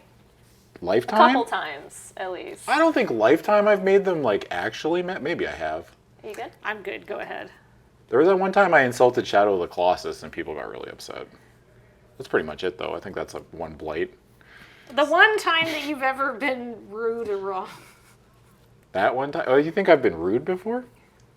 So. Like actually rude? You can answer. Playfully rude, I suppose. I mean, they... To chat? My gamble did not pay off, and I will pass the turn. Oh, no. Uh-oh. It's fine, it's fine, it's fine, it's fine. I took It's a fine, this pretty is fine. slow hand I as did. well. I just played the wrong land. I apologize. That one. This is my greed. So much greed. Unassuming Sage. When it enters the battlefield, I may pay 2. No.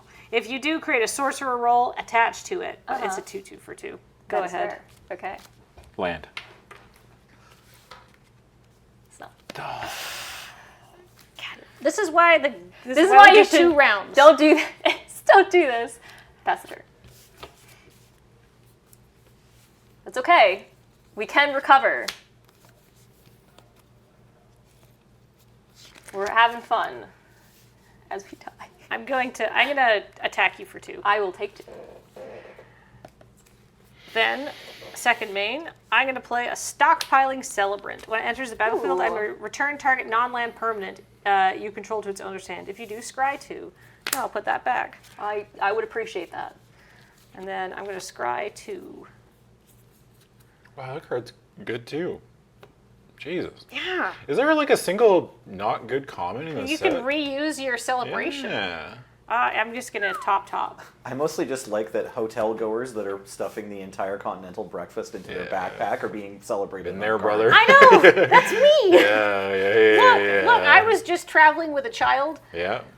Kids gotta eat like every 2.5 hours, otherwise they get grumpy. Their metabolisms are really fast. Go ahead while I ramble. And the amount of food that a child's willing to eat is Wild, isn't it? Is reduced. Where do So they it's put like, it? look, yay! I just want to stare at Cameron until I did that. You got a game, or do you just pass? If you just pass, I'm gonna lose my mind. If you didn't have a 2-drop, I'm gonna freak out. You better play something. You better not just go land go. I will lose. You know what? I want to go. I would pass. Oh my Land go. God. This is more satisfying. Okay, this game is temporary. This is eternal. Oh man, that's good. You know what? I deserve that. Yep. That's fair. I'm going to attack you with my Stockpiling Celebrant. I will take it. the damage. Now, I'm going to recast my unassuming Sage with a sorcerer roll attached to it.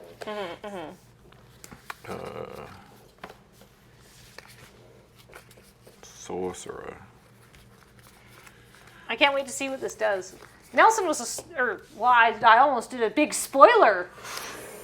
Got to bottle that one up for a couple more rounds, Kathleen. Nelson was a sorcerer? Stay tuned. Stay tuned. That's Stay all tuned. we'll say. It's a good PPR. All right, and a sorcerer roll, as I'm just learning now, says enchanted creature gets +1/+1, and it has, whenever this creature attacks, scry 1. Oh, nice. So this unassuming sage was actually a sorcerer. That is cool. The first time you saw her, just like, yeah, whatever. Yeah, She's just a fine. 2/2. Now she's a 3/3. Stronger. All right, go ahead. Easy land. Land. Or not. What do you want? Yeah, what do Spell. Cards. It's like bargaining with, like, you're like, okay, I don't know what you want. I'm the worst fairy godmother, kid. What do you want? A cell phone? Mind games are so deep. Cat just has 4 other lands in hand. Yeah, Oh my god. that That would be pretty funny. It's okay. Board wipe incoming. Yeah. Can you imagine? Wrath of God. I am going to attack you with 3, my 4, 5, 6, 7, 8. I do have to discard.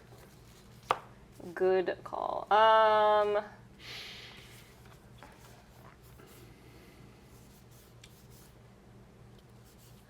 I will toss out. They want an iPad. What do you want, like an iPad? I don't know what to do with you. I'll toss out an ash. Oh no! It's okay. Okay, She's not gonna help me right so now. mountain. That's what we have to chant next time. Yeah. Montana. Ooh, there goes. It's fine. We're good? Yep, Okay, we're good. yeah. I'm attacking you for 6, and I have a scry trigger. 6.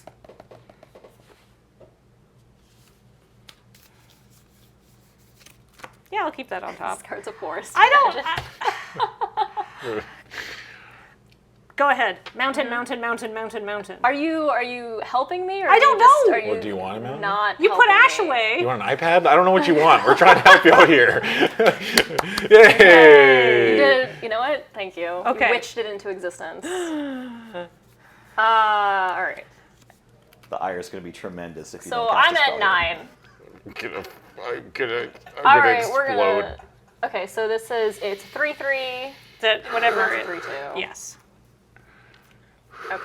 You okay? Yeah, I'm you good. okay, dude? If you don't cast something, I'm going to lose it. Oh man, that's so tempting then. Well, then if I know you have something, No, you just I refuse know. to cast Yeah, it. no, I won't do that. We didn't prepare you for how much power you were going to have. When This you is came a. on I Cat. feel powerful right now. I feel more powerful by the moment. All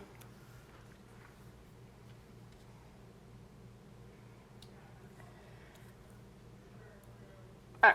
Here's what we're gonna do. I will play a Woodland Acolyte, which will get me to draw a card. Okay. Oh baby, now we're talking. A 3-mana 2/2 that draws a card. And has an adventure. Who cares about that?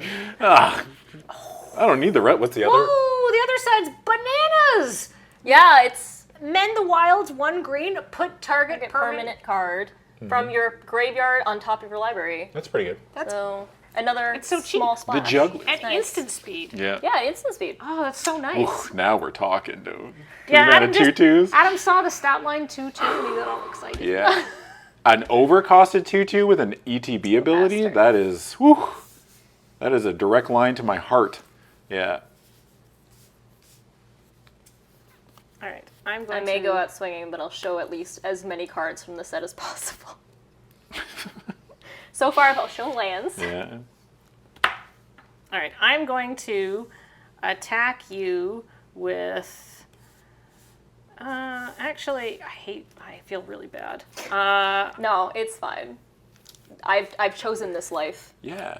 It's like, remember when Phyrexian Rager was a thing? Remember when I made this decision? I'm gonna coop up your Woodland Acolyte. Okay. Damn. This is very sad.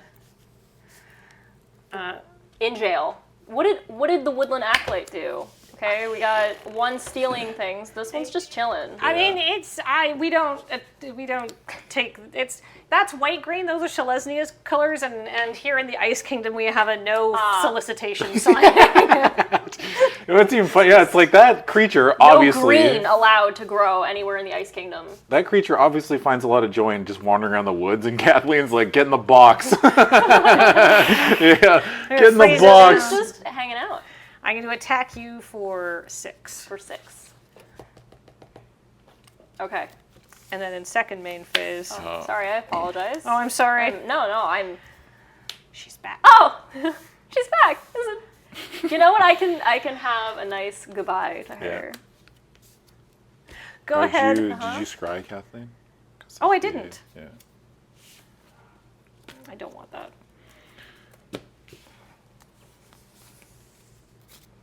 Okay.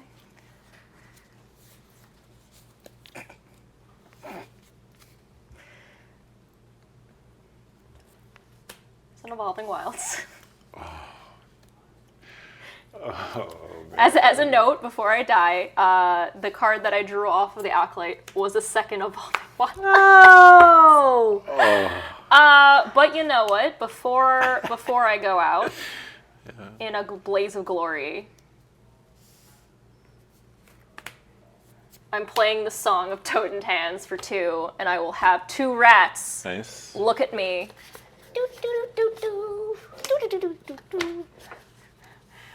That's the song, huh?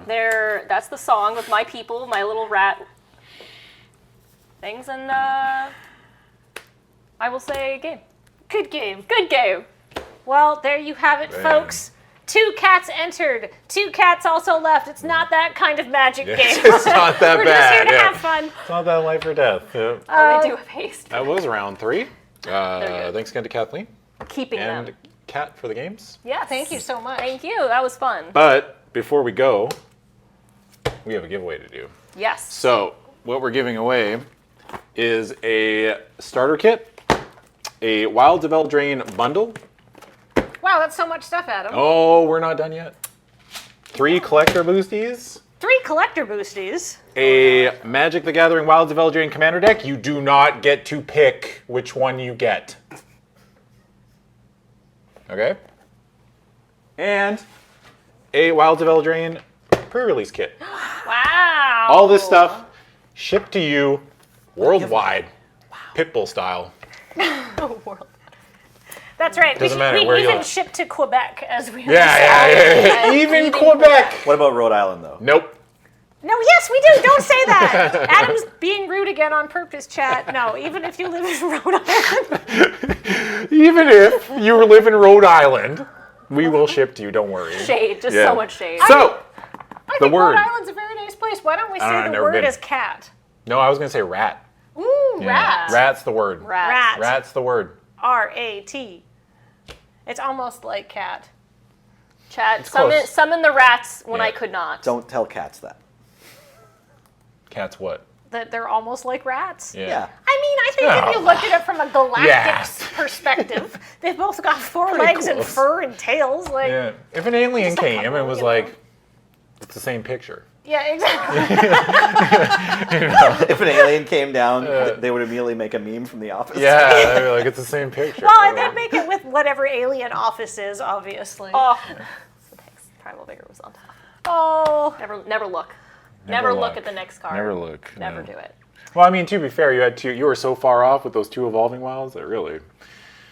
They were really just, a little bit of salt in the wounds. Yeah. Just That's usually how it happens. Like, I really need a land drop, and an Evolving Wild's like, hey, heard you need a land drop. And you're like, God, no, not you. I can Not be you. anything. It's just going to take me 2 turns. Yeah.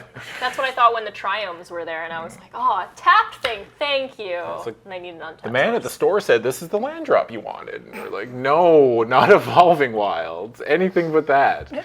Grandma, you tried, but not now. Grandma, I wanted Magic the Gathering, not... What I'm trying to think of something that could be Magic the Gathering. But much worse? Losing at Magic the Gathering? Well, You no. mean Yu-Gi-Oh? Keeping a 1-land hand. I think, Yeah. I don't know, Magic the Bothering. Mm-hmm. That's the dollar store version. That's the. The bothering. I love this bothering. That's an alternate universe where they're like, gathering. Too friendly. What about Magic the Bothering? The Bothering. Oh, I love that. Are you ready to make a draw or what? Paul? Paul? We're doing pretty good. Looks like the entries have slowed down a little bit here, although some people are still coming in. Remember, if you've already entered, doing it again does not help you. No. It is not case sensitive. Doesn't do anything. All typing rat multiple times is use valuable energy that you could be expending on something else. Like typing cat. There is a setting that I could turn on. You're wasting that all makes your it so that if you So do how- it makes it if you do it again, it takes you off Sorry, the the mods. Two of the mods. Sorry, my bad. Yeah, you know what? That's my bad. That's my bad. That's my bad. I don't hate you. It's just I was just making a funny joke. What's our counter at But- now? At least 3. I need to realize that Twitch chatters I could also have no free thought. They will just do things. There's also a setting in this thing where I could make it so anybody who types cat or word gets taken out of the. Oh my goodness. I have not enabled that. Yeah. I think Kat and I might be bad influences on you, Adam. On me? We're just, I think I'm old enough that it this doesn't. group No, by there's no itself. bad influence anymore. I think at this point in my group is life too that. chaotic. This is the chaotic group. All right, At here we this go. point in my life, there's no changing. This is it. This is what you get. Chaotic good. Here we go. I don't know about that. Chaotic neutral. Let's roll. That Here we means go. I'm evil? No, you could be another chaotic. Can I be like neutral. lawful evil? A chaotic group does not need to. How about true neutral? And the winner is Chichen. Chichen! Chichen? Chichen Make nuggets? sure that you can be sent a Chimkin. DM or a whisper or whatever it is by James because Yeah, we Chichen, you need won. to get Look. your shipping All the information things. so we can All send this all stuff, this to you. all this can be sent to you. Yoomst. Depending on where you live, it may take a while to get there, but no matter where you do live, it will get to you. So thank you so much. If you live on Rhode Island, it'll be there in 3 years. Can you stop aggravating the entire state of Rhode Island? What are they going to do? Look, I know there's not that many of them, but I don't think you can take them all at once, Adam. No, probably not. No. All right, everybody. Well, that was round 3. But sit tight because we've got, before we go to round 4, we have a crack-a-pack with our very own Ben Wheeler and Chris. And then moving on to round 4, it's Graham versus Cameron with Kathleen hanging out. So we will see you all in a little bit. Yeah.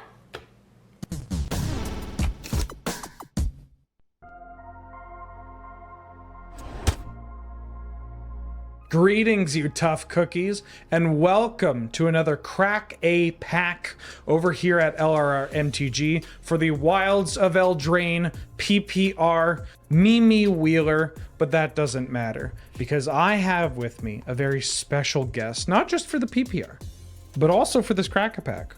We've got Chris Mooney. Hello. Chris, how are you doing? I'm doing good. I'm excited to be here. You just told me your titles, but I might get it wrong. Senior games designer? Yes. Oh my god. Okay, good. And vision lead for Wilds of Eldraine. That's correct. 2 for 2. This is incredible. I need the victories now because you get these cards. That's You're right. opening this pack. And I have to sit and watch. This will be my first Wilds of Eldraine collector booster that I'm opening. Really? Yeah. Okay. I won't spoil any of the cards in the set for you then. Oh, yes. Thank you. Yeah. We wouldn't want to ruin the surprise. No. But there's some good cards in here. Some cool cards. I hope so. Some cool cards. All right. Great. Let's do it. Great. Don't tap the table, but great. We've got Go Sir on. Ginger here on the outside, a character from the original Eldraine trailer that we put into the set very early on. Mhm. I was like, people are going to want to see this character again. Let's make sure we get her in there. It's a good one. Let's take a look at the first card we have here. Is a foil Scream Puff. Scream Puff is a 4/4/5. It has Death Touch, and when it deals combat damage to a player, create a food token. Too much sugar is bad for your health. Are all the sugary cards like the sugar? Because we got sugar and then we have like cookies too, Right. Like the gingerbread cards. Are the sugar? Is the sugar all in black? And then the baked goods, are those in green? I think all of the like confectionery horrors, Yeah. I think those ended up in black. I'm not sure if any of them ended up in green. But in general, right, black and green is Greta, after the tragically losing her brother to a witch, hunts down the witch for vengeance to Sweet Tooth, I believe is the name of the town, which features all of these horrible candy monsters that she has to fight through, one of which being Scream Puff. And Scream Puff, not a type food, no longer edible. Yeah. Born of food, but it has gone past the point where we can eat it. Do you think you could eat this if you really had to, though? I think not, but I do think that if it dealt combat damage to me, that a food would pop out, and maybe I could eat that. So if this hit you and like a part of your innards fell out, you would then be comfortable eating that? I kind of feel like it's part of itself falling apart. Like it's not really well put together, so when it hits you, part of like a chunk of it falls off, right? Okay. So you're cool eating part of the puff that has fallen off, but when it's attached to the horror, that's too much. I think that in theory, I could eat part of the horror, but it's just so difficult. Like it's a 4/5. It has death touch. Yeah. So it's gonna be hard to get close. That's tough. Okay. All right, let's look at the next card. We've got Return Triumphant. It's a 1-dub sorcery. Return target creature card with mana value 3 or less from your graveyard to the battlefield. Create a Young Hero Roll token attached to it. And the Young Hero Roll is whenever that creature attacks, if its toughness is 3 or less, it gets a +1/+1 counter. So this is actually a card that was been in the set from a very early stage. When we came up with the roll mechanic, we were trying to come up with examples of story moments that we could tell. And so this one we made to show off like how would you use Young Hero. So for example, this one is talking about when the hero returns after their adventure. You think that they've been defeated. You think that you'll never see them again, but actually they've returned triumphantly. Similarly, we also made Protective Parents. Which I believe in design we call Doomed Parents. And that's the card that when they die, someone else becomes a young hero. It's the start of the journey of the hero. So we made a lot of these different cards to show off kind of the different story beats that we wanted to tell with the rolls. And this one actually made it all the way through to the final design. Was there any consideration of making a roll that was fitting for the desserts? Potentially a profiterole? Boo. James, edit some laughter in over that. We can't have booing. No, edit, James, edit! But actually, that you asked about that, this is something that I talked about a bit on Mark Rosewater's podcast, and I think that he's also going to share... Plugging another podcast. Synergy, brand synergy. My head. But also, I think he's going to post the vision design document that we gave off that had all of the original roles. So when we pitched the mechanic, there were maybe 10 or so different roles. The final set has 6, and there's like a 7th one in the commander decks. So one of the roles that we did pitch was the animated role, and the animated role turned an artifact into a creature. And so that was for Pinocchio and Gingerbread Man and Beauty and the Beast, the like living furniture. It was trying to capture all of the different fairy tales, which there are many, where sort of artifacts come to life. But at the end of the day, we have to balance complexity and how many roles we can fit into the set. So that one didn't make it in this time, but who knows? Maybe in the future. Maybe in the future. We've got Grabby Giant. This is a 3R 4/3. It's got an adventure called That's Mine. It's an instant. It's 1R, create a treasure token. And then as a creature, it's a 4/3 with reach, and it has 2R, sacrifice an artifact or land to draw a card. So the name of this card is Grabby Giant. That's right. Which feels like the thing that internally you would refer to it before it actually gets a name, but it fits very well. Is that something that for sets like Wilds of Eldraine, where you can kind of get a little goofy, that happens more often? It depends on the theme of the set and depends on who's making the set. So, for example, Wilds of Eldraine, a lot of the cards that we're making are top-down, which means that we're taking a story or taking an idea, a flavor, and then making the card to match that. And so a lot of the times the names actually do stick, or they end up very close to what they were originally. Also, like you see on Grabby Giant, the That's Mine, the name of the adventure. When it comes to adventures, we can really get a lot more... we can use names that maybe on their own wouldn't be that great of a card name, or we wouldn't really want to use it. But since it's part of like a 2 card package, it becomes really charming and flavorful. They feel more like they're either an exclamation said aloud by what the card is doing, or an action that card takes. Right. Like petty theft comes to mind from the Brazen Borrower in original Eldraine. Here's another card, our first bargain card. It's Rowan's Grim Search. It's a 2B instant. It has bargain, which means you can sacrifice an artifact, enchantment, or token as you cast it. If this spell was bargained, look at the top 4 cards of your library, put up to 2 of them back on top, and the rest into your graveyard. Then you draw 2 cards and lose 2 life. So you always draw 2 and lose 2, but if you bargain it, you get a little bit of additional card selection. And I believe that this is depicting the story moment. I might not be 100% of my story moments.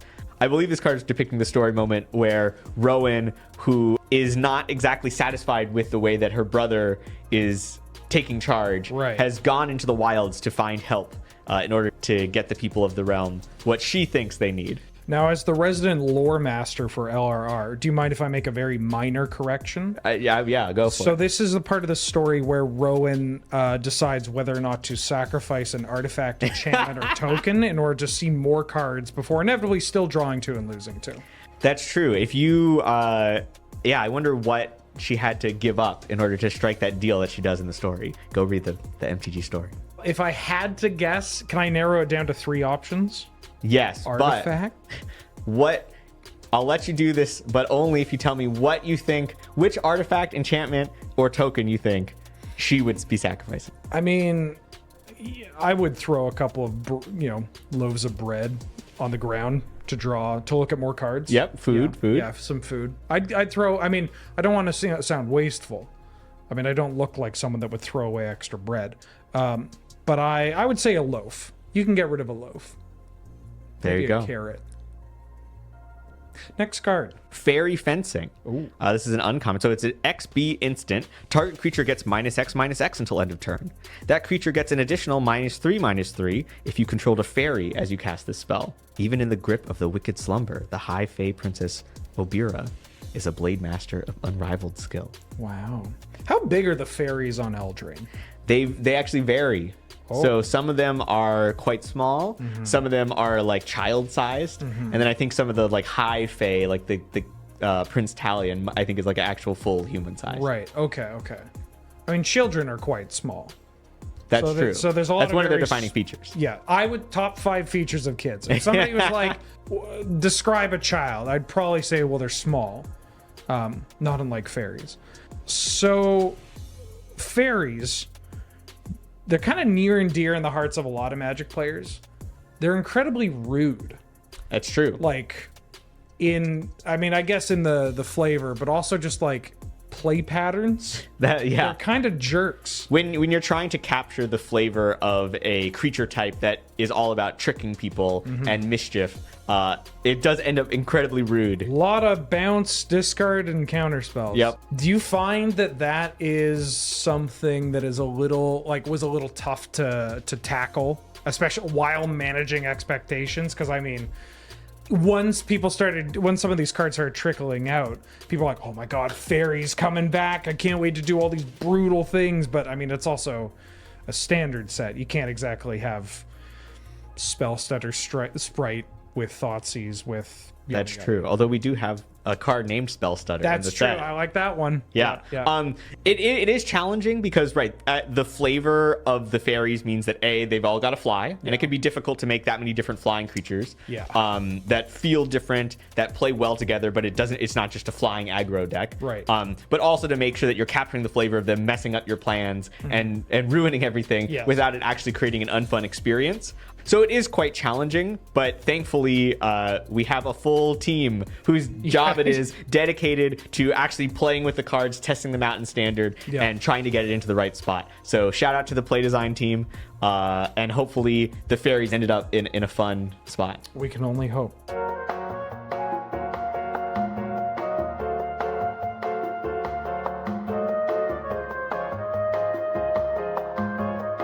All right, and finally, we have our last card from the pack. It is Gumdrop Poisoner. This is a 2/3/2. It's a human warlock. It has lifelink, and when Gumdrop Poisoner enters the battlefield, up to one target creature gets -X/-X until end of turn, where X is the amount of life you gained this turn. It also has an adventure called Tempt with Treats. It's an instant for B, which creates a food token. It's wild that that is the most exciting line of text. I'm a big fan of food generation across multiple formats. 1 mana, instant speed, get a food. That's right. Into untap and do whatever you want with it. Very exciting. I mean, the other part of it is also cool. I enjoy the payoff, the life game payoff. It feeds into itself, killing a creature, all that jazz. Right. One of the things that we have a lot of these artifact tokens we make nowadays, clues and treasure, but compared to those two, food on its own is not very strong. Just gaining 3 life is good, but it's not nearly as valuable as drawing a card, for example. Yeah. Which means that a lot of the cards that make food also get to have very powerful abilities that synergize with food. Yeah. For example, like the Gumdrop Poisoner, you can crack your food and then cast the creature in order to kill something, give something -X/-X. We're really able to play around with the synergy possible using the food tokens in other ways. Now, not to make this go any longer, and we're not cutting a second from this interview. This is too good. We'll just play it at 2x speed, and then it'll be in the proper time. Oh, you can't tell them that, because it's already at 2x. They'll go to 4x. They'll pass out in front of their monitor.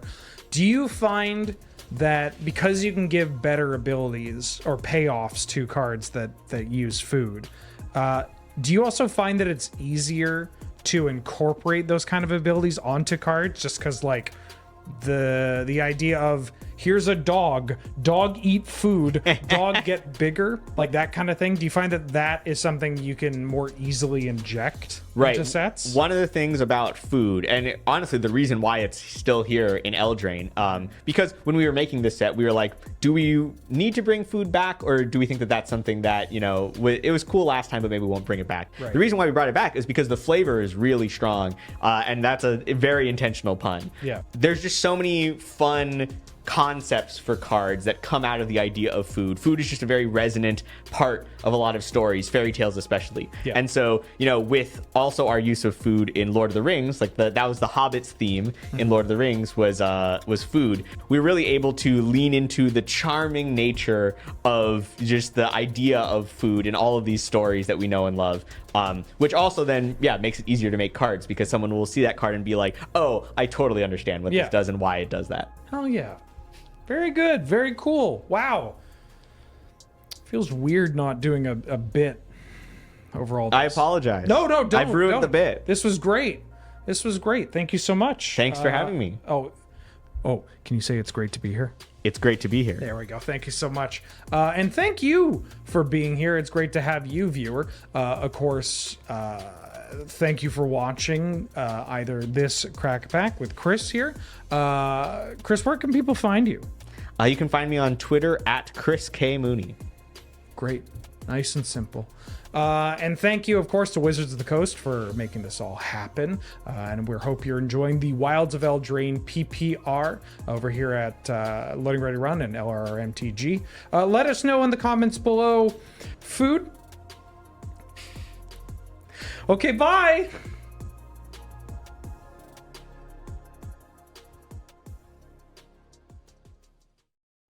Hello and welcome back to the Wilds of Eldraine pre-release, brought to you by us here at the Loading Ready Run Mega Entertainment Magic Streaming Super Network, and of course by our wonderful good friends Wizards of the Coast. Thank you so much for watching. We have done a lot of wild and wacky stuff here. Previously, I was playing Cat with Adam as our table friend, and I realized halfway through, and they just kept going with it, we are the 3 people most in this office right now who are the likeliest to go feral. And there was there was a chaotic and unhinged energy to that round that I loved. So I'm going to be inflicting it on you two, who I feel... I was going to say, where are you going with this? Is this like now the button-down hour of normies? Like, what's happening here? Well, I feel like left to your own devices, possibly you two would be reasonable and intelligent people, but chaos reigns here. Sorry, Cameron. Paper cut. You want to go get a croissant? Oh, please. Yeah. Anyhow, it's round 4. Graham and Cameron have decks. They've kept good 7s, I assume. I don't know, but it's a good 7. It's a 7, It's certainly. there's certainly 7 cards in this hand. Let me quickly It has count them. lands and spells. Okay. Yes. Yeah. Good enough. Also, I have had enough coffee that I have managed to bootstrap myself all the way up to being identifying both circles and triangles. Oh my God! Welcome to So- the club of feral people, Thank you. Cameron. Thank you. We'll give you a raccoon mask and a bag of Cheetos. I will fall asleep in one Oh, or the other. My people. Anyhow, Cameron, you also won the die roll, correct? did. All right, let's start it off. Get Okay. some magic. Good luck, have fun. You too. I acknowledge that we were playing in the Wilds of Eldraine. Excellent. So I'm going to start off with this Evolving Wilds, which I will immediately crack. Cool. I'll And go go- ahead and do my turn if that's cool. Yeah, See, please do. People love evolving wilds, and yet they're always sacrificing them. Swamp. Check it. Oh, So beautiful. Go ahead. oh my God. The full You art just- basics for did this you- set are so cool. Oh, hey! Did you have to play the foil? The one that I just searched. I'm winning! In the absence of every other metric. Okay, then, I guess.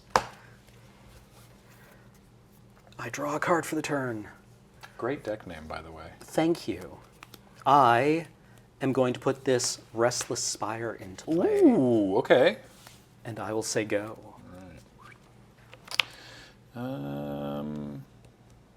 Island. Mm-hmm. Notably is land. Oh. And The full arts in this set are exceptional. they're really good. That's a whole turn. Go for it. Okay. I feel like these might be the full arts that, become my Yeah. go-tos. I feel strongly about them. We say that every set, though. I know, True. but well, I said that about the stained glass, and those have been my go-tos since. But these may usurp. Nice to see Graham taking a break from 5-color good stuff for a PPR. That's a good point. Although, I am in the colors of the king. So I could be 3 back-to-back PPRs running kings. Actually, I didn't run Aragorn for Lord of the Rings. I'm also not running Italian. You have an otter. I do. You have an otter with a hat. That I'm playing into 1 open blue and 1 open black mana. Resolves. Go. Whenever you cast instant sorcery, gets. Whoa, okay, sure. Oh, that seems good. Another swamp, and then prepare to face the fury of a random merfolk that is in this deck in this set for some reason. Aha. It is the Merfolk Coralsmith. It has the the whatever that ability is called. Boingy? Thanks, Nelson. Yeah, the boingy boingy.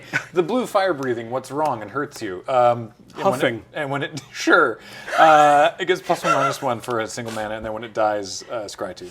He huffed. Go ahead. And then he said, "Oh, where's my inhaler?" Is it actually called water breathing? Have we been calling it that? Flowstone, right? It's the Flowstone. ability. Yes, Flowstone. Much better than Sure. huffing. No, I prefer huffing. I mean, hey, I'm not here to tell you what to do. All right. I put the swamp into play. I am going to cast Freeze in Place on the Merfolk Coralsmith. Target creature, tap target creature, but 3 stun counters? Honk shoe. Boy, you're never waking up. All right. I've cast an instant sorcery spell, making the Frolicking Familiar a 3/3. Yeah. I attack. I take 3. Go. All right. You get to remove a stun counter. Oh, right, yes. Thank you. Oh, I didn't. Right. I scry 2. Oh, wow. All right. Astonishing. I will wait until you have completed your scrying before Good I catch, continue. Chad. All right. I will put both on top. All right. One before the other. Island. I desire the blessing of Lord Skitter. So I will cast Lord Skitter's Blessing. I create a wicked roll token and attach it to my Merfolk Coralsmith. All right. At the beginning of my draw step, if I control an enchanted creature, I lose a life and draw an additional card. Because everyone likes Phyrexian Arena. I look forward to dying to my own Phyrexian Arena. And then we like mana efficiency in limited, right? Yeah. Okay.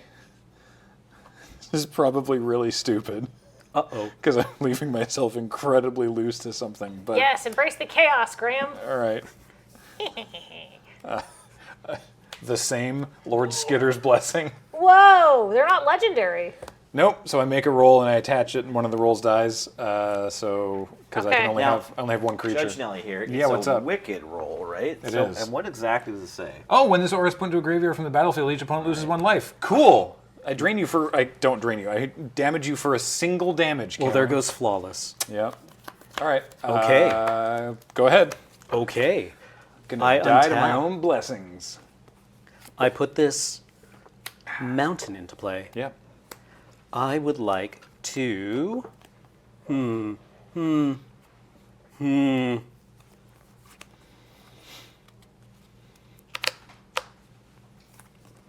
Let's activate Restless Spire. Okay. And then I'll attack. When Restless Spire attacks, scry 1. Yeah. Hello there, friend.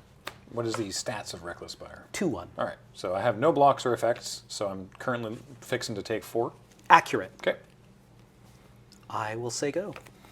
He has taken 4. Untap.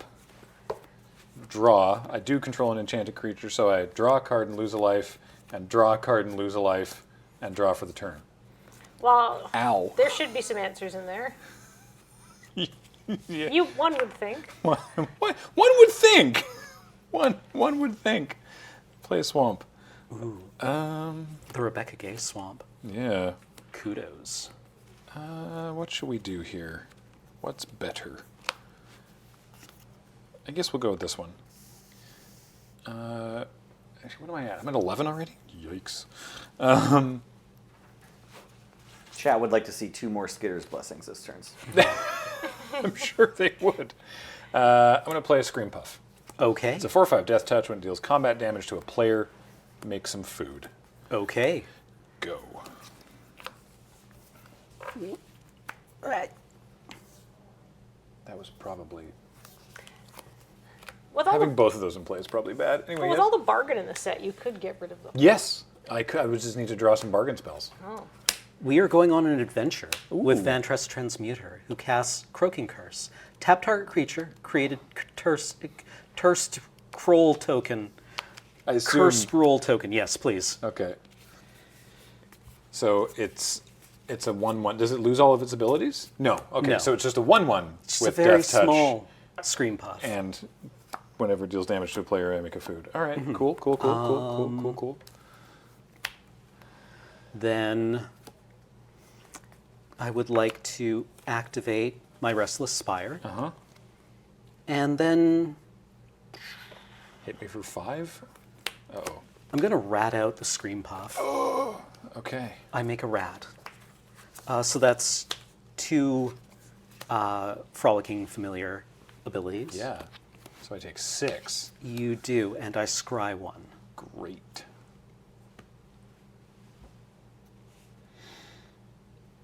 Hell yeah. Uh-oh. Go. All right. Soon, my merfolk friend. I've already taken the 2 off Right, for so your draw. triple draw here. Draw Sorry, for turn. just now here. Cameron, can you just tell me why you scried 1 just now? Which Oh, effect was it? attacking with Restless Spire. Yeah. Thanks so much. Yep.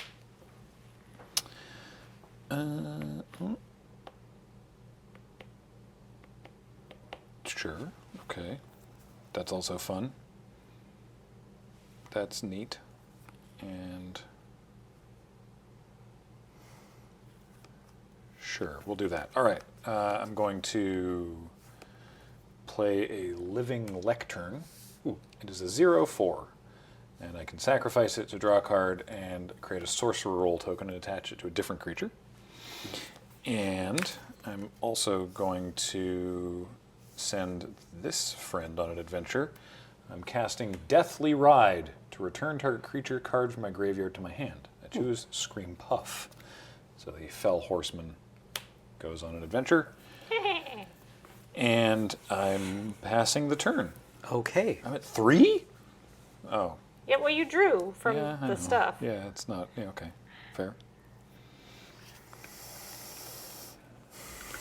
Oh, boy. Boo-be-doo, dee-doo, be-doo-be-dee-doo. Quick study. Yeah. You know that's an instant now. I do.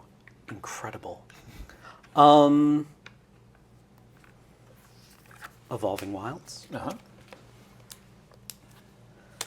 I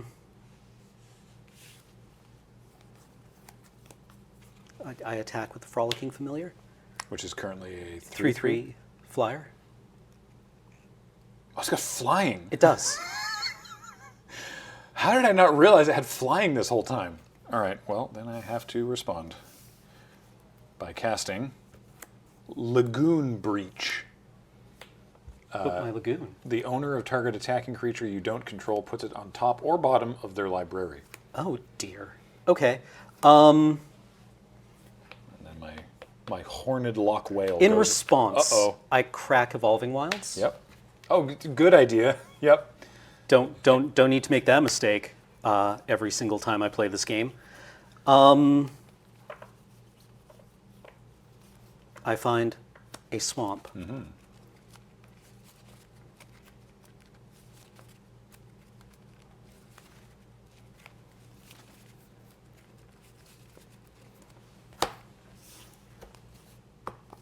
You can go on top. All right. Your turn. Okay. Grandma, Untap. Yes. I'd just like to offer a little Ariel Axed moment here of just making sure that you read the merfolk and think about the interactions with Lord Skitter's Blessing. Oh, I can kill it. Oh, you right. want. And I think, could just kill it. I think the way Lord Skitter's Blessing works, if we can read that one more time, is Yeah, there's Lord an Skitter's intervening if clause, right? Yeah, you only do that if you control an enchanted creature. So the ability will go on the stack, and if you want the merfolk to be alive when the ability resolves, you'll lose a life and draw a card. That is a great thought. It's not free. But No, because it would cost me 3 mana to do that. it is what the card does. I think I can't go to 1. Wait, it costs... No, yeah, it's only 3 mana to do that. Yeah. 1, 2, 3. Yes, okay. Doesn't Wicked buff it? Oh, it does too. Oh, so it it costs costs you 4 4 mana mana. to do that. So then I'll have Well, 2 writes down, got a land in hand.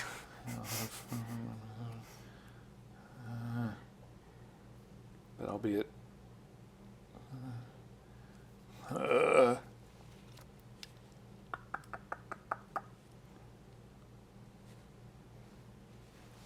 I don't know. So either I go to 1, but I have all my mana, or I draw 1 card and have enough mana left over to not do anything this turn. I guess I could draw something. Nah, we're just gonna ride or die here. Graham goes to Draw. 1. Draw. Chaos reigns. Draw. Neat. All right. Swamp. Okay. Response. Embereth Blaze Dome. So it's worth noting here that you can't respond to No, your opponent okay. playing. Yeah. this No, spell. okay. You have, it's super cute, but you got to wait until Graham I takes can't an do- action. Okay. Like he can say go, that's fine. Here, I'll cast a food that would gain me life if it resolves, and I'm able to. I will, yeah, Cheers. respond. Yep. Amazing. All right, Okay. well, let's go to game 2. What does this do? It's a shock, and then whenever a creature deals or whenever a player's dealt non-combat damage, you burn cards from the top of your library, and you can. They put adventures on enchantments now. Yeah. I legitimately did not realize that. Spooky. Okay. Wow-wee. All right. I'd like to be on the play this time. Sounds fair. I thought there's a mythic cycle. Oh. I mean, greatness at any cost, Graham. I think You got were- there. Yeah. Maybe this time I won't cast both copies if I draw them. But I was like, mana efficiency, right? Let's quit your talk. I had other good cards is All the right. problem. I feel like maybe I influenced you to be too chaotic. Right. You did sort of open the round by I would suggesting. argue that wasn't very chaotic because there was only one possible outcome. Yeah. Wow. Brutal. I have. Well, is any sideboarding happening? No. No. No. Decks are perfect. Run it back. At least we know that Lord Skitter was happy about the outcome. Yeah. I don't actually know what Lord Skitter themselves does. It's a big rat. Just a big rat. Big Real old big boy. rat. Big old There's like a rat. picture on Lord Skitter's blessing of like a human talking to presumably keep this. Lord Skitter. And is Lord Skitter is like so loose. the same height as the human. Isn't Lord Skitter sitting atop a pile of stuff? Oh, very big rat though. I mean, what? I'm on the draw. This is fine. Okay, This is fine. great. Let's go. Let's go. Let's do it. Okay. I will begin with an island. Go ahead. Powerful start. Legacy All-Star. Montaigne. There we go. Oh, also a Legacy All-Star. Yep. The classic. Swamp. The grudge match. Oh, if there's any Cards. card that bests or that equals mountains and islands in Legacy. Island. Go. At the end of your turn, Oh my god, effects. free the Fae. It's an adventure. Oh. Mill 4 cards, then put an instant sorcery or fairy from among the milled cards into your hand. I see. Assuming no effects. No effects. All right, we will mill a Merfolk Coralsmith, a Leyline of the Void, don't worry about it, my Horned Lock Whale, and a Swamp. Can it hit adventures? It cannot. Or does it specify? No. No, Oh, I okay. tried to do this. Wow, so that's a whiff. Bummer. So that's cool. And untap. Draw. All right. I ask because I have a card that's like will return instant sorceries or adventures that are instant sorceries. Oh, okay, because that's important. I tried to get an adventure back, but in all cards, in all zones, you Yeah. consider the creature side, not the adventure side. Essentially, the creature section of the card. Rurik Thor not understand the stack. All right, I'm going to go back for seconds. Okay. Now that I've milled stuff into my bin, and I'm going to target Horned Lock Whale and Merfolk Coralsmith, and they go to my hand. I have not bargained, so neither of them go into play. Okay. The Coralsmith would be able to if I had cast it with bargain, Okay. but instead I should tap my mana for the Spellgram, and then they go to my hand. Sounds good. Now imagine if you had cast that while you had a Lord Skitter's Blessing that you maybe wanted to get rid of. Would have been great. I tap 3. Yeah. Unruly Catapult. Yes. I mean, it's going to kill me, but yeah. The curious case of the catapult that went to the dome. Go.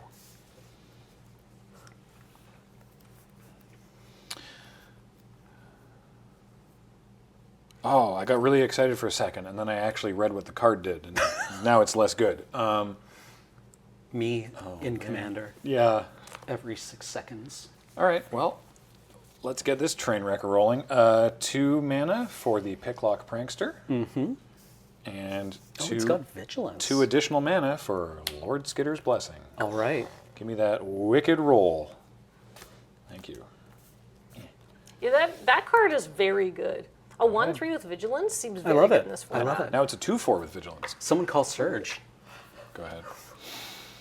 I thought he only cared about lands. I mean, it would be an upgrade. Let's see. What do I want to do here? I think I'm going to cast this Frolicking Familiar. Yay. Oh, And- chat gets it. Sorry. I will say go. Lands in Hovermere. Yeah, Alright. I forgot about Hevermere. So draw and take 1 from Serge is just Skitter's catching Blessing, strays all day here. and draw another. Because he's not here to defend himself. Chaos! Serge and his orderly fashion are sort of the natural enemy to my, like, what if we throw glitter in the carpet? kind of vibes. Does the Unruly Catapult have reach? It does not. Neat. Then I will go to combat. Okay. I will attack with my 2/3 Vigilance Flyer. It's a 2/4 2/4, Vigilance pardon me. flyer. Yeah, no blocks. Okay. Man, I missed a single point of damage by not sending blow-off steam to the dome. You have double the amount of damage you did last game, Graham. Thanks. There's that Merfolk, and 2 more mana for there's that Living Lectern again. Go ahead. Okay. Ooh, 04s on each side. Ping you? Yeah. Battle of the O4s. Demir versus Grixis. Dun dun dun dun dun dun dun dun. 04, 04, 04. Yeah. Man. Okay. I am going to Croaking Curse, the Picklock Prankster. Yeah. It acquires a cursed token. Or cursed roll, excuse me. Right. So. And because these are owned by different people, they can both exist there. Now we asked this question earlier. Mhm. We asked Pharmacist Judge about this, and he said it involved layers, and I didn't get a good answer. It is a 2/2. There was an answer. I don't remember. Okay, so this is a 2/2 because the cursed roll applies first, and it turns it into a 1/1. Then the wicked roll gives it +1/+1. Yes. Cool. Can't wait for Arena to do this math for me. Oh, in response to my own spell, I ping you. Oh, yeah, right. Untap. Then I would like to send this enchantment on an adventure to do 2 damage to the Picklock Prankster as well. In response, I will ping you with my catapult. Brutal. All right, so all of this dies. My wicked roll goes to the graveyard. You lose 1 life. I lose 1. And that's 2 triggers on Frolicking Familiar. Wow, it sure is. Who comes over and hits you for 4. Great. Wait, that's too many. Yeah. I will say go. All right. Okay.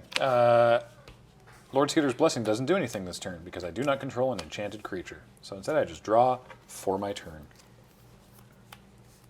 What fun. Boy, that's just not as good as I thought it was going to be, huh? Okay. I will attack you with Merfolk Coral Smith. I do not block. That's fair. I will not pump it. Cameron takes 2. Nelson looked upon the scene and furrowed his brow. What's going on in here? Why are they talking about their turns? Go ahead. Where did this narrator come from? Oh, I should have pung you at the end of turn. Feel free to do so. Thank you. I have been punged.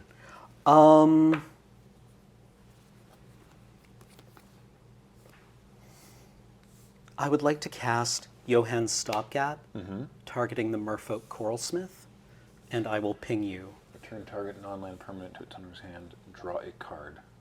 Cool. All right, so this goes back to my hand. Unruly Catapult. Yep. Untaps, and I draw a card from Johann's Stopgap. Okay. Mm-hmm. I would like to put this completely unrelated Restless Spire into play. Yeah? It's not. It doesn't go to any family reunions for any of Cameron's other cards. No. They're No. completely unrelated. Yes. No. Yeah. Not even anyone's +1. Who is that? I will attack with Frolicking Familiar. That's Who is for the 3/3? 3? I take 3. They did Ancestry.com. Go. At the end of your turn. Spire's 5% Zendikari. Horned Lock Whale. Oof. It's got flash, but it does enter tapped if it's not my turn. Okay. So then I untap and I draw a single card for the turn. Cool. Island.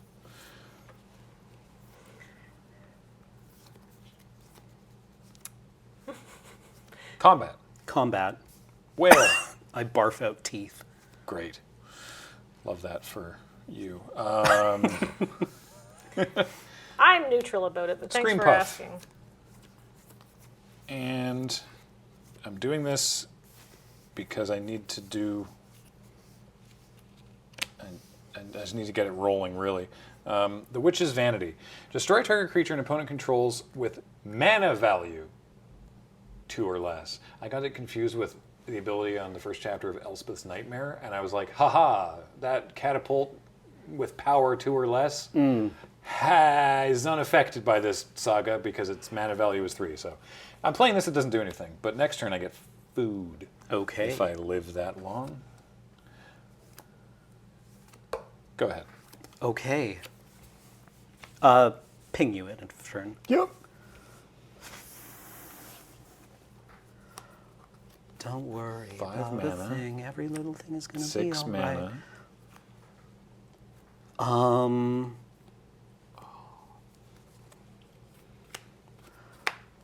The best ancestral is the sorcery speed ancestral. Mm-hmm. I draw 2 cards, ping you. Mm-hmm.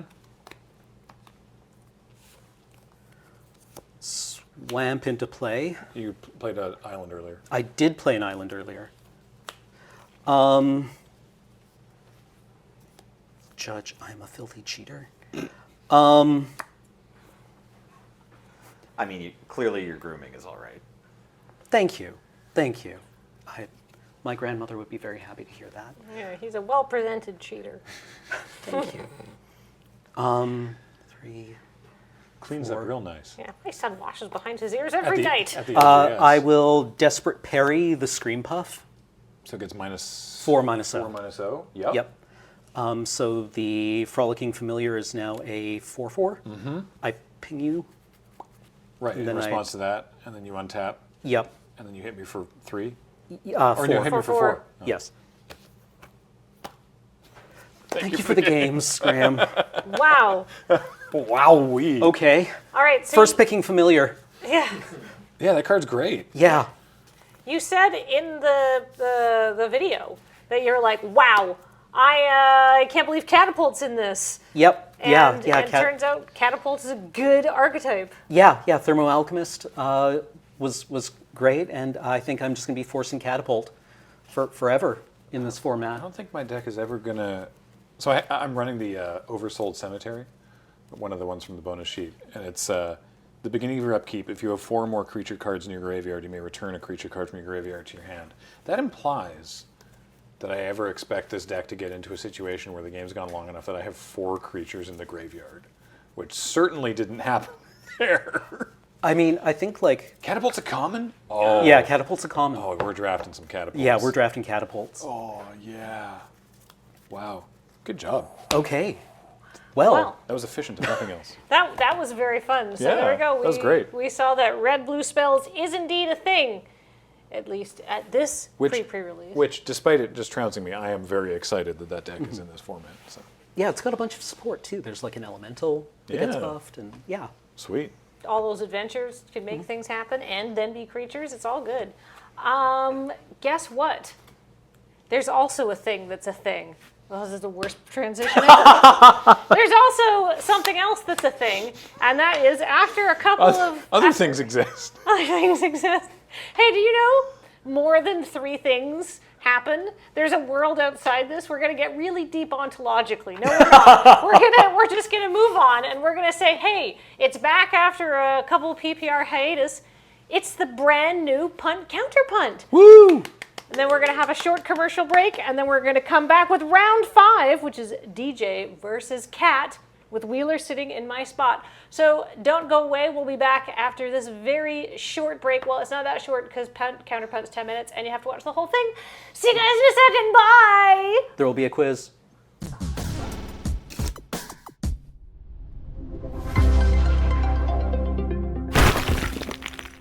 Hello and welcome to Punt Counterpunt, the pretend debate show for real Magic cards. We're deep in the wilds of Eldraine, and it's time to go up the beanstalk in search of an argument. We're nothing more than a bunch of questing druids completing a Farsight ritual to see which Magic cards are the best. Will we tell a tale for the ages and return triumphant, or will we simply become monstrosities?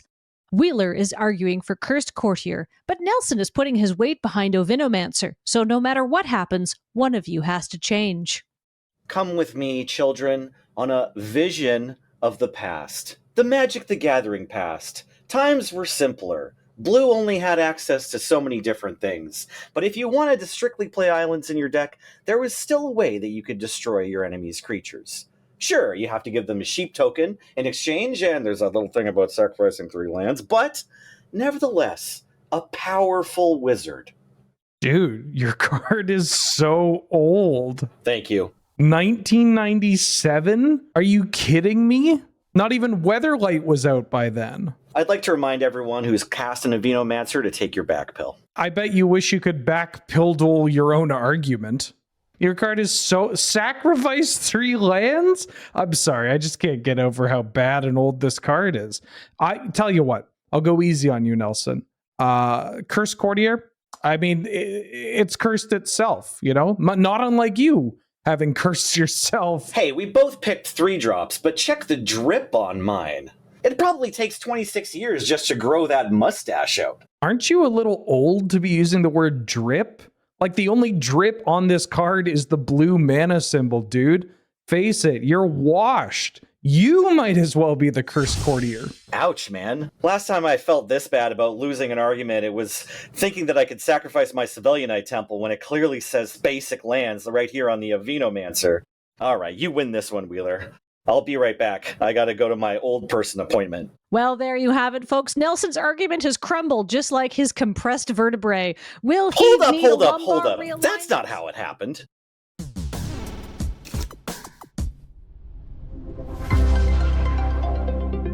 Hello and welcome to Punt Counterpunt, the pretend debate show for real Magic cards. We're up to our necks in Eldraine and sinking deeper by the second. What can these troublemaker oofs possibly get up to? Debate! Nelson is arguing for asinine antics, but Wheeler says, not so fast. I have a card from M15.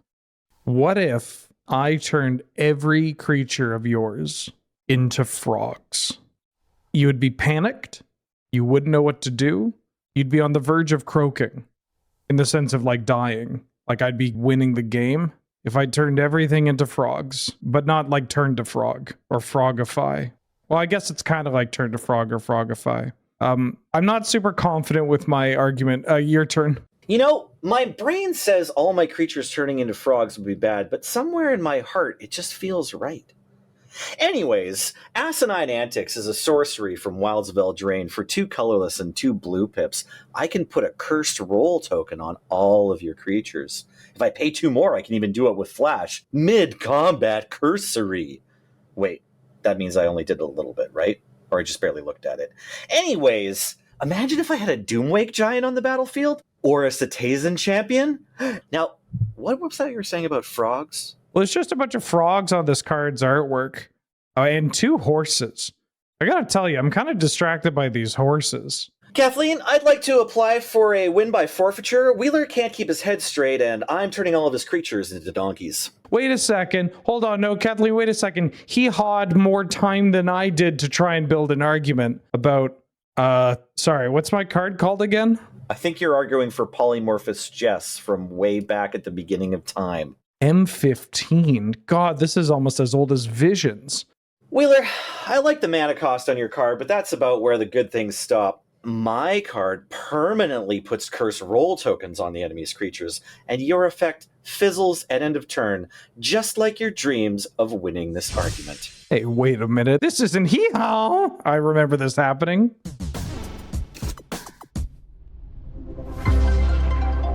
Hello and welcome to Punt Counterpunt, the real Magic cards for pretend people. It's Eldraine. Feel the noise, boys. Nelson touched a living lectern. Wheeler just wants to punch him. Now, hold on. Let me finish my speech before I get punched, all right? I'd like to show you a fantastic little 2-drop for only 1 and a blue, a 0/4 creature construct for 1 and sacrifice it. We get to draw a card and put a Sorcerer Roll token on 1 other creature I control. You better book it, Nelson, because it's ass-whooping time. I'm going to burrow you so deep into the ground, they're not going to know what's left of you. I'd love to hop away from this debate, but the fact is my card is just fantastic compared to yours. How can your card be fantastic if it can't even kill my card? I don't even need to kill Wheeler's card. I can just block it forever. Have you ever played against a red deck, dude? You're going to get shocked. That's right, and once my living lectern has outlived its usefulness, I will have a sorcerer, summoning magical power! I'm a jackal pup with upsides. People play jackal pups with downsides. Face it, Nelson, I'm going to punch through your living lectern, and once the veteran's ready to retire, I'm going to pass on the role to another young hero, and I'm going to retire nice and quietly, at home, with all my jackal pups, with downsides. Look, Wheeler, your creature only has 1 toughness. I'm sorry, but that's just not going to cut it against my living lectern after I apply the Curse of the Werefox. That's right, we got all kinds of rolls.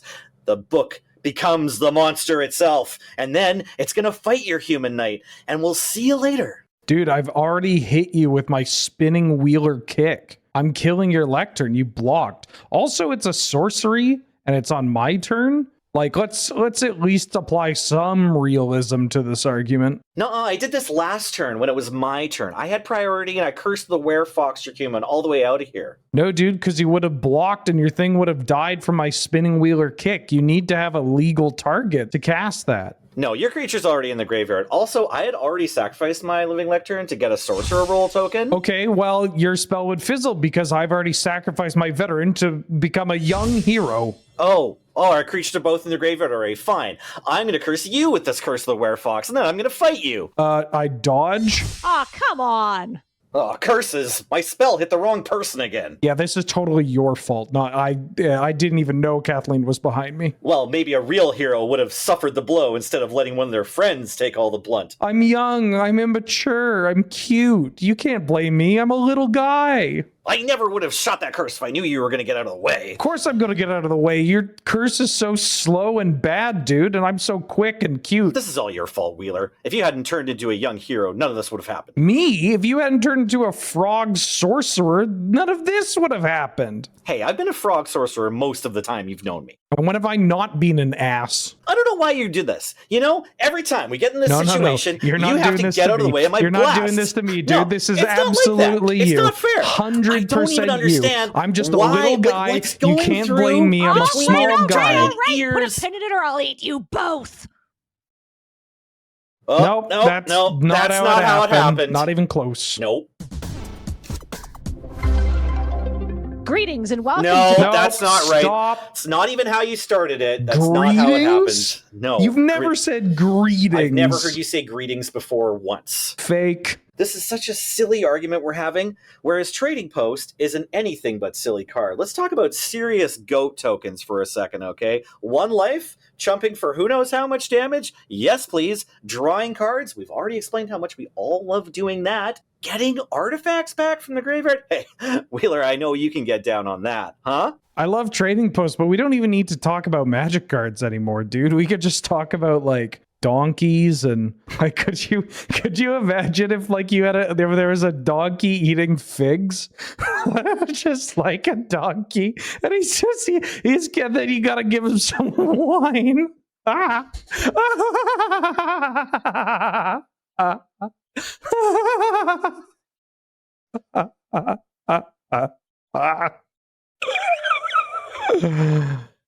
Hey, Wheeler just died, so I think I win this one for sure, right?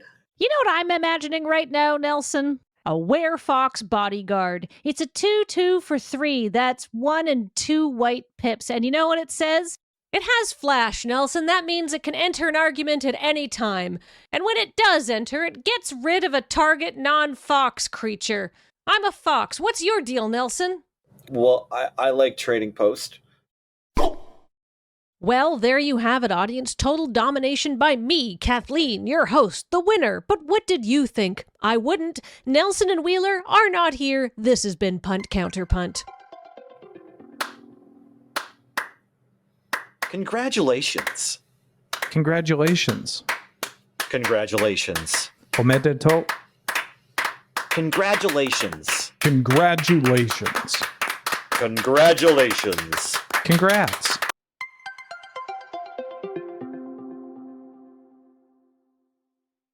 I won. Congratulations. I won. You hear that? Nelson Wheeler, I won. I'm the winner. Congratulations. I won. That's right. Congratulations. Frog Wizard. Thanks, me, and welcome back to the Wilds of Eldraine PPR over here at twitch.tv/loadingreadyrun. Me, Wheeler. How you doing? You look great. I thought for a second you were going to greet us, but No, no, no, it's no, all no, about it's chat. just- His love is for the chat. Oh, no, I got Mimi, great. I've got to introduce you first. Sorry. And Jumping the then gun. I'm going to ask some questions for both of you. Questions. I love Yeah, it. very small 30 questions. minutes into the round. 30 minutes. Yeah, I'm going to break the game in half and go, hey, what's your favorite color? We got some guests. We got the double guest round here. We got Lady Lavinias. We Hello. got Jumbo Commander. Hello. Cat. DJ. Serge. Don't get on mic. Please don't get on mic. Please. Oh, no. We only have Serge's so face. much time, and I have to spend some of it saying thank you to the Raiders. Out of the shot, dude. Out of the shot. Day one, huh? That's too mean. It's okay. He'll have some cake. Thank you for the raid. Welcome, Raiders. We're about to start round 5. 5. You both have already drawn your 7s. We That's already right. know who's going first. That'll be me. How are we feeling? I'm feeling great. Although I saw you run over Kathleen, in great fashion, so I'm a little bit scared. The fairies were a lot for me, so I have de-fairied myself in hopes Okay. to just be rats. Okay. De-ferried. Sounds like me getting off at Sawasan Terminal. That's a Victoria joke, and all the Victorian people in the room laughed. Woo! There's also a giveaway that we're going to be doing at the end of the round. We've been doing them at the end of most of these rounds. We got 3 collector boosters from Wilds of Eldraine. We got a Wilds of Eldraine starter decks. We got a Wilds of Eldraine pre-release kit. And we have a Wilds of Eldraine commander deck. You like that joke? Yeah! Yeah! Graham liked the joke too. Yeah! Woo! Love fairy humor. See? This is why I'm salary. Anywho, we're going to be doing that giveaway at the end of the round, so you don't want to go away. But we do want you to stay as well. That wasn't contradictory. Let's get to this match. I'm good? running. I ate some tough cookies in the break room, and I think one of them is stabbing my innards as we speak, so we have limited time. All right. Sounds good. Who's going first? I'm going first. Have a good game. Good game. No good luck. Good luck. Have fun. Have fun. Good Okay. luck. Good. Okay. Thank Yeah. you. Thank God. Woo! Woo, we did it. Okay. Dodge the bullet. All right. I'm going to start off with a swamp, and I'm going to make a food. Ooh. With my Straight gumdrop away. poisoner. Yes. What kind of food do you want? I want the saccharine sweet Jello candy one. This one? That one. Can I have it, Absolutely. please? Yeah, go for it. Oh yeah. It just does a thing. It does a It's thing just a later. rare, and like I It's may like- keep it. Yeah, I just okay. does it. So all I did was make a food. That's the irrelevant part. But the other side of it is that it's a 3/2 life linker that can kill something if They I can kill my gain rats. life. Yeah, no. But I gotta gain life first. It's slow, it's clunky. It's, Yeah, it's, sure. And I'll pass the turn. All right. I'll draw for turn, and I will play an Evolving Wilds, and I will crack it and pass the turn. Sounds good. It's 1 land, chat. Can we hear 2? Draw for turn. Forest. All right. I am going to play a Crystal Grotto. Oh. And that's going to let me scry.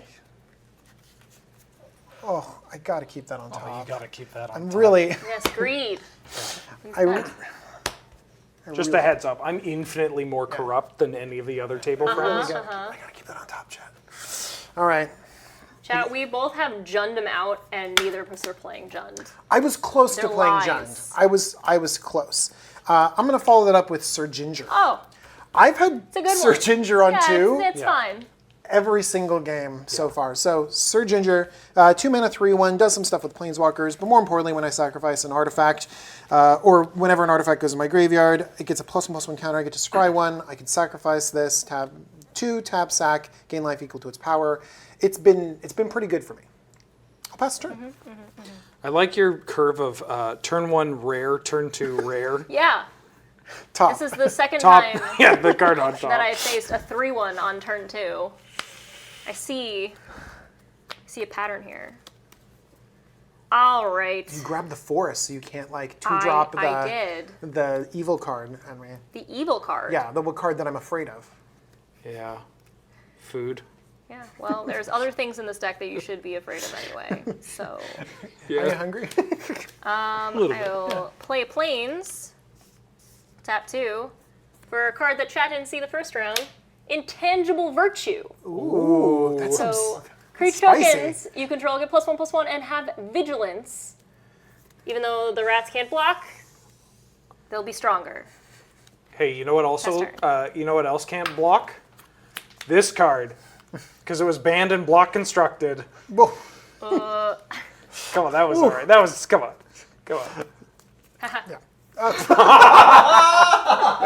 That's what I'm looking for. Got him. Play a forest. I'm gonna come in with Sir Ginger for 3. I will take 3. Sounds good. And then I will tap 3 for Greta. Greta is so synergistic with my deck. It's a 3 mana 3/3, create a food, dealer's choice on food this time. And then green, sacrifice a food, put a +1/+1 counter on target creature, activate only as a sorcery. 1 and black, sacrifice a food, draw a card, and lose 1 life. There's a lot of stuff over there. It's got some, yeah. Got some stuff. I got a lot of text going on my side of the battlefield. Yes, I see that. Pass turn. Going quite a bit, pretty quickly. You know, I'm supposed to be the speed deck. Yeah. But it's okay. All right, here we go. I will play a mountain. The natural Naya. Natural Naya. Wow. Isn't it gorgeous? And I'm going to start it out by saying pass. This is not suspicious at all. No, not as suspicious. I'm not. Also, chat, the Rats the Musical was named, and I did not know that Ben had also named Rats the Musical. So it was just, we both had the same minds. Great minds think alike. Ooh. All right. We're going to go ahead and pay 2 mana to sacrifice a food, draw a card, and lose 1 life. And Jesus, I know. Yeah, it's fine. Okay. And then I'm going to put a +1/+1 counter on Sir Ginger and Scry. Hey, Judge. Yes. Just making sure I do this. Just making sure I do this correctly. I scry first, and then I will draw my card. Yeah. Okay. Good. So you'll have a triggered ability that responds to the ability. So the trigger is going to go first, and then you resolve that, and then you do the yes. Yeah, you got it. You got it. All right. Chat. I'm going to bottom that. I don't know why I looked not to criticize. I like what you're doing. That's very, your goals are noble. This is a brand new set with cards. Oh, they're not going to like, very I like blurry. throw some blurry thing up there and then be like, it's this. This thing. It's that Oh, thing. sorry. Let them figure it out. Let them have a challenge. All right. I'm going to play Swamp, and then I'm going to go to combat, and I'm going to swing in for 7. Ow. Is this turn 4? I'm sorry, I have 3 lands here. And an intangible. And an intangible. I will take 7. Okay. Oh, wrong person. Sorry. No, you can do that. That's also fine. You want? Oh, well, I don't know. Let's put you to 10. It's I could be at 12 though if you differently. $5. This is a new vibe for the PPR. $5 for 2 life. Yep. I don't know about that deal. Wait, hold on a second. Slow your roll there, Wheeler. Yeah, hold on. All right. How much is life worth to you? I'm going to pay 2 and follow it up with a Root Rider Fawn. Okay. And that's a little mana dork that helps me filter, and I'll pass the turn. Okay, on your end step, I will play a Rat Catcher Trainee Pest Problem and create 2 1/1 rats That are 2/2s. 2/2s. Wow. With 2/2s for vigilance. vigilance, that matters totally. Yeah. Okay. All right. Untap. Draw. Yeah. Just putting it on. It's on an adventure. It's on an adventure. Just You're putting right. it on We an have the exact adventure. Adventure things. You're right. I'm sorry. I didn't mean to trickle the rat catcher trainee. Yeah. Yeah. All right. Let's play a Plains for turn.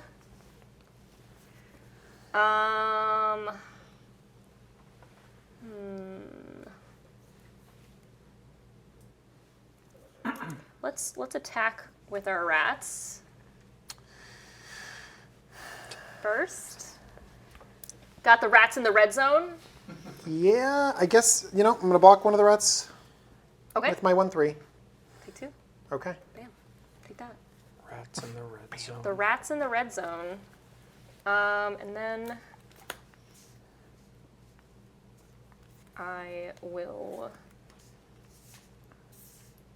tap 3. And I will play a Savior of the Sleeping, which is a 2/3 of vigilance, and whenever an enchantment you control is put into your graveyard from the battlefield, put a +1/+1 counter Nice. on this card. I'll pass the turn. All right. Going to untap. Draw my card for turn. Ignore that noise. Is that some sort of mouse noise? The mouse? We don't have the mouse yet. You can make the mouse. I have a mouse It's a in here. perfectly ordinary human noise. Don't worry about it. Just don't worry.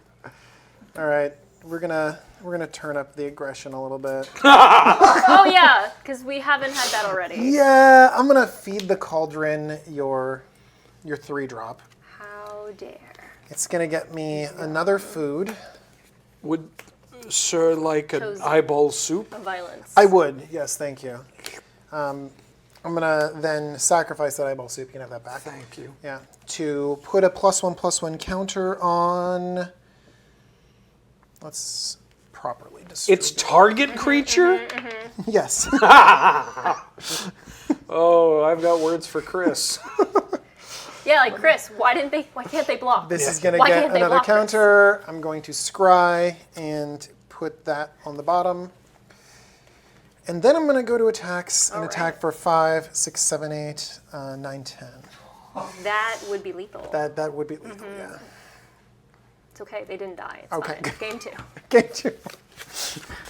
Wow! That's a lot of violence.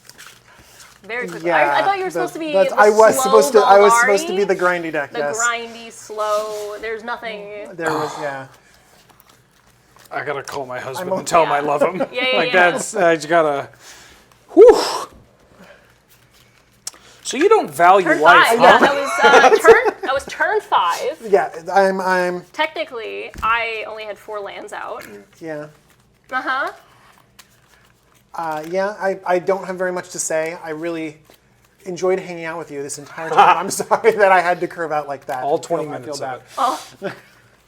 20. That's a very nice, amount. I don't think I get 20. Oh no, I was being generous. You I were. told DJ I was going to take him out for coffee and it lit a fire under his butt. Holy moly, that motivation. You can't say the word butt and then follow it up with holy moly, dude. It sounds too rank on camera. Pardon me. All right, Don't go worry ahead. about it. But holy moly. Anyways, entering into game 2, you're on the play. I am on the play. What are you hoping? You have the choice. You can be on the draw if you'd like. I would like to be on the play. So, as your lawyer, you should be on the play. Thank you. I Yeah. would like to If I can I make one more suggestion? I would like to hear it. Don't die on turn 5. Uh-huh. Don't let them do that to you. Okay. I will work on that, yes. Do I get advice Now, too? as your lawyer. Okay. Food. Yes, yeah. Yeah. So, I think that I need to up my game in order to just have rats. So I need to channel them. So what I'm going to do, chat, is I'm going to try to get as much as I can. Rats. Yeah. Rat Queen? Rats Queen. Oh my gosh. Now I can't lose. I'm intimidated already. The TR is a nice touch. All right. Good luck, have fun. Good 7. Got this. You're dead. Yeah, Are you gonna beat the I'm rat? like, Can't I don't be know the if I rat can. queen. Like, that's not happening. Well, Cat rat. Rat cat. What's your favorite bat? no spoilers. Bully. Me? It's not bullying, it's All right, content. I'll keep this. I will keep this. Okay. I will play planes and say pass. I'm going to play a tapped Edgewall in, naming green, and pass. Okay. Draw for turn. Play a mountain. Just because I want to intimidate you. Sounds good. Play Ash. And attack for 2. Wow, you are dead. Yeah. It's the crown. Go. Is this your favorite rat in the set? This is. She's braving the rats. Ash is far too She's dangerous. dancing. We're gonna have to get Ash out of here immediately. She's She can get out of control by the candy apple. and pass the turn. All right. Is that an apple or is it a grapple? Like the hybrid grape apple Yeah. that you can get in certain stores. I Yeah. mean, I think You finish that sentence like you worked for the grapple company and you're like, that you can get in stores now? you can get in stores for a limited time only, right next to the cotton candy Cotton candy, grapes. yeah, All right, exactly. let's play mountain. Well, this would have been nicer, but that's okay. I will play the rat catcher trainee. It was a wise decision, and I will get 2 rats, and we'll go on an adventure. And that will be my turn. Sounds good. Untap. Draw. Sweet. It's okay. It's okay. DJ's a bully. I know. Hey, 3. I need to answer your crazy aggression. I'm gonna any pie-related food that I can. Pie-related Yeah, because she's holding this witch is holding a pie. So this witch creates a food, and then also. Wheeler, can you read that last line of text on this? Yeah, for sure. Yeah. Try some pie. Your brother helped me. Oh, sorry. Collector number 0111. Sacrifice the food. Target player loses 2 life. Yeah. I don't have a pie, but would you settle for? Oh no, there's pie in this. Beautiful. Thank you. I'm gonna pass the turn. Okay. Show off the. You want to see? Oh, the show off the art. Done. Yeah. Yeah. Love it. It's a feast. All right. Play a plains for turn.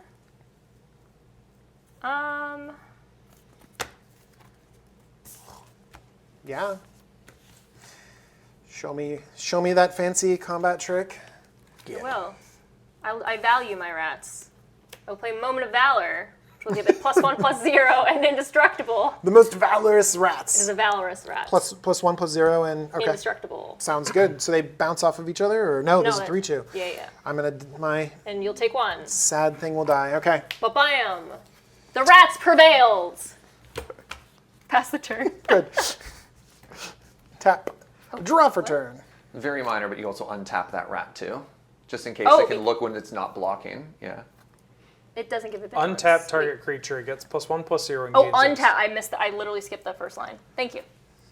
It's okay. It's very important. Just so that they can be intimidating. That's how we tell Look them you apart. in the eye. What's this rat? Harold. And this rat? Jerry. Okay. It's Harold and Jerry. Jerry with a G? I named them, so now they can't die.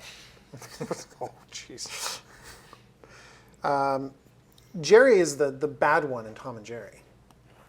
Huh, There's no bad one. Yeah, it is. That's, Jerry's the no, bad one. hold on. That's Whoa. Get in the comments. No. Cat's right. That's an extremely based take. Nobody's bad in Tom and Jerry. Look, the cat just wants to cat. DJ, you're gonna just make chat go against you. Like that's. I'm gonna play a 4/3. Okay. I've not even decided. I've not even decided to do any of the adventuring on that. Just need a 4/3 trample to deal with some rats. I'm gonna pass the turn. I love how you're so scared of the rats. You're like, let me put just the 4/3 down. I'm. Good job. I need to block and get to the late game. Okay. Let me get this back in order. Okay. I will play a plains for turn.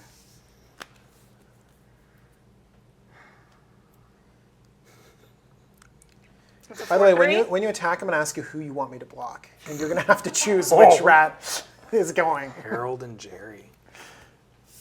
She's gonna remove my creature now, just out of spite. No, I'm going to put a knightly valor on Jerry.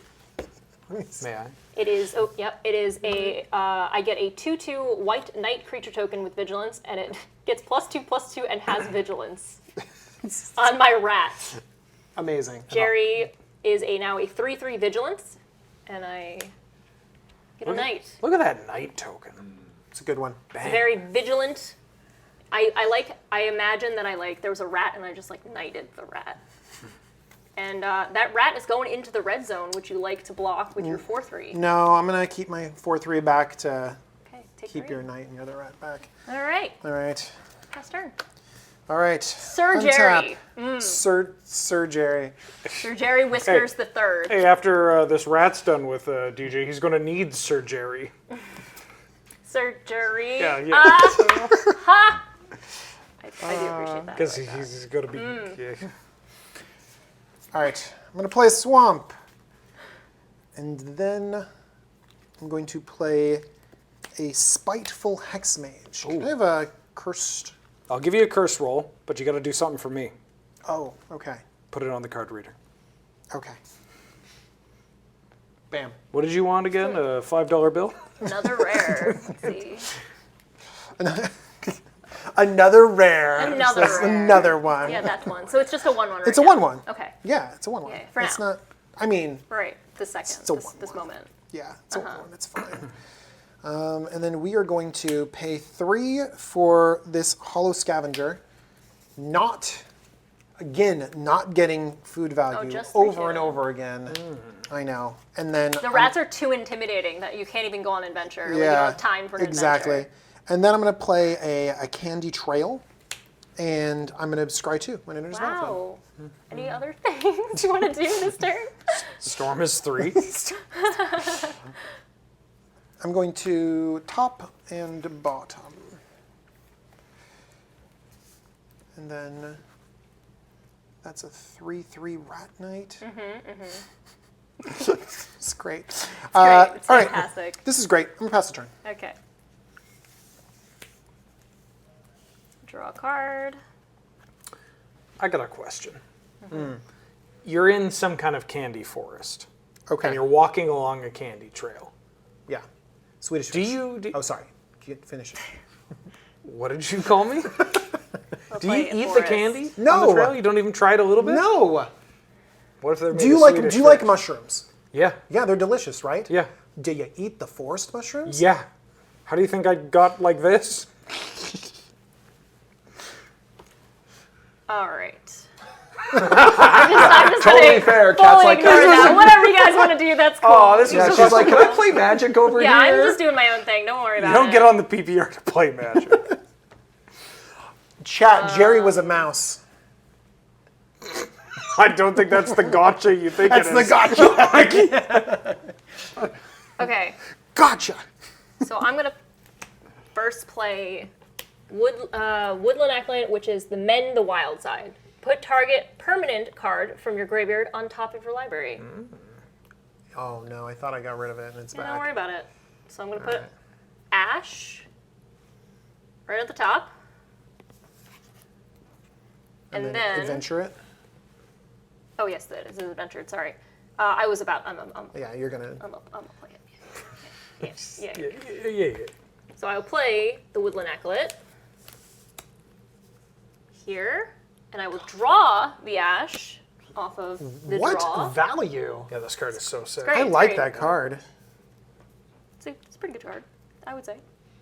Pretty good. Pretty solid. Pretty good. Yeah, And you have red white up. I do. Didn't you say that I did a lot on my turn? Storm count is 2. Storm count is 2. Yeah. Yeah, we're gonna get Ash, because Ash is haste, I just realized. Neat. Yeah. And that will count as celebration. For the 2 permanents coming in the battlefield.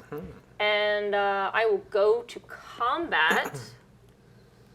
And I will attack with Rat, and I will attack with Ash.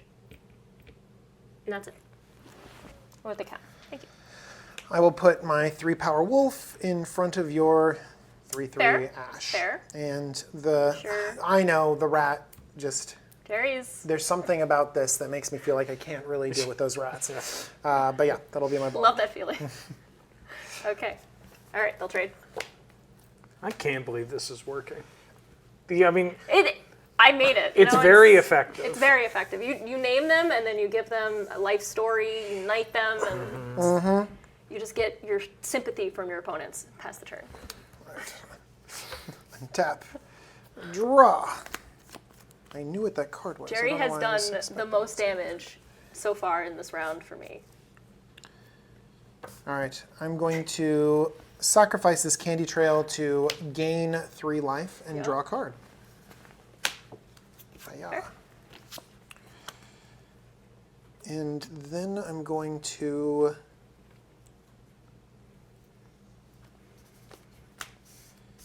pay 2. I'm at 14. Let's see what your attacks are. This is a 2/2.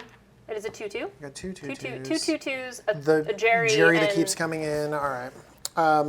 I'll pay 2 for Mosswood Dread Knight. Oh. Yeah, What it's is a that one? so it's a 3/2 trample. And then I can just keep casting it from my graveyard. Ah, of course. Yeah, but it's got limited timing restrictions, so as soon as it dies, I have until the end of my next turn to cast it for its adventure side, which lets me draw a card. And then I can play it again and it comes back. So it's another rare, sorry. Yeah. Sorry. Yeah, just another, the 7th, I'll pass the turn. Okay.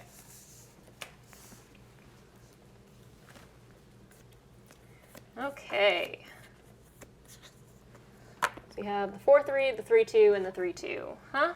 1/1 right now, but yeah. Oh, it's 1/1. Yeah, yeah.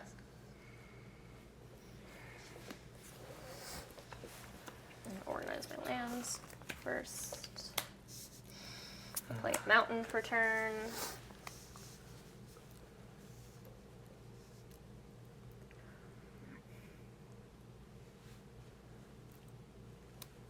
I'm actually gonna, I want this because it has first strike on my turn. May I? What? Oh, yes, yes. First strike. 2 on first strike. You got, that's a reoccurring, very annoying wall. Yeah. I really like Jerry. This is Do very you think I'm problematic. going to block? Yes. Okay. Yes, you do. You're right. Yes, I do. You got the read on me. You Yes, got I the do. read on I me. got him. Ah, okay. I will pass my turn. All right. Untap. For now. Draw for turn. All right. I'm going to pay 2 and Fell Horseman something back. Oh, wow. Okay, that's a good card. I'm going to Fell Horseman back this Witch. So I'm going to get that Witch back. Fell Horseman goes over here to this Adventure Zone. And then I'm going to pay 3 to put this Witch onto the battlefield. Yeah. Let's go with Weird Soup. There's so many 3/2s on your side. Do you have a name for your weird soup? 3/2 soup. Yes. Potato bread soup. But not rice. Not rice. It's not very ricey. Deep. Let's see But not here. rice, chat. Okay, I want to block with that. I could attack with that. I think he would just trade away. I'll pass turn. All right. Draw this.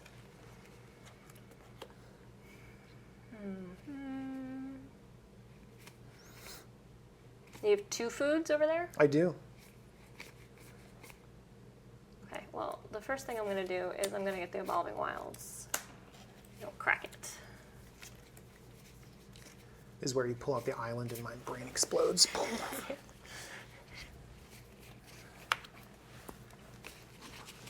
will get another forest. Okay. Then we'll shuffle.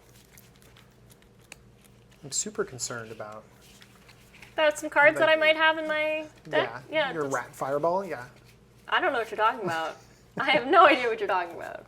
I watched the PPR. No. You're not allowed to watch earlier rounds. Not allowed to How watch. dare? Okay. 2/2. Gotta do lots of math over here. This is 3/3. While you're doing that, do you mind if we have a recurring segment on the PPR where we just say random numbers out loud? That won't mess me up at all. Is that cool? Yeah. Okay, great. Go ahead and do some math. Okay. Real quick. 7. Well, 7's good because she has 7 untapped lands, so it's pretty sure Yes, that that'll generate 7 30 7 rats somewhere. Yeah, 32. What about mana reduction? Mana reduction. I know. Ooh. So, I mean, what if she's got the mouse that's the second spell, and then she casts that for the second one, but voice the judge here. Let her cook. Yep. Yeah, thanks. Okay. I will pass the turn for now. Okay. Okay, and your upkeep, 46. The math is ruined. This is Drop for turn. All right, we will play a forest, and then I'm gonna start attacking in. I'm gonna come in with this Mosswood Dread Knight. That's the 3/2 that can. That's the 3/2 that comes back that I can cast the. Here we go. Everyone can see. the 3/2 that when it dies, I can cast the adventure side from my graveyard, which is 1 in a black, lose a life, draw a card. And then I can from the adventure, put it back. And the Dread Knight comes back. I'll take 3. Sure. We'll block that.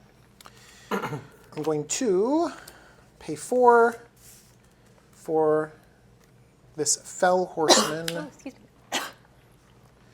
Serge, can you give me some water? Please, thank you. There we go. And I'll pass the turn. Okay. Good. You want us to? Sorry. We can vamp. Yeah. Yeah. We'll vamp. Yeah, go. 46. Where was I? 46. Great We're just number. gonna list other numbers. Laughing and coughing at the same Oh. time. You're laughing at this? try This not to is be not funny. good. This is really bad I'm gonna content. draw a card and then I'll look. Yeah. Okay. You do you. Yeah. Whatever you need. So how's your weekend going? How's your weekend going? It's going really well.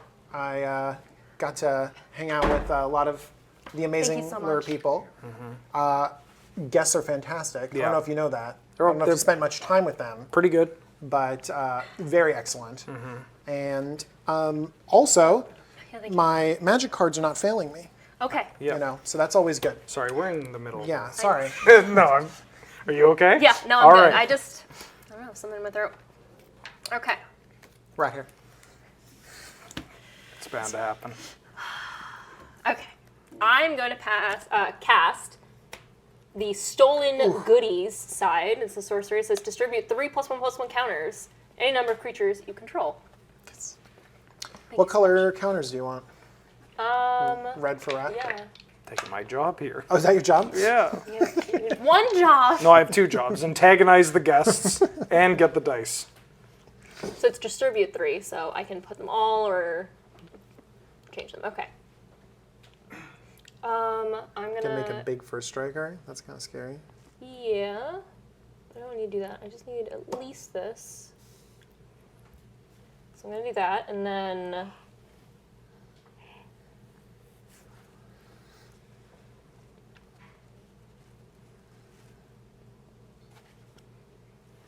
this is a very, very frightening amount of stuff. Okay.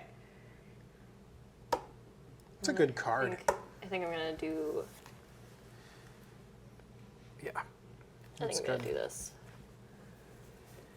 Alright. All right, and It's then in 3 3s in the adventure zone. You're gonna keep counting. I do really like the strategy of putting I don't like. I think that I don't. Yeah, I don't know. No, it's sick. All right. We're gonna attack. Sounds good. We're done waiting off on this game. So let's. Oh, that's. He has vigilance. Vigilance. Bam. We're just going, and then we'll hold Harold back. Harold can hang out. Sounds good. Alright. Big You have one card left in hand? One card in hand. Okay.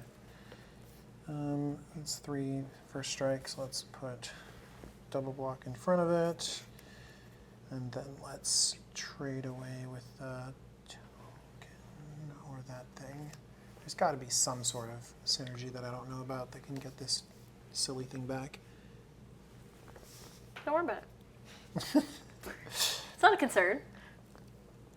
So let's go ahead and set that block up. All right. Blocks. Yeah, no effects. I'm gonna take out your 4/3. First strike. Okay. And then these trade. You can have this back. Thank you. I have a knight. I don't need knights. I only need rats. And this will die.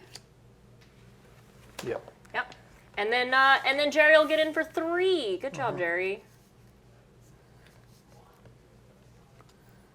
Does this get through as well? No. Wait, No? yes, This it wasn't does. Yeah, one. wait, Yes, yeah, it it does. does. It Yeah, does. so it does, another it does. 3. Ooh. And then I'll also cast the Picnic Ruiner. And I will pass my turn. I think I'm going to crack a clue and gain 3, just to get back up a little bit. And can I see this Picnic Ruiner?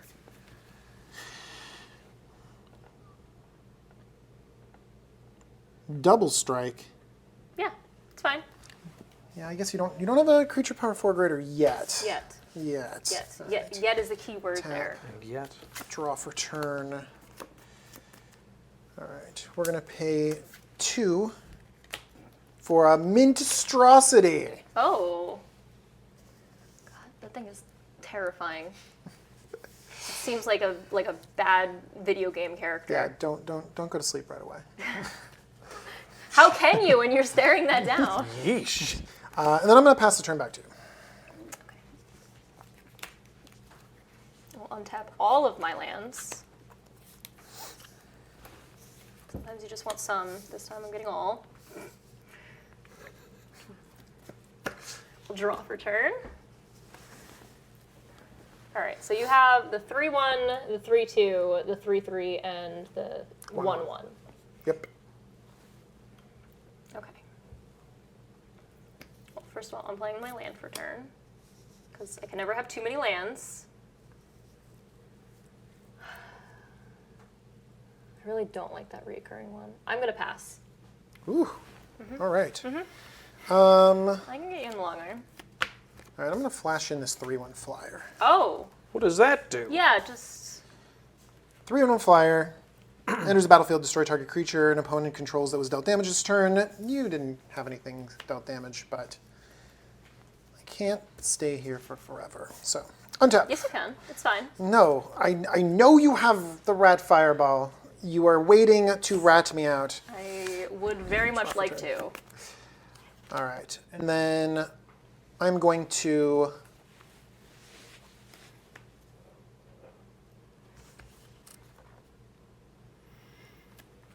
pay 2, and I'm going to play this bargained troublemaker oof.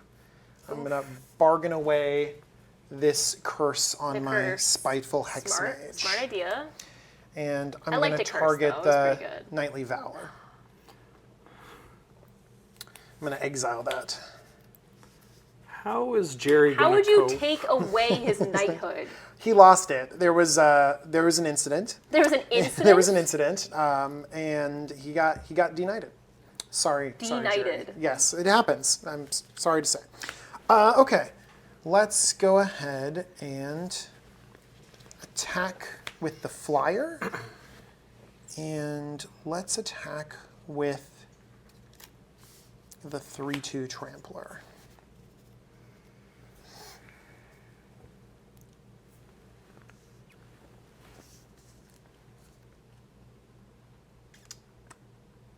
It's tough. This is really tough.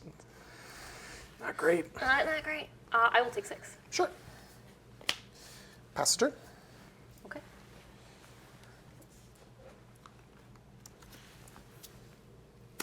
It's a lot of lands. It's fine. It's fine. Yeah, it's fine. Yeah, it's fine. It's fine.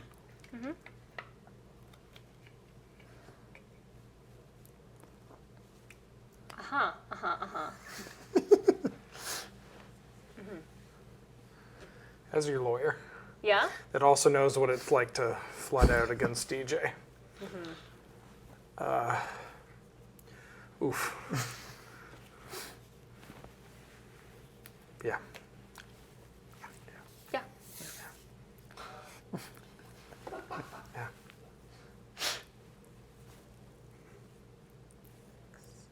Doing some math.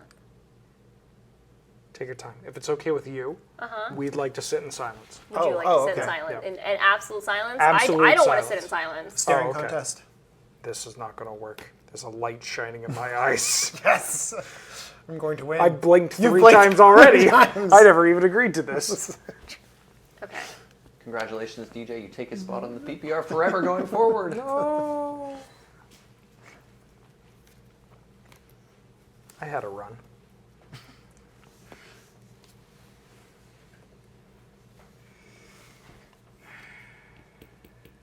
This doesn't look good for our heroes.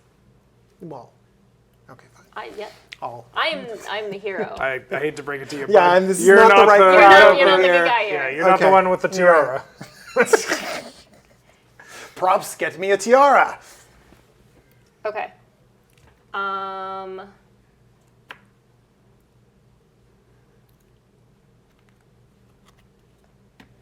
The rats aren't blocking. They might as well come in. Yeah? Yeah. Yeah, well, it's more than a land. Okay. At least there's that. Okay.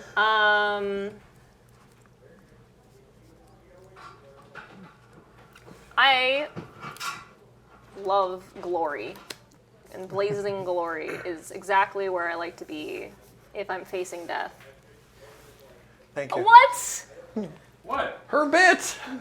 Uh-oh. He has nice. Well, no, he That- didn't. I know I demanded, didn't I? And now we have two Hold on. tiaras. Oh, no. Now who's the villain Somebody here? has to get Kat an even bigger tiara. Hold on. All Oh right. my God. Yeah. There are three Wait, people, Yeah. potentially. We got this as well. This is. All right. Hold on. All right. Okay. Oh my God! Hold double on. tiara royalty. Hold on. Does this work? Oh. I can't. Wait. Yeah. Yeah, I'm Okay. just not going to move. This One might. too close to the sun. Okay. Oh, please. Why are Oh, we no. Tetrising on my Oh, head? There. Or Now what up?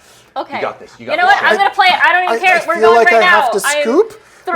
Everything gets +2, +0, and fludge. If you want all of this removed, you can ask at any time. Nope. Okay. This is my life now. And this is where I'm going to be as my crowns live on, This even is- if I won't. You're now So quad this- queen. So this thing has double strike now. That has double strike. Yeah. And Jerry and Harold are coming in as well. All right. Which one is? This one is Jerry. Which one do you want to live? Pick your child. No, I absolutely No, refuse. pick the child. You cannot ask a queen to choose which servant she wants to sacrifice. Do you know what? He's already been deknighted, and that means he's living on in shame, honestly. So he gets to live on. Gets to live on. We'll put this block there. Blocks. This is a good look for you. I love this. This is what I'm going to be from now on. You wear jewelry so well. Thank you. Okay, effects. So Jerry gets in for another 3. 3. Yep. Jerry. And effects. So this one dies. Yes. We'll trade this. Oh no, it's got first strike. That's yeah. Double strike. Should have and put then something else on there. these will trade. Murder of Harold. Can I get a food? Yeah. What do you want? I want the jelly thing that shakes a lot. That's gonna be nice. Harold. Can we get a rip and chat for Yeah, that's poor gonna be good. Harold, In the arms. who was a great cheerleader, and their first combat was their last.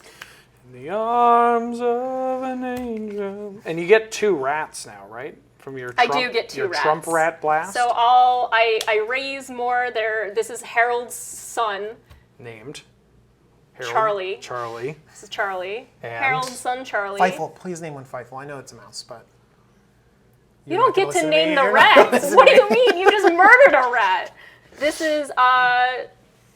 This is Tyke. So just check really quickly. Charlie So and Tyke. Non-tokens are from the sorcery Yes. that come in. Oh, it's non-token. Yeah, and then is there another? No, there's a food that comes in on DJ's side. DJ's so, got the food. So only one So- rat. Only one rat. So one what? food, yeah. Now Choose we which one you now want you now, have yeah. to choose which rat. We can't keep doing this, sir. It's not fair. Okay. All right. We're gonna keep Charlie then. Charlie was Harold's child after all. So this is your favorite rat now? We're not choosing favorites. I mean, you I kept love it over them the other all one. equally. Oh my- They're all my subjects. How in can this you world. swivel your Please. head with all those? I am a great balancing act right Cards now. in hand? None. None. Okay. We're gonna go ahead Yep. and Enjoy. I'm gonna kill that rat. It can't block. It literally I know. can't do anything. Still targeting it. Harold Hateful. died Can I have Charlie a wicked, came in Can I have a wicked roll? I need to fulfill and was taken out. this. Oh my Attack with god. everything. Jerry's watched. Yeah, I think that's it. That's for Three, no, that's for 6. 10. Oh, you're at 11? Probably shouldn't have done that. Then that's this is very bad. I thought Okay. you- wait, the 8 is over. The 8 over there is my 8. Yeah. So Yeah.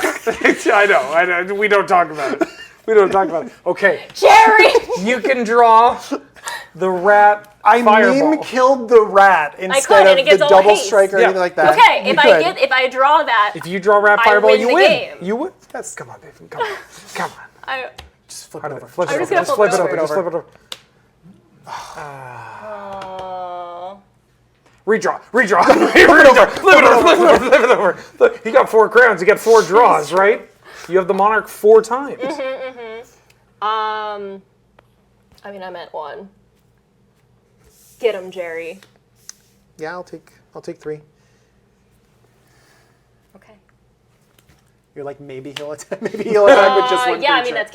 that's. Very, very minor thing. DJ, there's a Yeah. permanent in your graveyard that needs to be on the bottom of your library. Just so Oh, everyone this follows. one. Yeah. Hey, Not to ruin the momentum of this moment. Hey, bud. But, you know. Go hang out over Could've there. been. Okay. You know what? I'll also kill. Sure, I'll take a. Yeah, take that. Get a 1/1. Take a 1/1. Well, you have a wicked roll. Oh, I have a wicked roll And trigger. you lose a life, yeah? I take myself out. Excellent games. Excellent games. Wow. Good games. All right. Okay. The next one is the bunny corn. I just wanted to Wow, see you it was look- the bunny corn. It's 1 below. Let's see. It was 1 below. It's one below. Gosh. Wait, there's 2 of them. So where's the There's second you one? had 2 of them? I had 2 songs.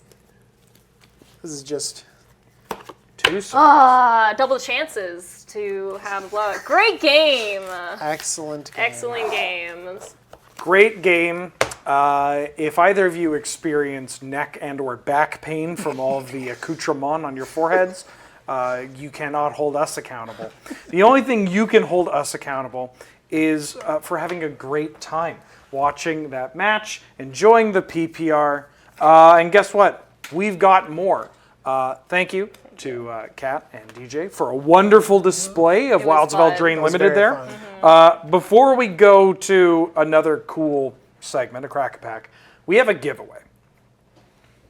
It's a good one. I don't even have all the stuff we're giving away in my general vicinity because there's so much stuff. But we're going to do another giveaway. The way that this works is that we're going to ask you, Word. and be careful, if I get any funny business before I tell you what to type, I will find you. Bet. Emote only.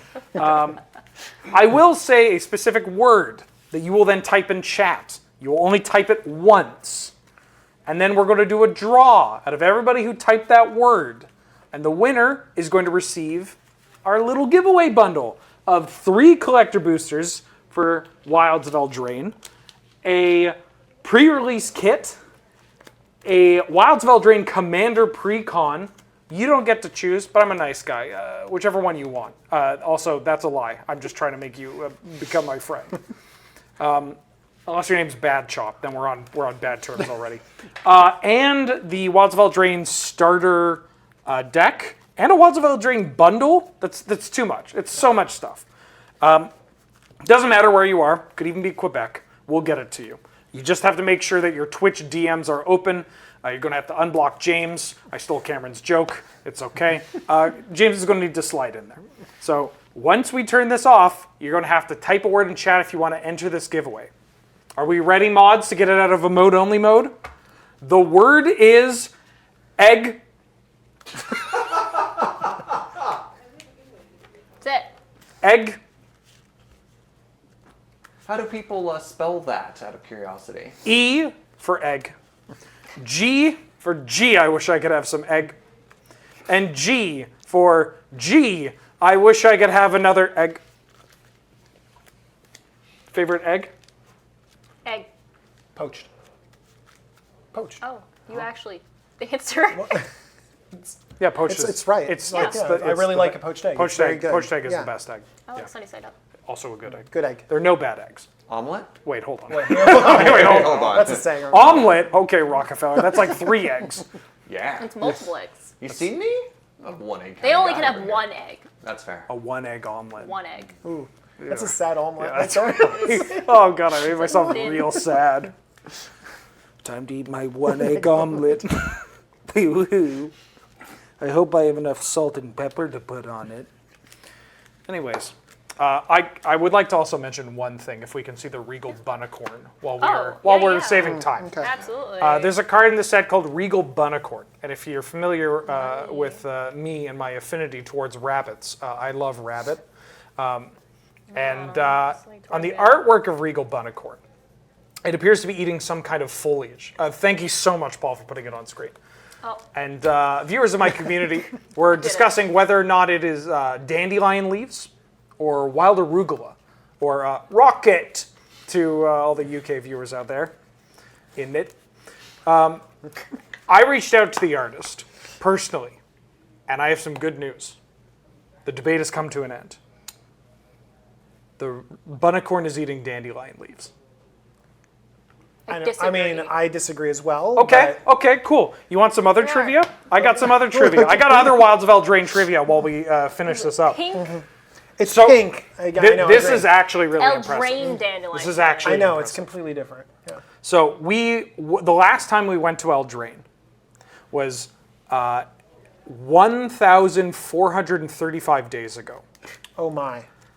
From the release of Thrones of Eldraine to the release date of Wilds of Eldraine.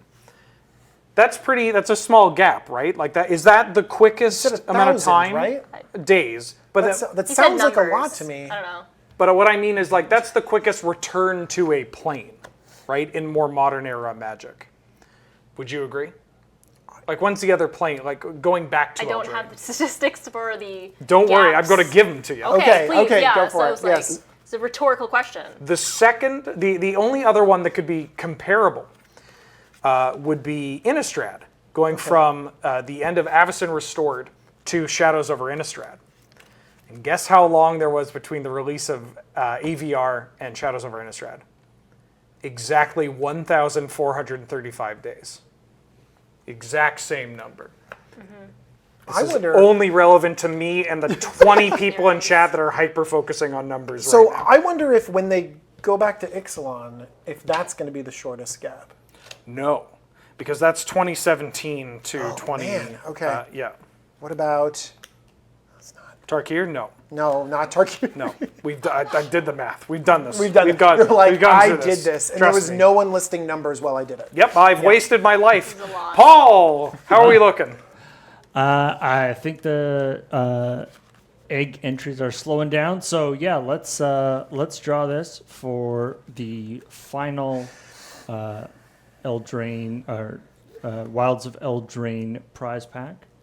Here we go. Good luck. Drum roll, please.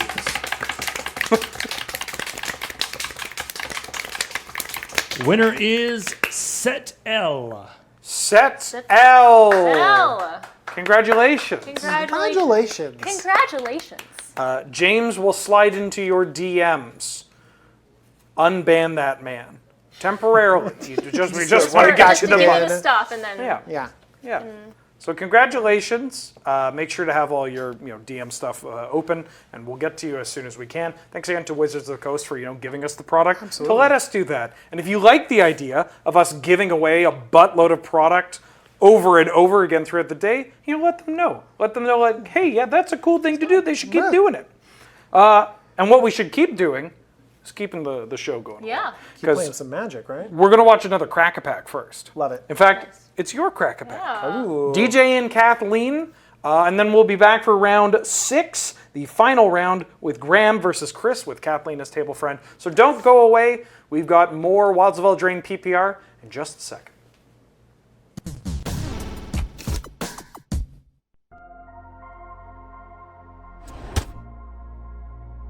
Hello, all you Bramble familiars. It's me, Kathleen from Loading Ready Run, here with DJ from the Jumbo Commander YouTube channel. Hi, everyone.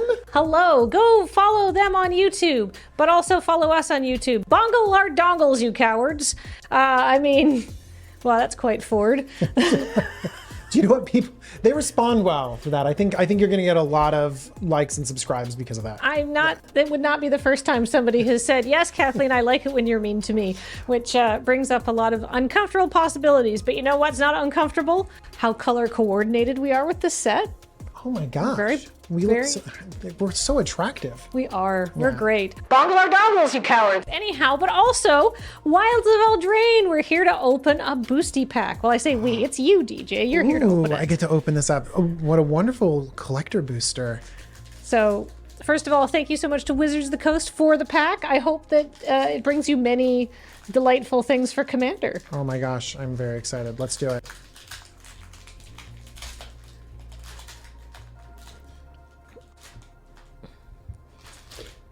All right, first up, we have Prophetic Prism. We know what it does, and it draws you a card. That's the most important thing. It's all good. And it's a lot of different colors, too, because it helps you fix your mana. Mm-hmm. Yeah. I play that. You should Yeah. play I that too. mean, depending on the format, that's a first pick. You're going to first pick that? Well, I haven't seen the rest of the pack. It's the first thing. Okay, sorry. So far... This is a collector booster. There's shiny stuff in here that you can first pick. That's true, but Yeah, is let's it rare draft. Is it pack 3? Is it pack 3 and I made so many mistakes along the way? First pick that Prophetic Prism. I love it.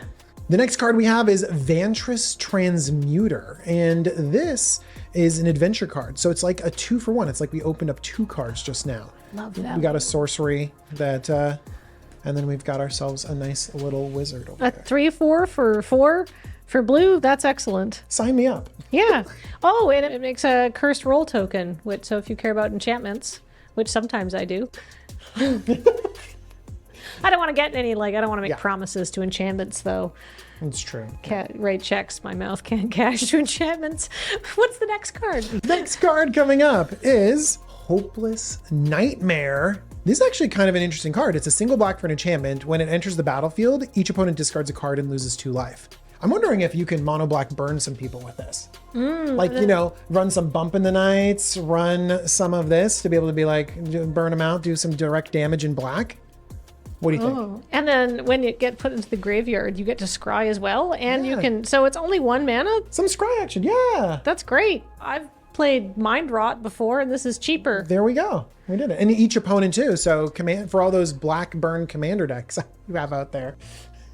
You know what? I love a challenge. Yeah, for sure. All right, next up, Frostbridge Guard. This is the tapper of the set, but look at that art. Look at how shiny that guy is. One of the things I like about this tapper is that it's just a 2-mana 2/2. That's just fine. He's just good on its own. Yeah, and then the tap down is expensive, that's fine, but he'll attack, and then later on he'll guard, he'll stab some people and then I love that. I love it that it's useful whenever you draw it in the game. Exactly. It doesn't do anything until you've got it. It's not sitting there like a plank until you can actually put the mana in. But so far, we're ramping up to bigger and better things. That's true. I can feel it in this. I feel like I'm still first picking Prophetic Prism without knowing where we're going, right? Stay open. Well, can I convince you into a Tanglespan Lookout? Oh, that's the card that when an enchantment enters the battlefield under your control, you draw a card? Yeah, absolutely. You are a master of this set already, my gosh. It's in my sealed pool. It is whenever an aura enters the battlefield, so it's a little bit more limited, but drawing cards is just great in almost every situation. Well, I mean, the roll tokens are auras, aren't they? Yeah, they are. Oh. Just throw them all over the place and draw a bunch of cards. Oh my gosh, we've got a mouse. It's the Cheeky House Mouse. I know, I really like this Cheeky House Mouse. I think it's really good. I like 1 mana 2/1s in general. I think that they're really good. I'm excited to put this in my cube because you need a critical mass of 1 mana 2/1s, and then this has a whole other ability where you get to pump up another creature.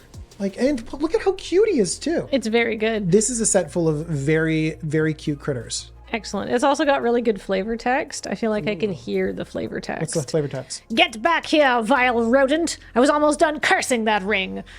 It really tells a story, a rich narrative unfolded, and then this is the fragment we get. I want rich narratives in all of my sealed pools. Really. Yeah, that's what I'm looking for. Next, we have Night of the Sweet Revenge. Oh. This is cool. This is an enchantment. This is the card. You were watching carbs? No, the carbs were watching you. This is so fun. Okay, so Night of the Sweet's Revenge is a 4-mana enchantment, and it creates a foods, but more importantly, it powers up your foods. Just imagine you put a ton of food tokens onto the battlefield, and then now they all turn into mana rocks, which is a very kind of interesting ability, especially if you're going super big in tokens. I love this. This seems very powerful. That's like the payoff for the food deck. Yeah.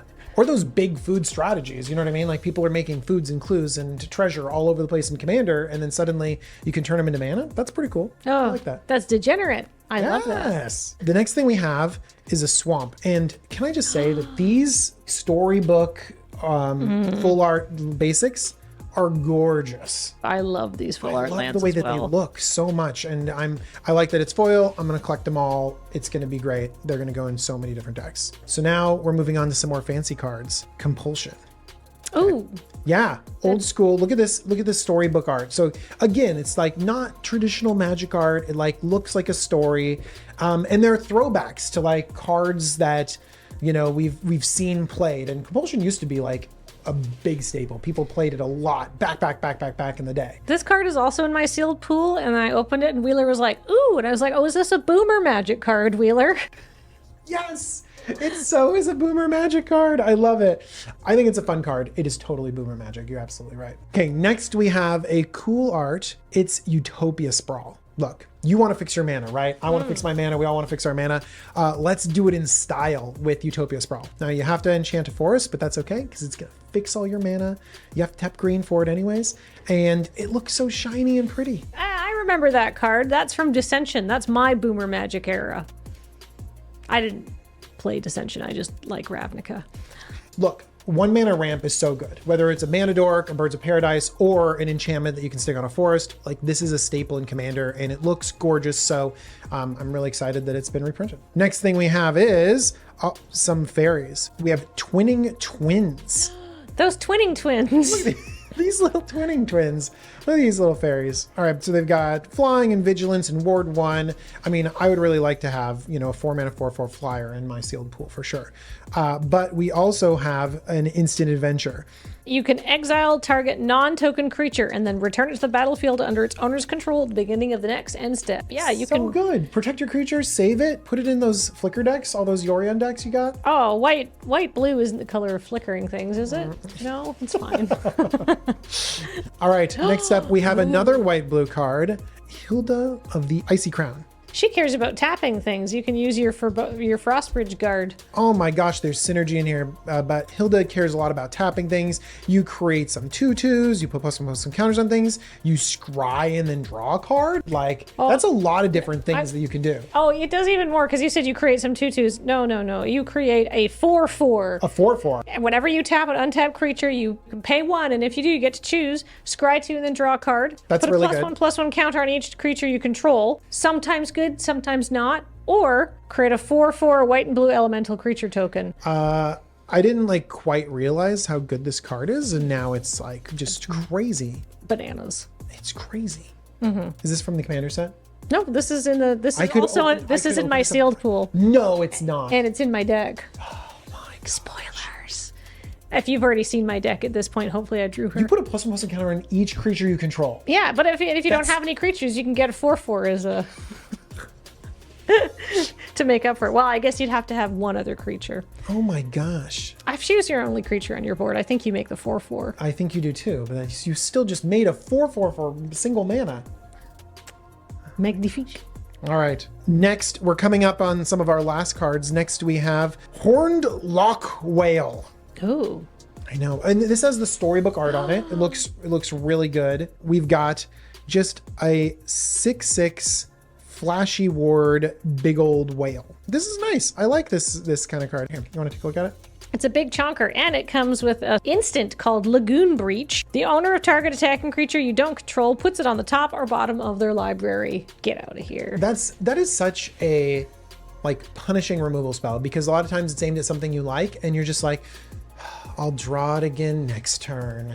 Those feeling. It's such a setback. I feel like if it's less than a 3/3, I might just put it on the bottom of my library. And then it's just full-on removal attached to this gigantic whale. Yeah, then the whale comes out and gets you. The whale's got flash too, so you can cast it whenever you have. You can just sit there at 6 mana. It's just sitting in your adventure zone, your exile zone. Adventures face up. Everyone can see it. It's just whale's gonna get you. The whale's gonna come.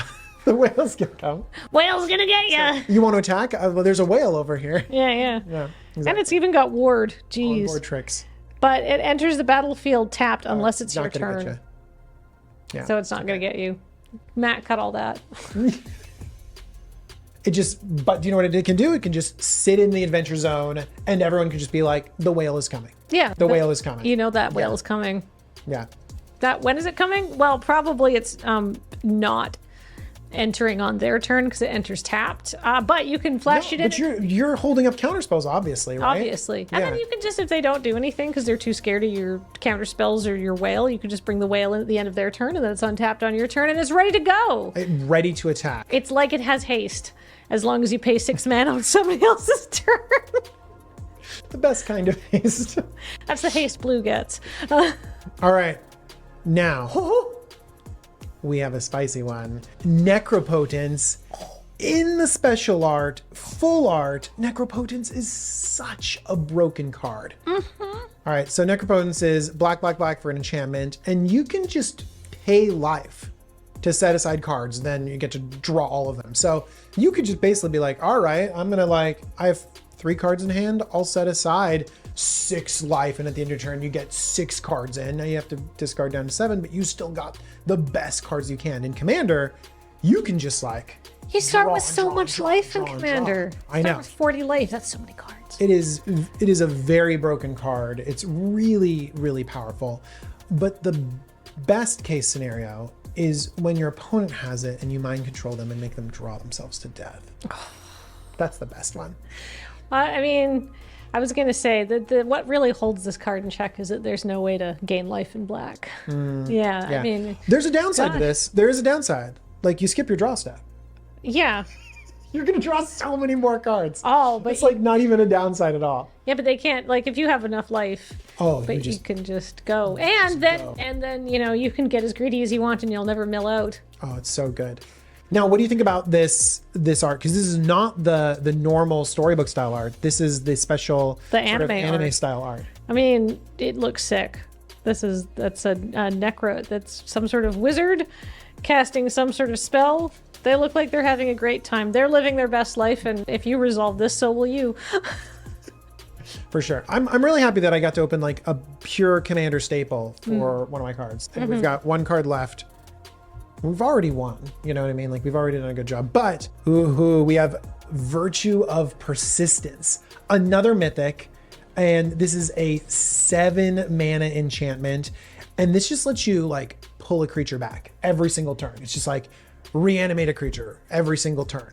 I think in black white it's like Debtor's Knell. It used to be this similar effect, but it's powerful. Just every turn you get something back. Yeah, the sorcery is target creature gets -3/-3 until end of turn. You gain 2 life. That's great for 2 mana. It is a sorcery, whatever, but Virtue of Persistence, you don't get your creatures back. You get target creature from a graveyard onto the battlefield under your control. That is nasty. But the foily treatment of this is so nice. Storybook style, foily treatment. I really like it.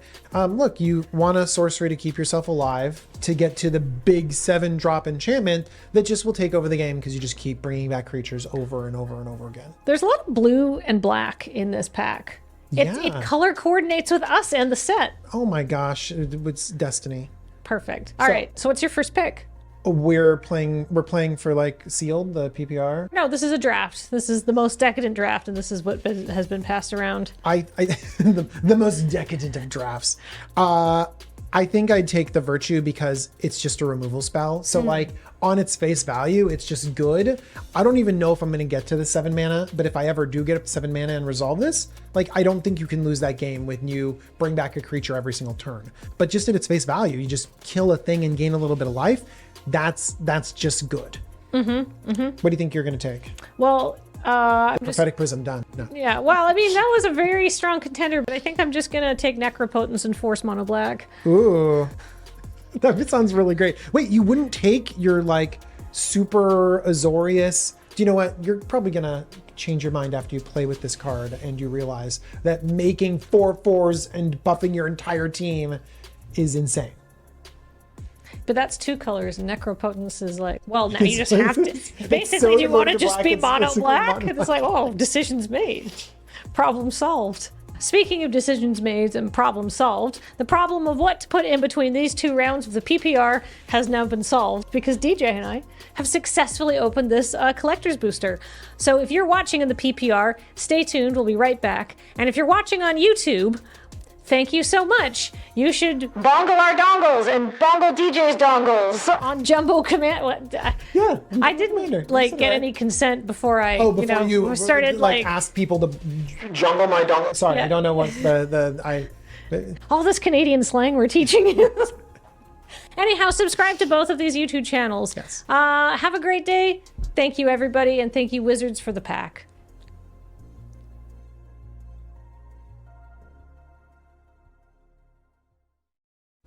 Hello and welcome back to the Wilds of Eldraine pre-release.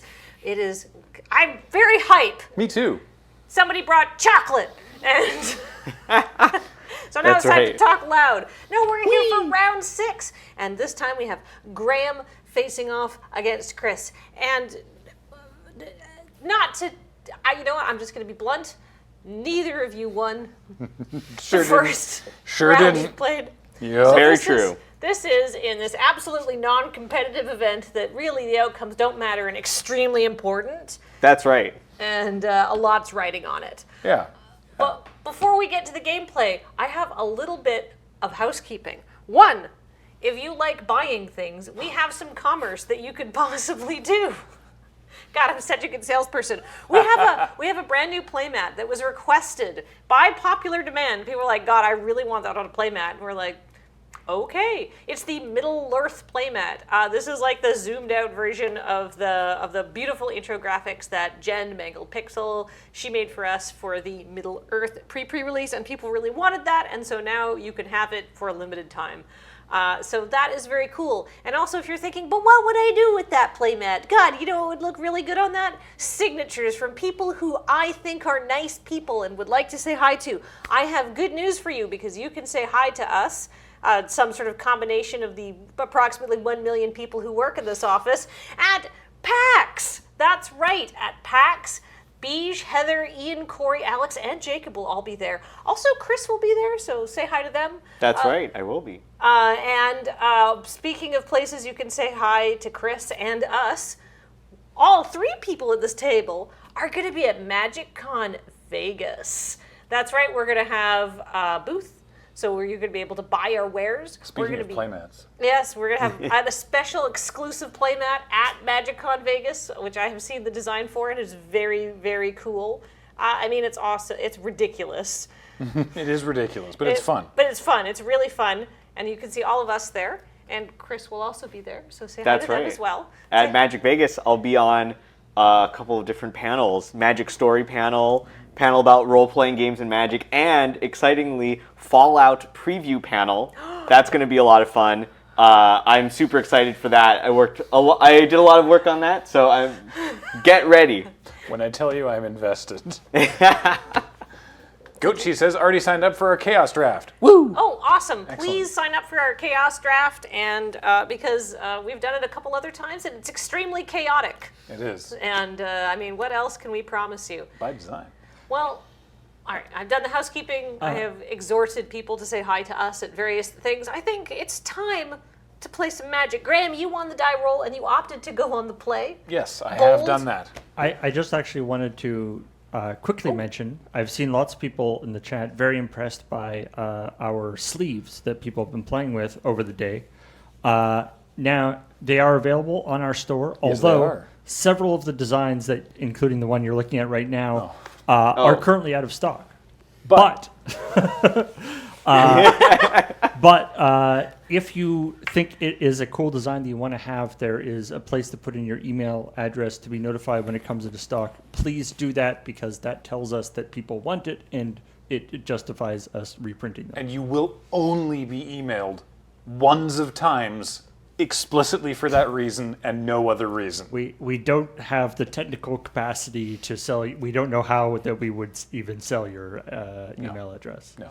We don't have the back end set up for that.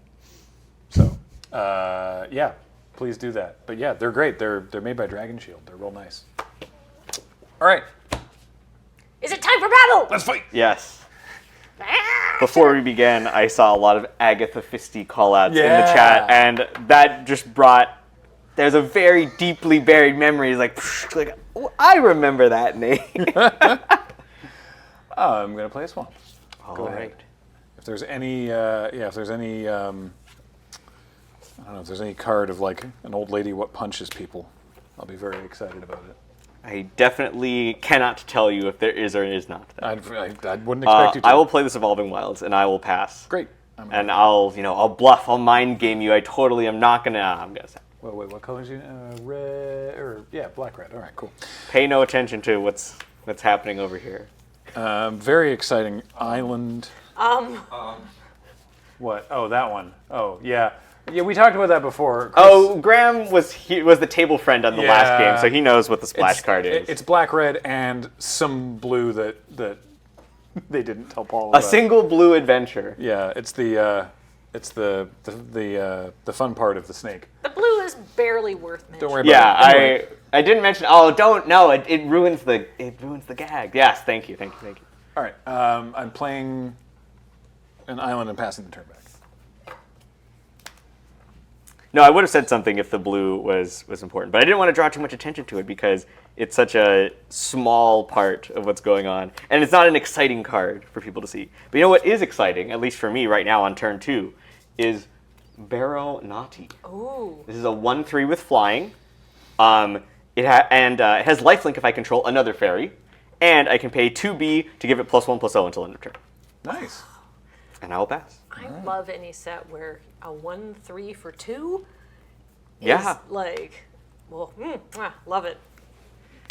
I'm going to play a Merfolk Coralsmith. The same 3-drop I play every game. Go ahead. Can we call 2 and a black fairy breathing? Fire breathing. Ooh, yeah, I like that. Fairy breathing.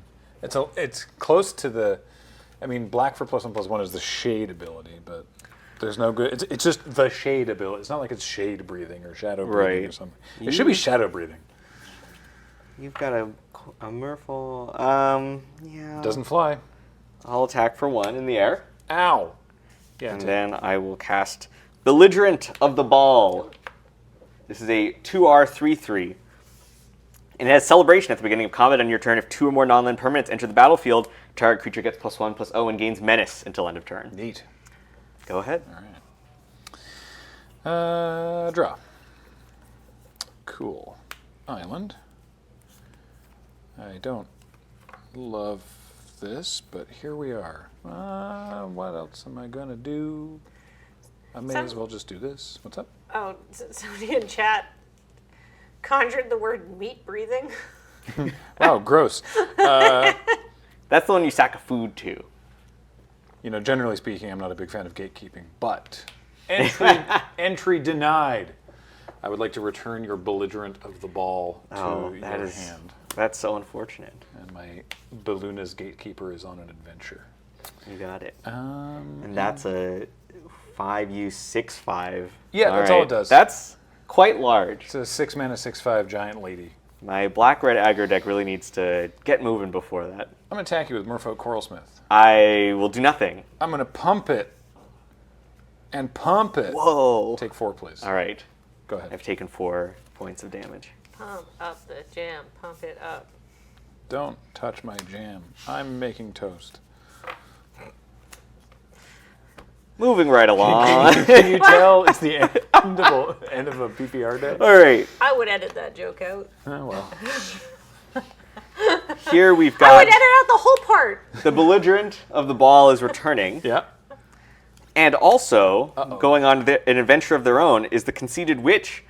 It's time to learn about the price of beauty. It's a sorcery that creates the Wicked roll attached to one of my creatures. I will target my Barrow Naughty. So now we've got the Wicked roll that's +1/+1, and when the Wicked roll dies, each opponent loses 1 life. All right. I will go to combat, and at the beginning of my combat, 2 permanents have entered the battlefield this turn. So a celebration begins, and the Belligerent of the Ball is going to give an additional power to my Barrow Naughty. So this is 1, 2, 3 damage in the air. I take 3.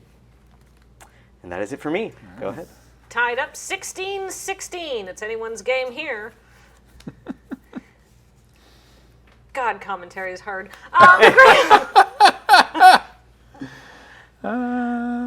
What do I feel like doing with my life? Do you need to go into the tank? Do I? I don't know. I'm asking if this is called, getting consent into Before you just unhinge the jaw. Yeah, and exactly. Fill air. Yeah. No, I'm all right. I will start with.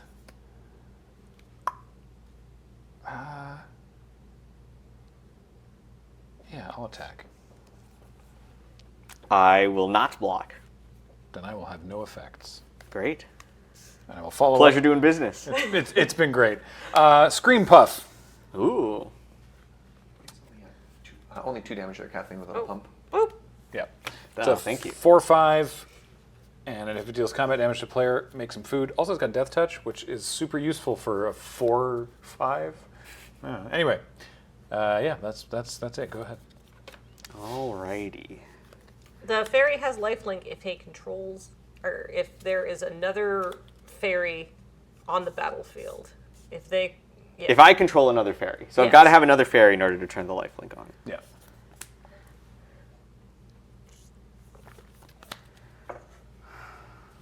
I saw people in chat going, wait a minute. Okay. Now, the caption, the flavor text is too much sugar is bad for your health. But is that why it has Death Touch, or has the cream expired? Surely there's not a lot of refrigeration in the forest.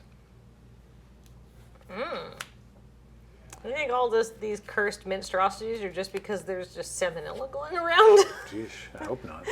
I'm going to play Embrith Veteran, which Okay. is R for a 2/1, and it has 1 sack Embrith Veteran. Create a young hero role attached to target creature you control. Mm-hmm.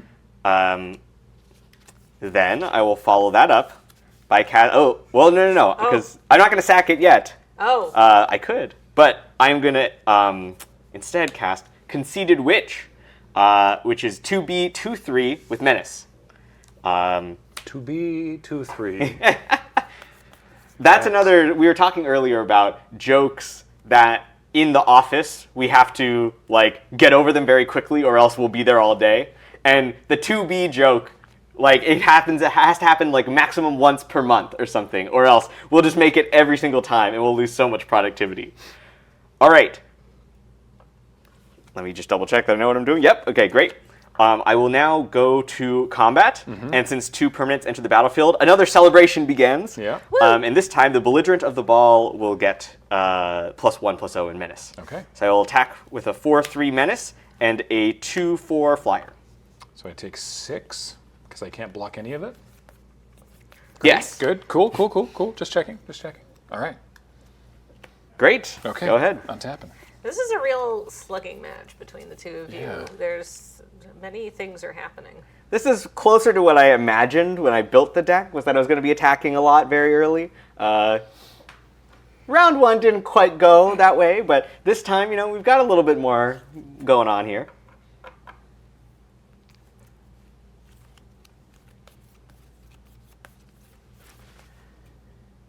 Graham's got some choices to make. Yeah. I'm at 10. You're at 10. Fun. And that thing has menace. It doesn't inherently have menace, Oh, yes, true. but it can also grant the menace to other things. Yes. I just have to hope that there are not 2 other small mana value non-land permanents in That's right. Chris. It would also be helpful if I didn't have a card in play that I could sacrifice to create a token permanent. Yeah, I know. It's Yeah. Or there could be cards that just bring in a second thing. That's true. All right, I'm going to move to Newt step. I assume that I will let you go to attack. Newt. All right. So you get a food if it deals damage to me. Yes. You don't love to see it. I do, though. I think. But they don't. Fair enough. I think I'm going to block Let me just double check that I know what my card does. Great, yes. Does not say only as a sorcerer. Yep, no, we got to double check that. Yeah. Just make sure. I will block with my Embereth Veteran, Okay. and then I will sacrifice it to activate its ability and put the Young Hero role. This time, I think the Conceited Witch is going to be the Young Hero. So where once she might have been a villain, in this story, she is the brave and noble hero that needs to go on a journey to become +1/+1 stronger. So that's the one that makes things slightly larger. Yes. Whenever it attacks, if its toughness is 3 or less, it gets a +1/+1 counter. So smaller creatures get to grow up to be quite large. And medium-sized creatures, they'll get a little bit large. They just expand around their waistline. Okay, so then I think what I will do is the following. I'm going to pay 2 mana to just pump the brakes a little bit with a stopgap solution. Ooh, all right. So I'm going to bargain Johann Stopgap, sacrificing my Merfolk Coralsmith. That is not a token, artifact, or enchantment. Oh, wow, have I been misreading bargain this whole time? Artifact, enchantment, or token. Well, what do you know? You see, these Fae, they're a little bit trickier than that. They won't just accept any sacrifice, but they need particular things in order to satisfy their cravings. That sucks. All right. Well then, all right. Guess I'll pay full rate. Johann Stopgap. All right. Full price. So I will not bargain it, and I will return the Belligerent of the Ball to your hand. All right. Target non-land permanent to its owner's hand. Yes, I will return that to your hand. All right, And the draw a Belligerent card. of the Ball has been returned to my hand. Draw a card, and play a land, and pass the turn. All right. Thought I had like a whole. I'm Because I was going to get to. Sorry to do it to scry. you. No, This is a big part of today is demonstrating. We joke about this. I know that often seems like we use this as an excuse, but a big part of today is literally coming out here to make mistakes, so that you don't. Yeah. Mistakes happen, and we make them. So you don't have to. Yeah. So you can look amazing at your pre-releases. Yeah. Your pre-releases. Yes. Yeah. Yeah. No, and on Arena, when you're not going, why can't I target the thing? Yeah. Before you file that bug report, think to yourself, am I wrong? All right, we are going to start out. Well, actually, are we supposed to do this instead? 1, 2, 3, 4, 5. I kind of like keeping. Okay, we'll go to combat. Okay. I will attack with my 2 creatures. This one is a 2/4 flyer, and this one, after it attacks and it receives a +1/+1 counter for being the young hero, will be a 3/4 menace. Oh, it just inherently has menace. Yes, this creature has menace base, where the okay. other one is the one that was granting menace. All right. Then I have an effect. Hoping it works. It's a Lagoon Breach. Uh-oh. Targeting the Conceited Witch. That is interesting. So I would love for you to put that on the top or bottom. Bottom's also a great option of your library.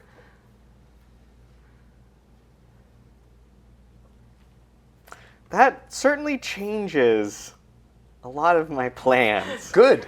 The whale, let's look at this. So the whale is a 6/6 flash ward 2, and you do have 6 lands in play, so you can recast that. Yes, but it enters tapped unless it's my turn. For whatever that. And you are at 10. Yes. Okay. The you don't love to see it is now on the other foot. It's true. I think we are going to bottom the witch. Farewell, witch. Perhaps she was not the hero she set out to be. You know, some heroes are cut down before their time. So that's 2 damage. Yeah, I take 2. For sure I do.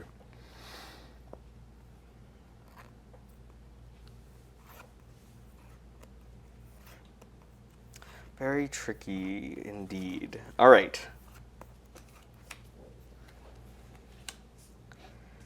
I will cast the Merry Bards. And the Merry Bards, this time they will sing the song of themselves. And so they will become the hero in their own story. All right. And I will pass. Okay. Tap. Well, that's not going to do very much good, is it?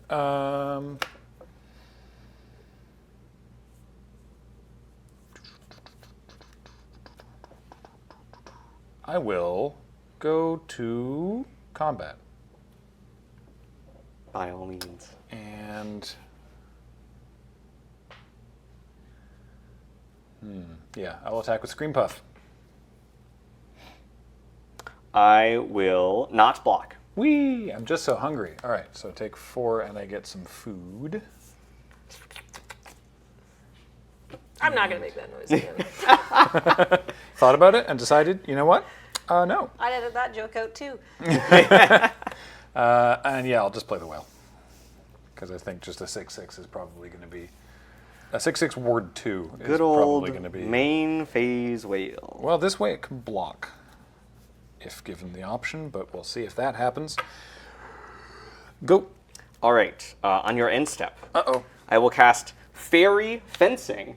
This is a card that gives a creature -X/-X, but because I control a fairy, I get to add 3. So I will give your merfolk -3/-3. All right, well, I do get to scry 2, so that's nice.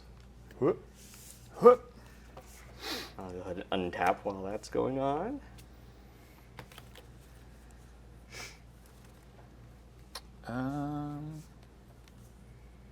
Hmm. 8 damage, you say? Or 8 life points. I need 8 damage. What do I want to do here? 6.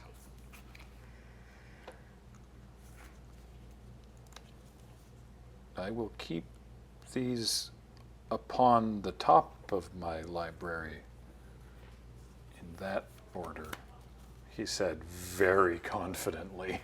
Am I correct in that you have no mana available to you? You are correct. Great. Am I dead? I believe so, but let's just make sure, because I need to make sure all my cards do what they say they do. A lot of times there's little text changes that happen between, like, you know, when you hand a set off and when it's finalized, and those are very important to make sure you get right. All right. So this is currently 2 power, and currently this is 3 power, but when it attacks it'll be 4 power, so that's 6 on board. Yes. I know you have the belligerent in hand, so that's a 7th damage. Right. So then you need to find... Oh, I'm at 8. You need only 1 more damage. Great. Okay. All right. I will start by just attacking for 2 in the air. Oh, now I'm real scared. I can't block. Yeah. Great. Then I'm going to cast Burn Together, which is an adventure on my Callous Sellsword. And I'm going to have my Baronati deal damage equal to you, equal to its power. Yeah, I take 2? Take 2. Okay. Then I sacrifice this, and you'll take an additional 1 for my Wicked roll going away. And then, to finish it off, we saw it in round 1. We know it and we love it. Rankle's Prank. And I will have each of us lose 4 life. The ultimate prank of all. The game-ending one. No. Yep. Whew. Wow. That was a close one. I really needed to close that out before that whale got going. Yep. Well, Goodness gracious. Good stuff. that was a real slugfest. That was a real was. back and forth. Yeah. I agree with your assessment that left unchecked, that whale was going to get out of hand very quickly because it was That's- bigger than all of your stuff. In that context, Rankle is definitely one of those bad faith YouTube pranksters. It's just like does something that's like probably a crime and is like tries to get away with it, but it's like, no, it's just a prank. It was a social experiment. There's a camera over there. I was always taught that in order for something to be a good prank, it has to be reversible, right? It has to be something that you can easily undo, that doesn't cause permanent damage. And in this game, it was about as unreversible a prank as possible. Just stone cold, life-ending prank. I also took 4. I don't see what the big problem is. Megados says, doesn't everyone already hate him on Eldraine? Yeah, Rankle's a jerk. Yeah, no He one read the likes Rankle. March the Machine story. It was like, this magic ring of wishes is our last hope. And Rankle's like, I wish for a girlfriend! Don't make friends with the black-aligned fairies on Eldraine. It is not a good idea. Pranked with a baseball bat. Speaking of... yeah.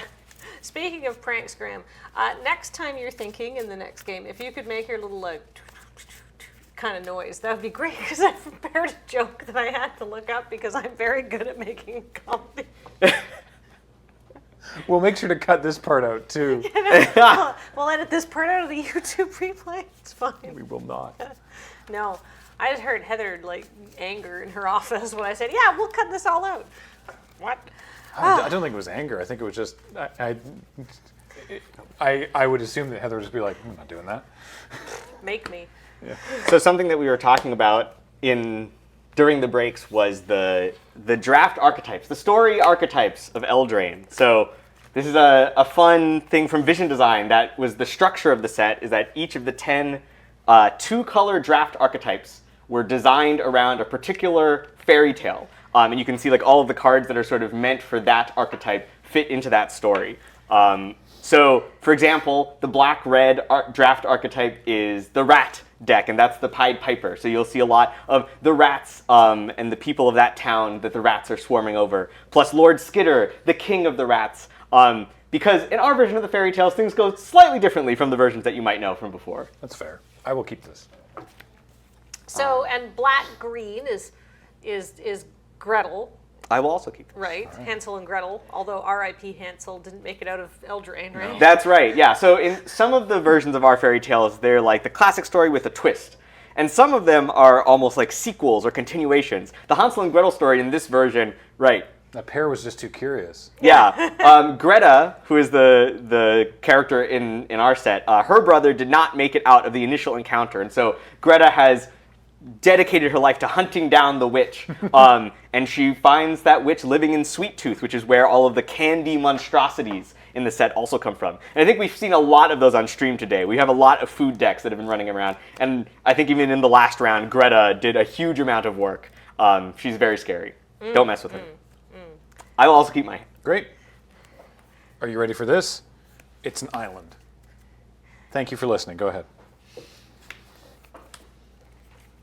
Okay, I will play a mountain, and I will cast Embrith Veteran. Okay, you're not allowed to have turn 1 plays. That's a jackal pup with I'll go upside. ahead.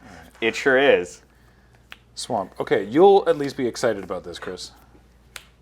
Ooh, I am excited about this. We're going to hatch some plans over here. What does it do right now? Nothing! Don't worry about it. It does absolutely nothing. But maybe later it might draw me 3 cards. Go ahead. All right. I don't want to distract you, Chris, but people would love to know what all 10 tails are. We talked about them on our podcast, Tap Tap Concede, weekly, Mondays on youtube.com/loadingreadyrun or wherever you get your audio podcasts. And we couldn't get all of them because it was like, I don't get this one. That came up a lot, so I would love to know what all 10 of them are. I would be more than happy to talk about them. We picked 10 in Vision, and we handed them off, and we said, these are the 10 that we like the best, but if you've got better ideas, feel free to choose something else. And the set design team was like, nope, these are great. And so all of them are still in, which is pretty cool. That doesn't often happen. Nice. All right. But before we get to that, first, let's go on an adventure. We're going to learn, once again, about the price of beauty. Okay. And so my Embrith Veteran will become wicked. She likes to, inspire young heroes, but turns out she had a dark and troubled past. Fair. And with that, I will attack for 3. Yeah, take 3. Get 3'd. And then I will follow up with her twin sister. Oh my goodness. Embereth Veteran number 2. Okay. And I will pass. I kept a very good hand, but I don't think it's going to be fast enough. Well, my hand needs an element that would be very important to continuing to play the game after turn 2. Go ahead. Ooh, WT fits in chat. We got there. No. Says white U is Snow Queen. That's correct. So the blue, I'll do one per turn. All right, go for it. All right, so the we're not going to last 10 turns. Well, we talked about a few already. Okay, so the white-blue theme, right, that's Snow Queen. So Hilda is of the 3 witch sisters. She is the Snow Queen in our version of the story. The Snow Queen, thematically, from a mechanics perspective, is very flavorful, because the white-blue draft theme is about tapping your opponent's creatures and getting benefits from that, which we thought was the most icy-feeling mechanic.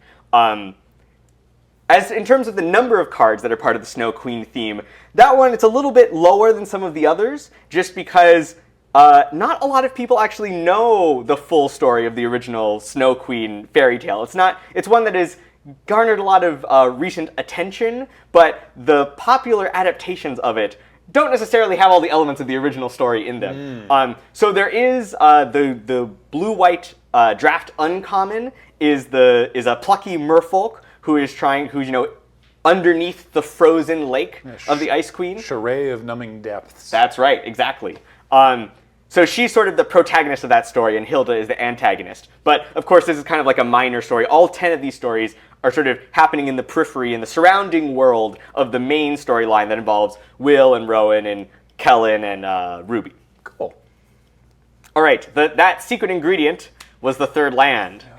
And now that we have the third land, I think that we can really start to make things happen here. I guess I'm not going to do anything before attacking. I will start by attacking. All right. And I will attack for 5 damage. Yeah, I take 5. And then my conceited witch will come home from her adventure. She's learned the price of beauty. It turns out it's 3 mana. Value. Go ahead. All right, at least I finally get to do this. Bargain, bargain. Rowan's Grim Surge. So, as part of the cost to cast it, I am sacrificing Hatching Plans to bargain. Hatching Plans goes to my graveyard. I draw 3 cards. Then, I'm going to look at those before I do the rest of this. Yeah, absolutely, yeah. If the spell was bargained, I look at the top 4 cards of my library. I put 2 of them back on top and the rest into the graveyard, and then I draw those 2 cards and lose 2 life. Such amazing value. This is a sick play, and I don't feel as guilty about my super fast start, because if I wasn't super fast, I don't think I could beat the draw 5 cards that's happening over there. Well, I mean, I still need to survive. So while Graham is looking at his cards, I'll tell you about the next draft archetype, which is blue-black. So blue-black is our fairy typal deck. It is, we are coming back. We were doing fairy tales. We know that players really love fairies, so we wanted to make sure that there was a big fairy presence in the set. We didn't know exactly which fairy tale would best fit with fairies, but ultimately we decided that it was going to be Sleeping Beauty. And this is one of the fairy tales that is quite a bit different from the original telling. We liked this for fairies because fairies play a large role in the original story of Sleeping Beauty. There are, of course, the good fairies that give the gifts to Sleeping Beauty herself, and there is the evil fairy who is mad for not getting invited to the party. In our version of the story, though, I believe it's Obira. Yes, Obira, Dreaming Duelist. Thank you, LRR bot. So in our version of the story, Sleeping Beauty does not just, fall asleep and stay lying down. But in fact, she is a sleepwalker and a sleep fighter, in fact. She is an extremely powerful swordswoman, and even though she is asleep, very few people can best her in combat. So she kind of drifts around Eldraine, wandering in her sleep, challenging people to duels while she is unconscious. Whoa. So what's the white-black archetype then? Yes. So, sorry, I don't want to you're keep fine. it. Yeah. I put 2 swamps in the bin. I'm casting Living Lectern, and Also, I don't know which direction to go with this, but I think I'm going to do this one. 3 bowls of porridge. Ooh, one of my favorite cards. This was a card we made very early on in making the set. I love we it. just were like, this is a cute idea, and we loved it so much it made it all the way through the design process. All right. What's up? Oh, I just wanted to read the card, and then I realized I could read it on the overlay. Yeah, so I get to pay 2 and do one of these things. Deal 2 damage to a creature, tap a creature, and then eat it. Which again is sacrificing against 3 life, because it's food. That's right. Yeah, all right, go ahead.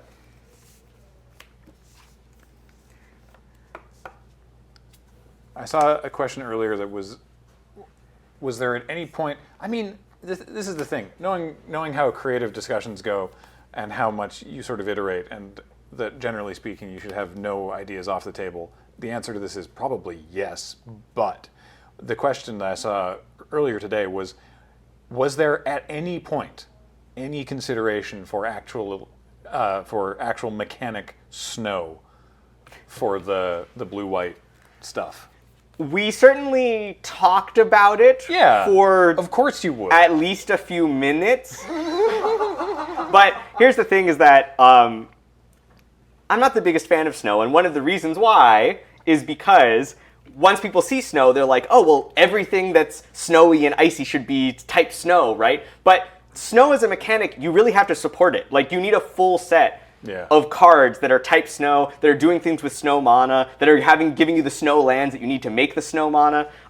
So it's really fun mechanic. I love playing with snow, but it is difficult to fit into just any old set because it requires so much support. So typically, when there's a section of a set that is snow flavored but doesn't warrant taking over the entire set creatively, then we think about it, but typically we're like, let's not do snow. Let's not try to introduce this mechanic into the set and try to make everything work around it. Let's wait for a set that is really fully snow themed, is in a setting or a place that we think it's inherent to the genre or to the trope space, and then we'll come back and do snow again. That makes a lot of sense. Yeah, so snow in Outlaws of Thunder Junction. Yes, you heard it here first. Snow not appearing in the hot desert set. All right. All right, how are you killing me this turn? Well, let's start by attacking. All right, I'd like to block the 3-power creature. You got it. Cool. So that is 4 damage. Yep. And then I will pay 4 mana for my Stingblade Assassin. It is a 3/1 with flying that will destroy the creature that took damage this turn. And I'll pass it along. All right. So to answer your question, but in my brain, I've got Magic Designer brain where I've got to go them in the color order, or else it throws my order. So black-red would be next. We talked about black-red is the Pied Piper deck, so the rat tokens.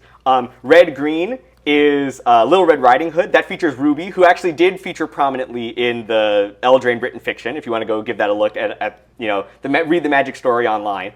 For the Little Red Riding Hood, that's the Power 4 Matters deck. And we thought of it as the big eyes, the big teeth deck, all the scary monsters in the forest that you find as she's out on her journey.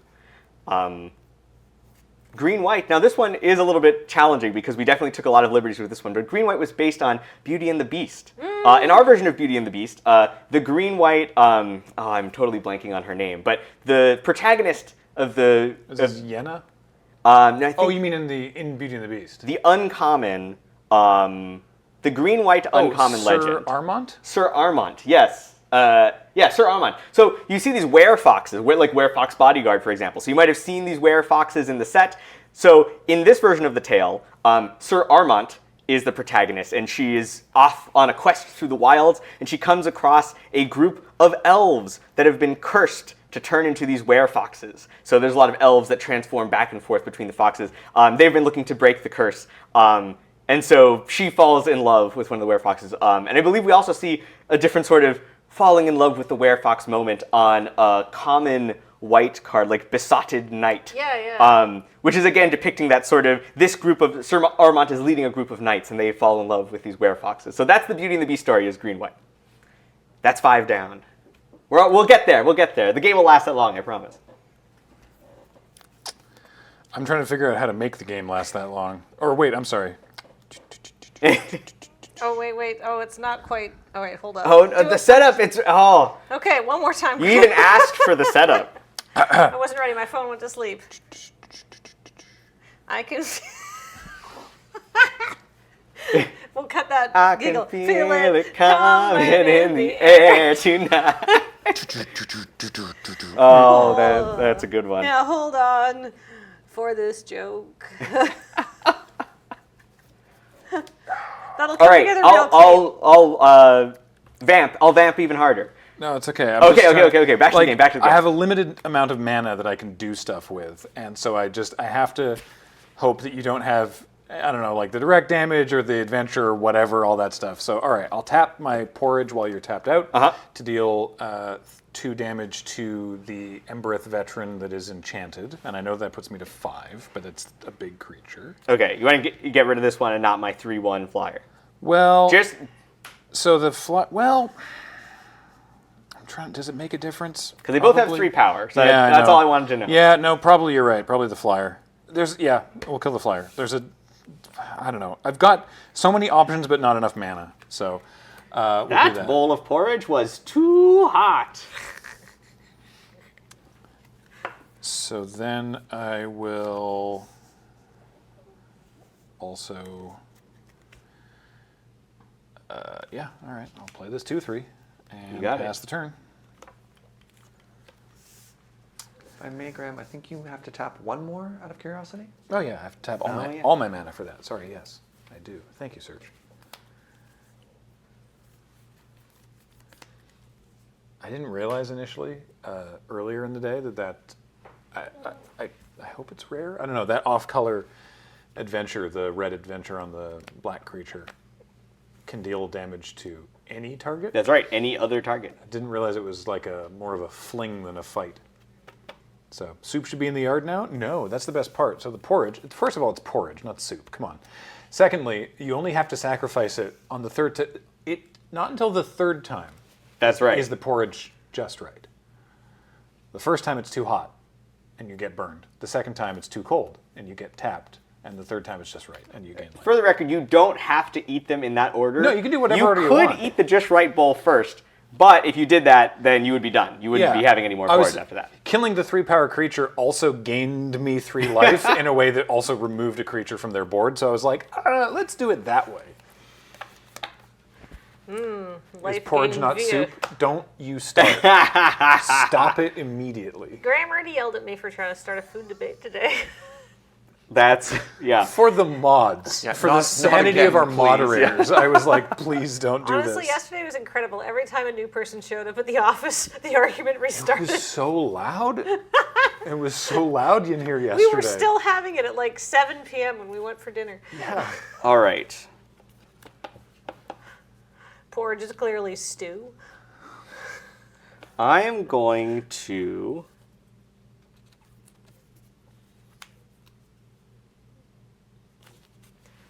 Yeah. This is fake. Nah, we'll just do... Okay. I'm going to sacrifice my Embereth veteran, the non-wicked one. Okay. And she is going to inspire her sister to become a young hero. Interesting.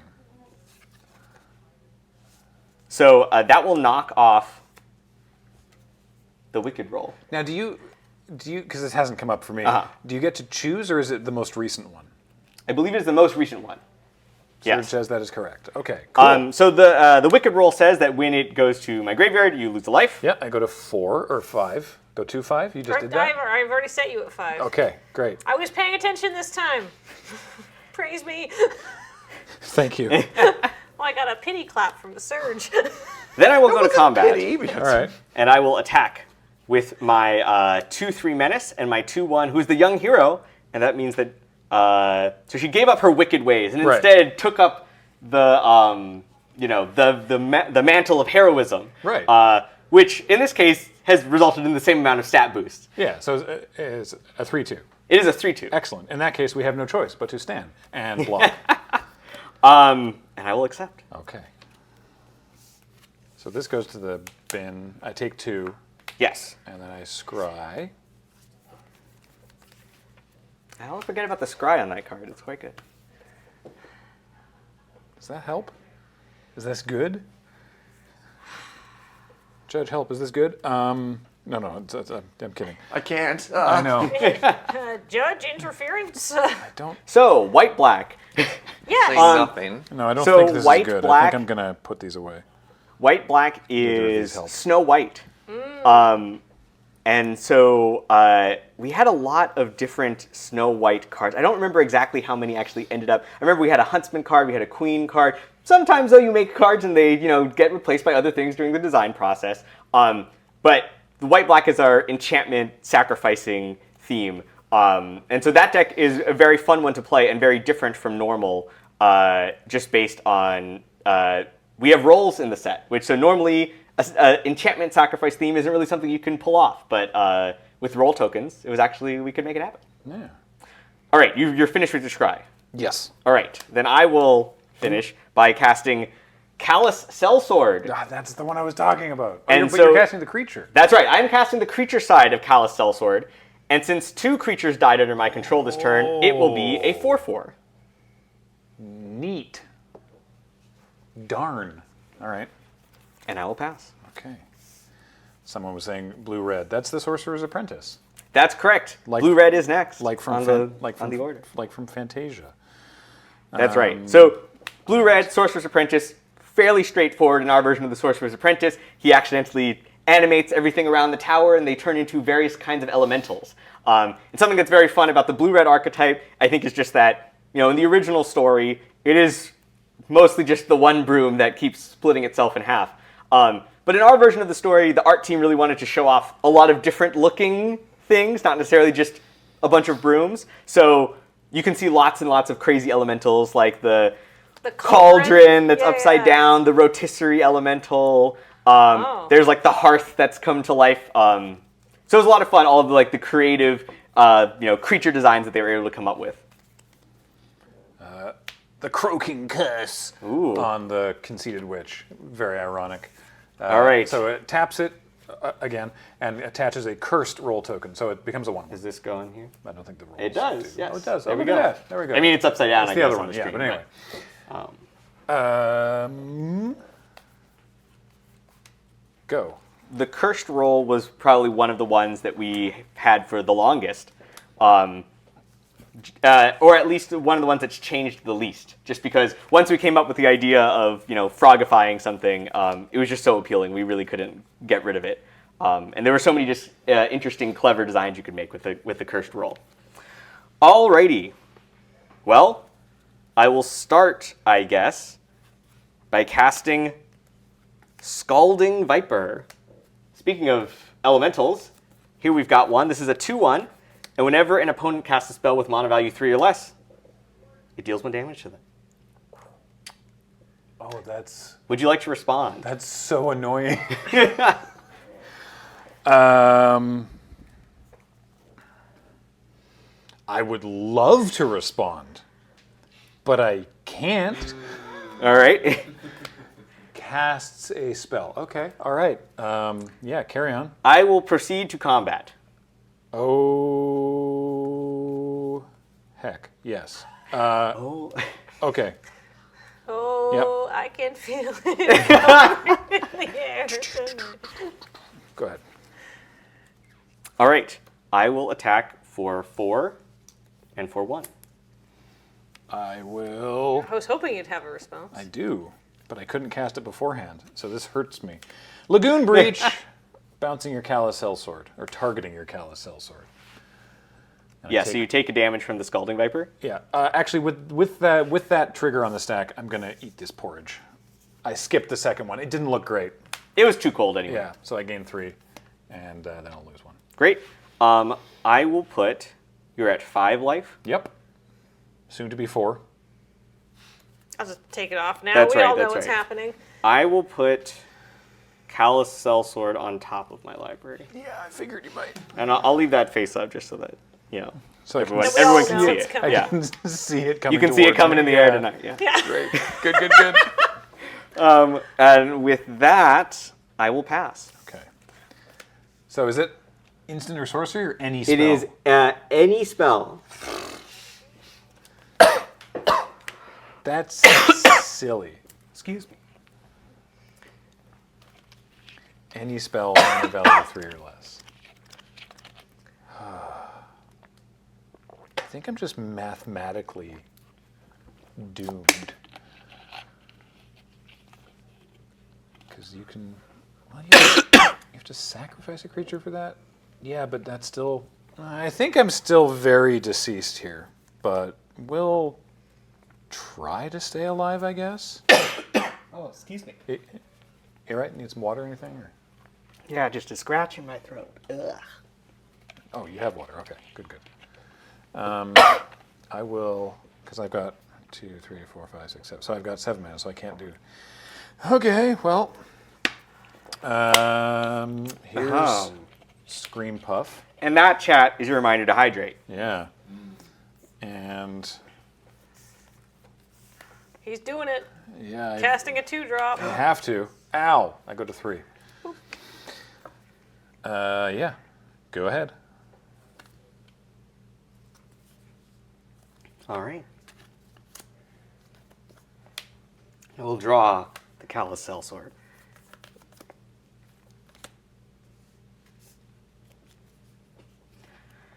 So my conceited witch, though she is cursed, is still menacing. I'm trying to figure out if that matters at all here.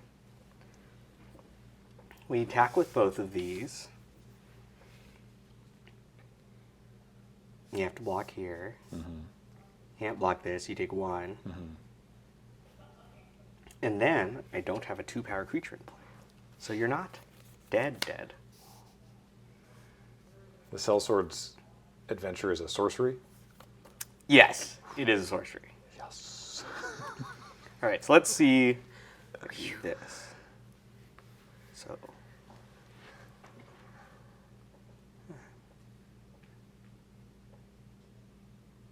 Oh, I do think I have you. No! I think I figured it out. Because we are going to feed the cauldron. Oh. With your prankster. So it will destroy target creature with mana value 3 or less, and it's my turn, so I'll create a food token. And now that there's only one blocker, my menacing frog 1/1 will come in for 1 damage. Yep, I go to 2. And then the Callous Sellsword's adventure burn together will throw the Scalding Viper at your face. Flaming snake at for my the face. final points of damage. Great stuff. Good games. I never got to cast my tempting Sewer Witch. Twisted Sewer Witch, pardon me. But at every point in the game, it's like, well, you can make yourself a creature that doesn't block. How's that working out for you, Graham? Turns out, not great. Well, that's okay, Graham. I'll be your Twisted Sewer Witch at home. We have Twisted Sewer Witch at home, and it's just me and 2 cats. Real quick, before we go, I'll finish up with the last 3. Yes. Black, green, Hansel and Gretel, we've talked about that one already. Red, white, that is the Cinderella archetype. So Ash, Party Crasher, that is our version of Cinderella. And I believe in this version of the story, the ball is being held at like the dwarf fortress. So she shows up not just in a beautiful dress, although I believe she does actually have a beautiful dress on, but over her dress is also her battle armor that she's there to show off her combat prowess.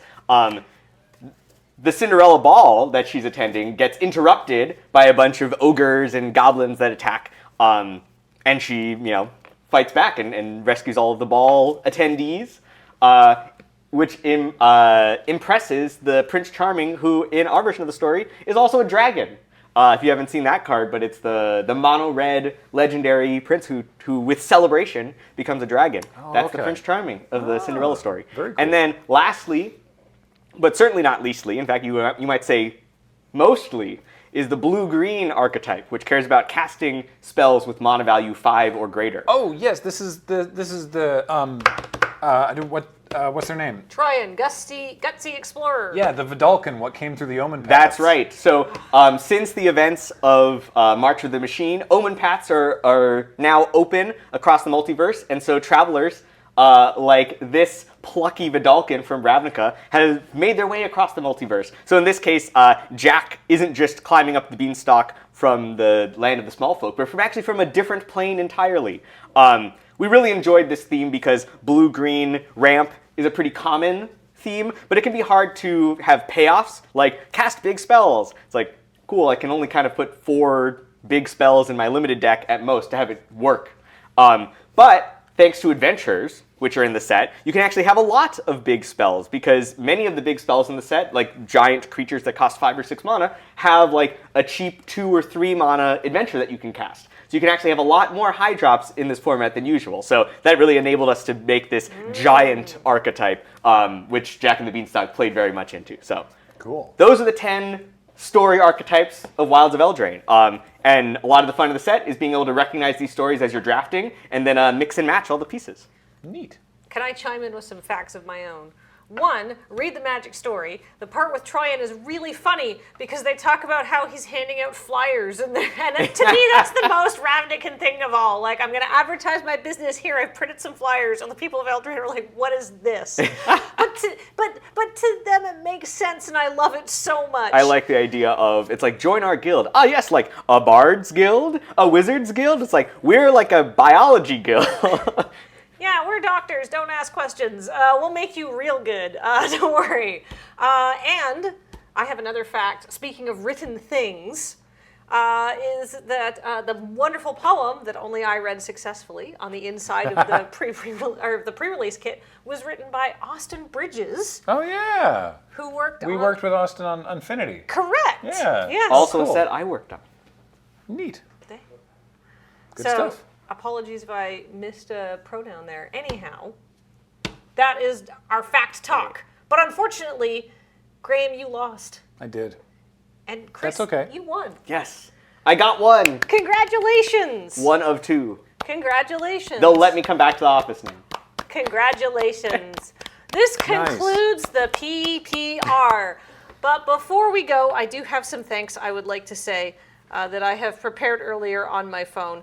We could not do an event of this scale without all of the wonderful help from all of the wonderful people that have come out to play with us and help us work on everything. I want to say a big thank you to our guests, DJ from Jumbo Commander, Lady Lavinias, aka Kat, and Chris. Thank you so much. Thank you so much for having me. It's been a pleasure. It was wonderful to host you. Of course, our judges, Serge, Nelson, and Pharmacist Judge also filling in. It's true, and yeah. we also had our chat judges, Pharmacist Judge, who was one of them, and the Manalik and Judge Rob all asking questions or answering questions in chat. Hopefully not asking too many questions. I want to say thank you. Speaking of in chat, thank you to all of our mods who worked so hard, even though I was messing with them and messing with them more, so be mad at him and not me. We really appreciate that our chat is a wonderful and welcoming place for new people, unless Punt Counterpunt is playing. In that case, it's just confusing. I want to say thank you to all the people, speaking of Punt Counterpunt, God, these transitions are amazing. Dabs.